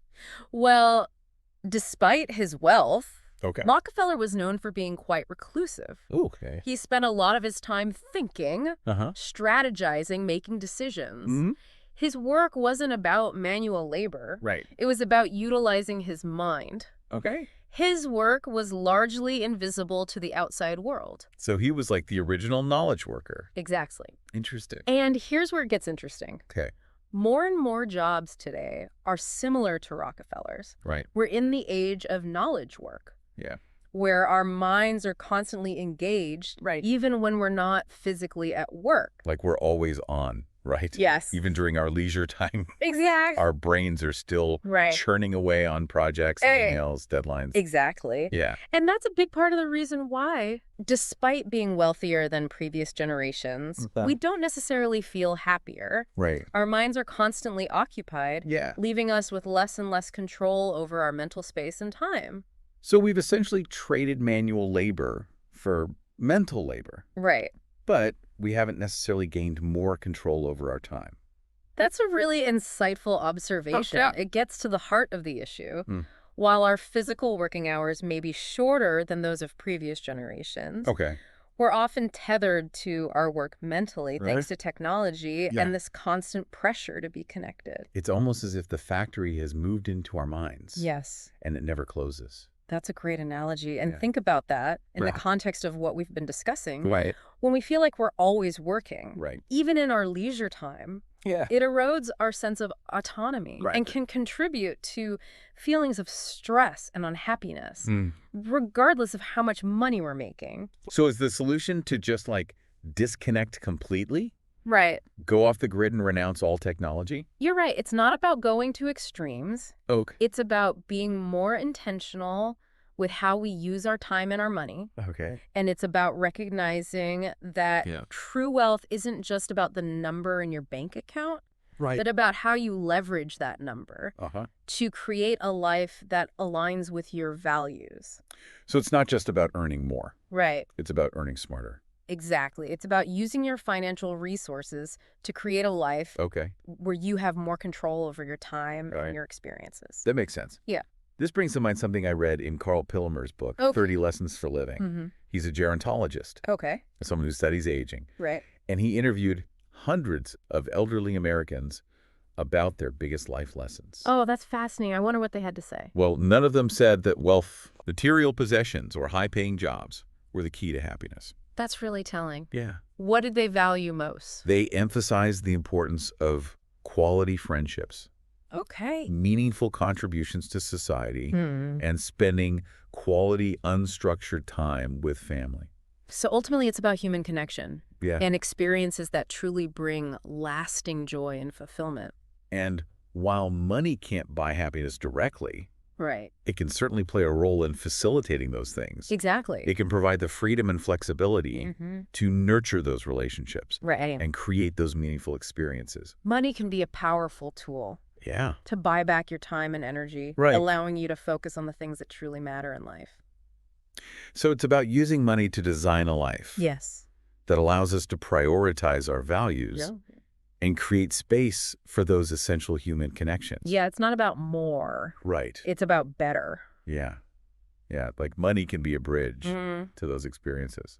But the experiences themselves are Yeah. the real treasure. That's a beautiful way to put it. Yeah. And it aligns with Housel's core argument Okay. that money's highest dividend is buying control over your time, Right. allowing you to live life on your own terms. It's powerful stuff. It is. But I think it's so easy to get caught up Yeah. in the day-to-day hustle Mm-hmm. and lose sight of those bigger goals. It's true. We often get so focused on accumulating wealth Right. that we forget to ask ourselves what we're actually working towards. I think that's where a lot of the discontentment comes from. You know, we're on this treadmill, Mm. striving for more, more, more, Yeah. but we haven't really defined what more means or Right. why we want it. It's like climbing a ladder, Right. only to realize it's leaning against the wrong wall. Exactly. Yeah. So how do we avoid that trap? Well, How do we ensure that we're using our money yeah. in a way that it actually aligns with our values Mm. and brings us closer to that sense of fulfillment? Well, it starts with being mindful and intentional Okay. with our financial decisions. Mm-hmm. Every time we spend money, Right. we're making a choice. Yeah. Are we choosing to invest in experiences that bring us joy? Right. Or are we mindlessly accumulating possessions Yeah. that ultimately don't add much value to our lives? It's about asking ourselves, Yeah. what am I buying with this money? Exactly. Is it something that'll truly enrich my life? Right? Or is it just another thing to dust? I love that. Right. It's about shifting our focus from acquiring things Mm-hmm. to acquiring experiences and freedom. And I imagine that requires Yeah. a certain level of self-awareness. It does. We need to be honest with ourselves Right. about what truly matters to us, Uh-huh. and then have the courage to make financial choices Yeah. that support those values. Absolutely. Yeah. It's about recognizing that true wealth is not defined Okay. by the size of your bank account, but by the richness of your experiences Mhm. and the depth of your connections. Right. It's about designing a life that allows you to prioritize Yeah. the things that bring you genuine joy and fulfillment. Which brings us back to this idea of time being our most precious resource. Yeah. Money can buy us more time to spend with loved ones, to Mm. pursue our passions, Yeah. to simply relax and recharge. Exactly. Think about it this way. Okay. We can always earn more money. Right. But we can never get back time. Right. Once it's gone, it's gone. Exactly. So how do we get better at valuing our time? I think so many of us Yeah. are guilty of undervaluing it, Yeah. especially when it comes to our work. That's a great question. Yeah. One way is to start thinking about our time Okay. in terms of opportunity cost. Okay. What are we giving up when Yeah. we choose to spend our time on a particular activity? So instead of just focusing on like Yeah. the immediate reward, Right. maybe it's a paycheck or a sense of accomplishment. Right. We should also consider what else we could be doing with that time. Exactly. Yeah. Are we sacrificing time with our loved ones? Are Mhm. we neglecting our hobbies or passions? Yeah. Are we missing out on opportunities for personal growth Mm-hmm. or simply rest and relaxation? It's about weighing those trade-offs Yeah. Yeah. and making conscious choices that align with our values. Right. It's about remembering that time is a finite resource Mm-hmm. and we need to spend it wisely. And that's where the power of financial freedom comes in. Oh, By so- building a financial cushion and creating more flexibility in our lives, Yeah. we gain the power to make choices Right. that prioritize our time and our well-being. It's about reclaiming our autonomy Yeah, and shaping our lives exactly. in a way that reflects what truly matters to us. Precisely. And it's a journey Okay. that requires continuous reflection Hmm. and adjustment Right. as our lives evolve. Yeah. So too will our priorities and values. Right. It's important to stay attuned to those changes Mhm. and ensure that our financial decisions continue to support Right. our evolving needs and aspirations. So it's an ongoing process of reassessment, It is. realignment. Yeah. It's about making sure our money is working for us, Exactly. not the other way around. That's a great way to summarize it. Yeah. It's about using money as a tool to create a life Mm. that is both fulfilling and aligned with our values. Which is ultimately what this whole conversation about the psychology of money is all about, right? Exactly. It's not just about the numbers in our bank accounts. Right. It's about the choices those numbers afford us. It's about understanding the powerful relationship Right. between money and our psychology Yeah. and how we can leverage that understanding Mm. to live richer, more meaningful lives. So it sounds like we need to shift our thinking, from how much money do I need to be happy to how can I use my money to create a life That really reflects who I am and what I value. I think that's a really powerful reframing. Yeah. It takes the focus off of some arbitrary number Mm-hmm. and puts it back on what really matters. Right. Living a life that feels authentic and meaningful. And I think that's what Housel's getting at Yeah. in the psychology of money. He is. He's encouraging us to look beyond, Mhm. the traditional financial advice. Right. And really think about these deeper psychological forces Yeah. at play when we make decisions about money. He wants us to understand that money is not just a means to an end. Right. It's a tool that can be used to shape our lives Hmm. and create experiences that align with our values. So what does this all mean for our listeners? Well, What are some practical takeaways Yeah. that they can apply to their own lives? first and foremost, Yeah. I think it's important to acknowledge that everyone's relationship with money is unique. Okay. There's no one-size-fits-all approach Yeah. to financial happiness. So it's not about following some rigid set of rules. Right. It's about figuring out what works best for you Yeah, and exactly. your individual circumstances. It's about being mindful of your own spending habits, Cool. understanding your financial goals, and making choices that align with your values. So being intentional with our spending Absolutely. rather than just mindlessly swiping our credit cards. And it's also about recognizing that Yeah. our relationship with money is constantly evolving. Right. What worked for us in our 20s Right. might not be the best approach Exactly. in our 40s or 50s. It's about being flexible Okay. and willing to adapt our financial strategies as our lives change. And it's also about remembering Yeah. that financial freedom isn't just about having a lot of money. It's not. No. It's about having enough money Right. to give you the freedom to make choices Uh-huh. that align with your values. Choices like taking time off to travel, Yeah. pursuing a passion project, or simply having the flexibility Right. to spend more time with loved ones. It's about using money to create a life Right. that feels spacious and fulfilling, where you have the time and the energy Yeah. to focus on the things that truly matter. I think that's a really empowering message. Yeah. It means that we have more control over our financial well-being Right. than we might think. It's not about letting money control us. Right. It's about learning to control our money Yeah, so that it can work for us exactly. in a way that supports our values and goals.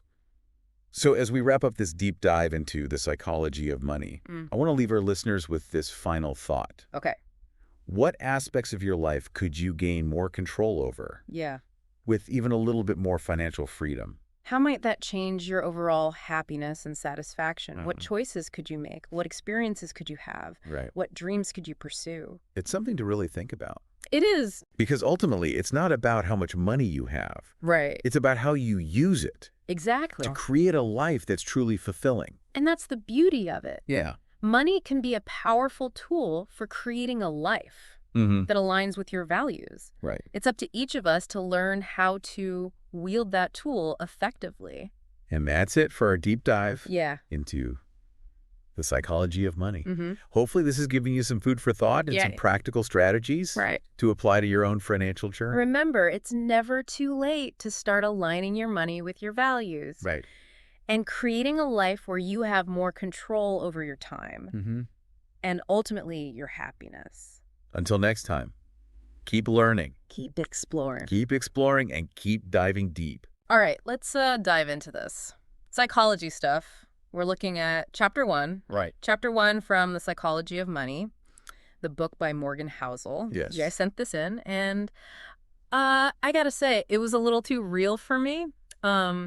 All those irrational money choices we make, like Yeah. that inflatable kayak I bought thinking it was an investment. Oh, yeah. Yeah, not my best moment, but hey, that's what this deep dive is all about, right? Right. Figuring out why we do these things, these head-scratching financial decisions. And maybe, just maybe, learn to cut ourselves some slack in the process. Yeah, and I think a big takeaway here is this idea that judging other people's money moves might actually be a flawed approach. We rarely see the full picture. Absolutely. It's like Yeah. we're all walking around with these invisible backpacks, right? Filled with our past experiences, and that shapes how we view money. I mean, that's what this chapter, No One's Crazy, is all about, right? Right, exactly. Housel's point is that even those financial decisions that seem totally bonkers, they actually make sense. Yeah. When you consider each person's unique lens for viewing money. It's like we all have our own, what did you call it? Our own, like, It's like a personalized money rule book. yes, a money rule book. So, for instance, my grandma, who grew up during the Depression, Right. her rule book was all about saving every penny, never wasting anything. Oh. But to someone who grew up, with more financial security, her habits might seem a bit extreme. Right. It's a classic example of how these rule books can differ. And it's not just like a family story or whatever. It's not just anecdotal. This chapter actually dives into a study by Momendier and Nagel. They're economists, don't you just? And they found that people's investment decisions are more influenced by the economic climate they experienced growing up than their current knowledge or even their goals. Wait, are you serious? So even if I, intellectually, that bonds are a good investment right now, Yeah. my gut might tell me something totally different if I, say, lived through the crazy inflation of the 70s. That's exactly what they found. Yeah. Oh. Our past experiences kind of create these mental shortcuts that we often rely on. More than logic, you're saying? Yeah, more than logic or even expert advice. Okay, so that's fascinating. But, how do we actually use this to make smarter decisions? Well, I think the first step is just acknowledging Yeah. that your money rule book exists. You have to start thinking critically about your own experiences. Like, what kind of things specifically? Think about what major financial events did you witness growing up? Yeah. How did your family handle money? What are your earliest memories related to finances? Answering those questions can help you uncover those hidden forces Yeah. that might be influencing your choices. Makes sense. So it's not about, erasing those past experiences, but being more aware of them. Exactly, yeah. Yeah. And once you understand your own biases, Yeah. you can start to challenge them. Okay, so give me an example. So let's say you know that you have a tendency to overspend when you're stressed. Right? Been there. You can create systems to mitigate that, Mm-hmm. like setting spending limits, or maybe having a cooling off period before big purchases. So self-awareness is key. But the chapter also says that financial decisions aren't just about, the numbers on a spreadsheet. Right. It's about emotions, family dynamics, societal pressures. Absolutely. And that's where things get even more complex. Like, for example, the chapter talks about lottery tickets. Yeah, lottery tickets. It might seem counterintuitive, but statistically, lower income households spend the most on lottery tickets, even though they can least afford it. Now, that does seem a little strange at first glance. Like, why not save that money instead? Well, think about it. If your money rule book has been written by experiences of scarcity and lack of opportunity, the lottery represents a glimmer of hope, a chance to break free from a seemingly inescapable financial cycle. Oh, I see. It's an emotional decision driven by a deep desire for change. So even though buying lottery tickets when you're struggling financially might not be, the smartest move, understanding the motivation behind it can help us approach those choices with more empathy. Precisely. We often judge financial decisions solely on their financial soundness, but sometimes there's a much deeper story playing out. And this chapter is arguing that understanding those stories is crucial if we want to have a more compassionate and effective approach to personal finance. Okay, so we've got these personal money rule books shaped by all our unique experiences. But then on top of that, so much of our modern financial system Hmm, is relatively new. that's a crucial point. Yeah. Yeah, it's easy to forget the things we take for granted, like 401ks and Roth IRAs, Hmm. barely existed a generation ago. And the whole concept of retiring comfortably Right. and living off your savings, that's a relatively modern invention. Wow, I never thought about it like that. So it's kind of like we're all trying to figure out this whole adulting thing with money, but the rule book's constantly being updated. Exactly. And that's why it's so important to be patient with ourselves and with others as we navigate this evolving financial landscape. Makes sense. I'm starting to get why judging other people's money moves is not only unfair, but might actually miss a whole lot of important context. We've got our own personal histories, plus this rapidly changing financial world. Right. And that brings us to another fascinating point in this chapter. Right, hold on. Before we jump into that, something's been kind of bugging me. Okay. If our own pasts influence us so much, Mm-hmm. how can we be sure we're not just repeating the same patterns over and over? That's a great question. Yeah. And it gets to the heart of why understanding this psychology of money is so crucial. It's not just about knowing what to invest in or how to budget, Mm. It's about becoming aware of the hidden forces that drive our behavior. So it's about breaking free from those unconscious patterns and making more intentional choices. Exactly. And that's where the real power lies. I love that. So we're not doomed to repeat our parents' financial mistakes, or our grandparents for that matter. Right. There's hope for us yet. Absolutely. The first step is simply acknowledging that these patterns exist and that we all have them. Okay, that feels empowering. Now I'm even more curious about what else this chapter has in store. What are you going to say before? Well, this chapter uses a really interesting story to highlight these vast differences in perspectives on money. Yeah. Even within the same family. Ooh, tell me more. It's about this story from the New York Times about Foxconn, Oh, yeah. the electronics I manufacturer. some of that. The article's about the tough working conditions in their factories. Yeah. But what really stood out was a comment from a reader. It was the nephew of one of the workers. Yeah. Yeah. That sparked a lot of discussion. Yeah, it did. Because you see, the nephew's perspective kind of challenged this idea that the factory work was automatically exploitative. He explained that for his aunt, who had worked as a prostitute before, Yeah. a factory job was actually a step up for her. Wow. It offered her better conditions and more stability. That really changes things, doesn't it? It's a Yeah. good reminder that what we might consider unacceptable could be seen totally differently by someone else. Right? Exactly. Someone with different experiences. It's like we can't just assume that everyone has the same starting point Right. or the same definition of success. Right. And it reminds us that financial decisions aren't always driven by pure logic, Mhm. or economic rationality. They're often tied up with personal values, cultural norms, Sure. even survival instincts. It makes you think about those lottery tickets again. Maybe for someone who's had a tough life, a small chance at a huge win is more appealing than slow and steady saving. Right. It's not about saying risky behavior is good, Yeah. but about understanding the human element behind those choices. Yeah. We can offer advice while still recognizing people's needs. This is making me rethink some of my own judgments. Maybe I've been too quick to judge people's choices. I think we all do that to some extent. But the more we understand the psychology of money, the more we can approach these things with empathy. For ourselves and for others. What's also interesting is how new a lot of our financial system really is. We Mhm. talked about 401ks and Roth IRAs being new, but things like consumer credit and mortgages have also changed so much in recent decades. They really have. And that makes it even harder to figure out our own money rule books. Right. The rules keep changing. Exactly. It's like we're all navigating this unfamiliar territory without a good map. It's no wonder people feel lost and overwhelmed. Yeah, I think the chapter compares it to dogs. Yeah. They've been domesticated for thousands of years, but they still have those wild instincts. Right. We've only had a few decades to adjust to this system, so Yeah. it's natural that we're still learning. I like that analogy. So we shouldn't be so hard on ourselves for making mistakes or feeling unsure, right? Exactly. We're all learning as we go. So how do we get better at this? How can we write better money rule books in a world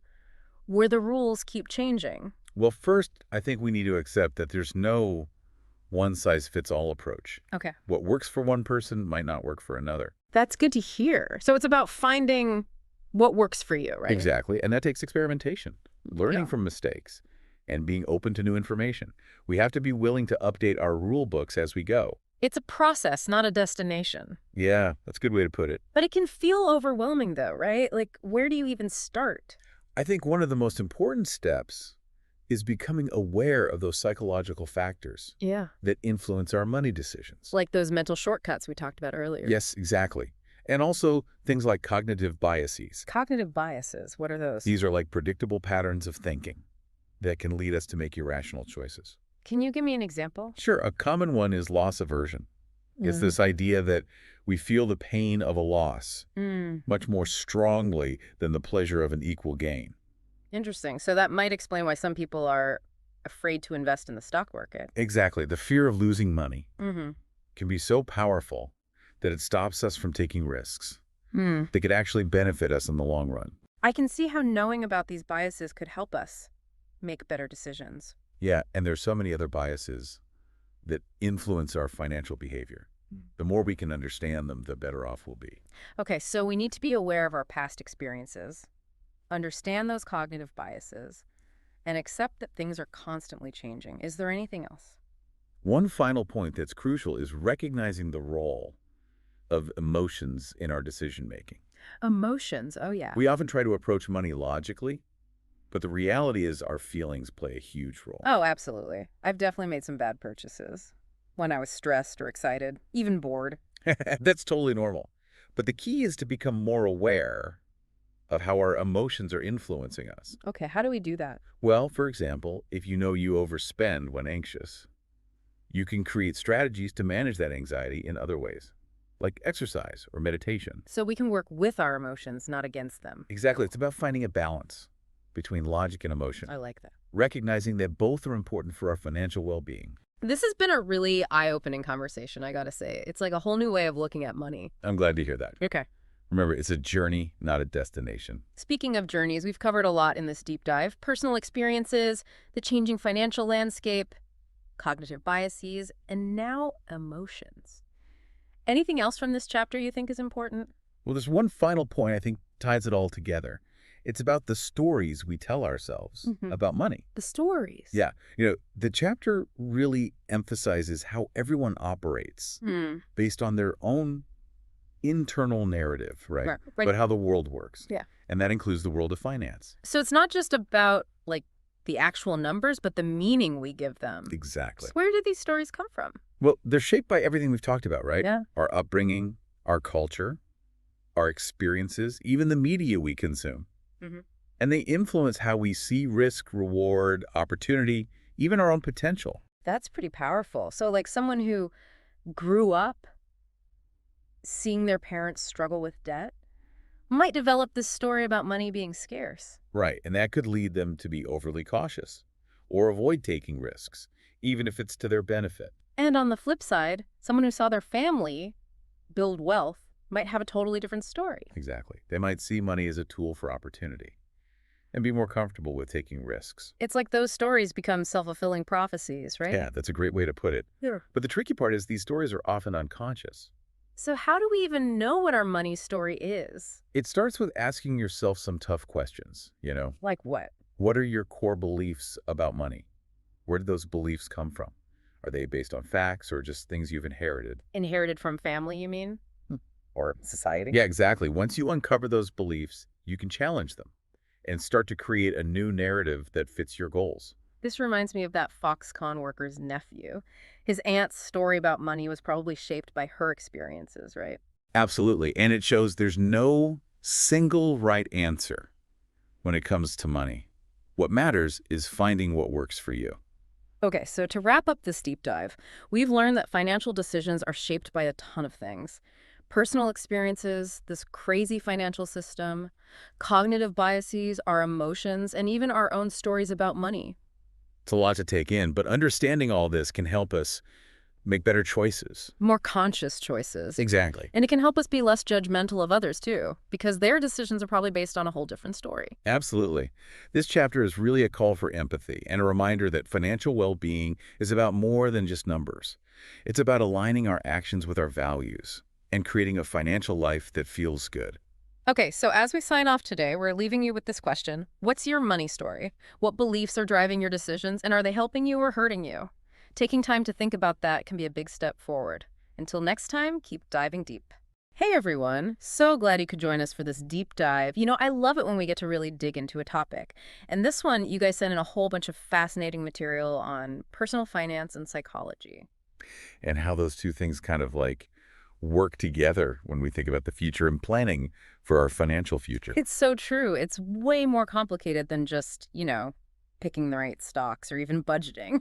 Absolutely. It's funny because I was thinking back, like, when I was a kid, I was so sure I was going to be an astronaut, like designing spaceships, the whole 9 yards. Wow. But turns out just looking at a rocket makes me carsick, Really? like super carsick. Who knew, right? That's amazing, though, because Yeah. it's like the perfect example of how our desires, they just kind of evolve over time. Right. You know what I mean? Yeah. And psychologists have a name for this. It's called the end of history illusion. Okay, I like that end of history illusion. All right. So is that like we think that how we feel right now is how we'll always feel? Well, yeah, it's like this tendency we have to underestimate how much our goals or desires or even our personalities will change as we get older. Which makes planning for the future really tough, right? Totally. Because we make these plans and we think, okay, this is what future me is going to want. Right. But future you is probably going to be way different than you think. It's like me in a spacesuit but still getting carsick. Just doesn't compute. Exactly. Yeah. And one of the sources you sent in actually told this really interesting story about a guy who like dedicated his entire life to becoming a doctor. Oh, yeah, I remember reading that one. Yeah. All through school, sacrificing everything Yeah. to reach this dream. And then when he finally gets there, Oh. he's miserable. Like totally miserable. It's crazy. That's a serious plot twist. It is. Yeah. And it just goes to show, the power of this end of history illusion. Right, because he was so focused on that one goal. Right. He probably thought, like, if I just achieve this, then I'll be happy. This is it. This is the key. Exactly. Yeah. But like we were saying, we change so much over time. Yeah. And what we want, what makes us happy, it all shifts. So, like, what are some other examples of how our preferences change? Do you have any, like, from the research? Oh, yeah. Tons. Yeah. Like, think about tattoos. Yeah. People get them and they're like, this represents me forever, Oh, this is who I am. Exactly. Yeah. But then tastes change or, life circumstances change. And all of a sudden that permanent mark, it doesn't feel so aligned anymore. Yeah. I can definitely relate to that. Like, my music taste has done a complete 180 since high school.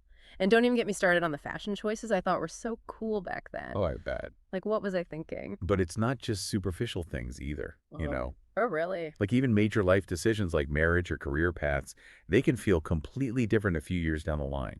So basically, we're trying to plan for future self that we can't even predict. That's the challenge, right? Yeah. It's like trying to build a house on shifting sand. So how do we even begin to make a solid financial plan when we don't know who we'll be in 5, 10, even 20 years? Right. That's the million-dollar question.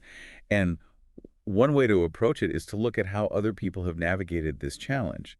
And in the source material, there was this really interesting contrast between two really successful individuals with totally different approaches to wealth. Okay, who are we talking about? So on the one hand, you have Ronald Reed.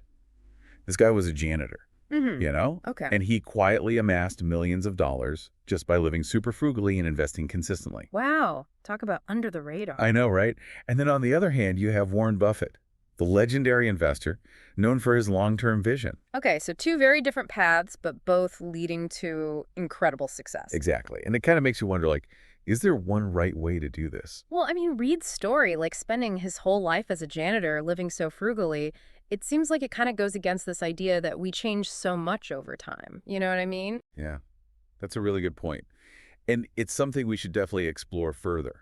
So it seems like we have a lot to unpack here. We do. We do. And I think the source material actually gives us some really good clues on how to balance this idea of consistency, for our financial goals with the reality that we do change and evolve over time. So what are the key takeaways here? What did we learn? Well, the source pointed out two main things that I think are really important.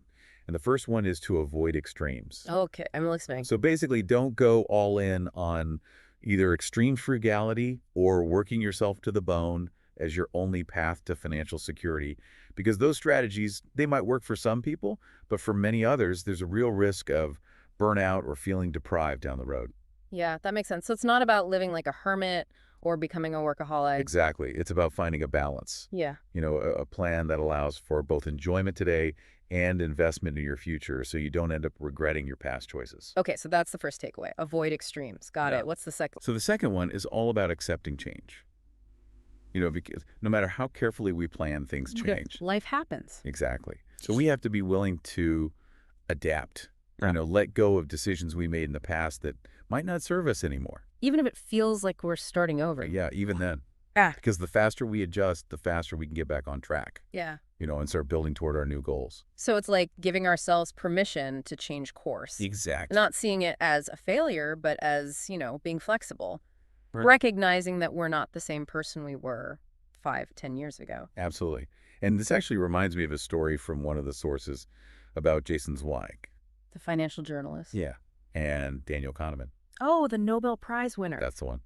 They were working on Kahneman's book, Thinking Fast and Slow. Oh, yeah, I love that book. And Zweig was saying how Kahneman had this amazing ability to just let go of work. He'd spend hours on something. If it wasn't serving the bigger picture of the book, he would just scrap it. Wow. Even after all that time and effort. Yeah. It's pretty amazing. And it illustrates this concept called the sunk cost fallacy. Okay, I've heard of that. Yeah. But remind me what it is. So it's basically this trap we fall into where we cling to something even if it's not working anymore, Oh, yeah. simply because we've already invested time or money or effort into it. So, like, pouring more money into a losing investment just because you've already sunk a bunch of cash into it? Exactly. You hope it'll turn around, but deep Yeah. down, it's probably a lost cause. Yeah, and I guess that sunk cost fallacy, it can apply to so many areas of life, not just finances. Oh, totally. Relationships, career paths, you name it. We often feel this pressure to just keep going even when it's not serving us anymore, just because we've already invested so much. Right, like we're afraid to admit defeat, even if it means holding ourselves back from something better. Exactly. Yeah. So how do we break free from that sunk cost mindset? Especially when it comes to our finances. Well, I think a big part of it is self-awareness.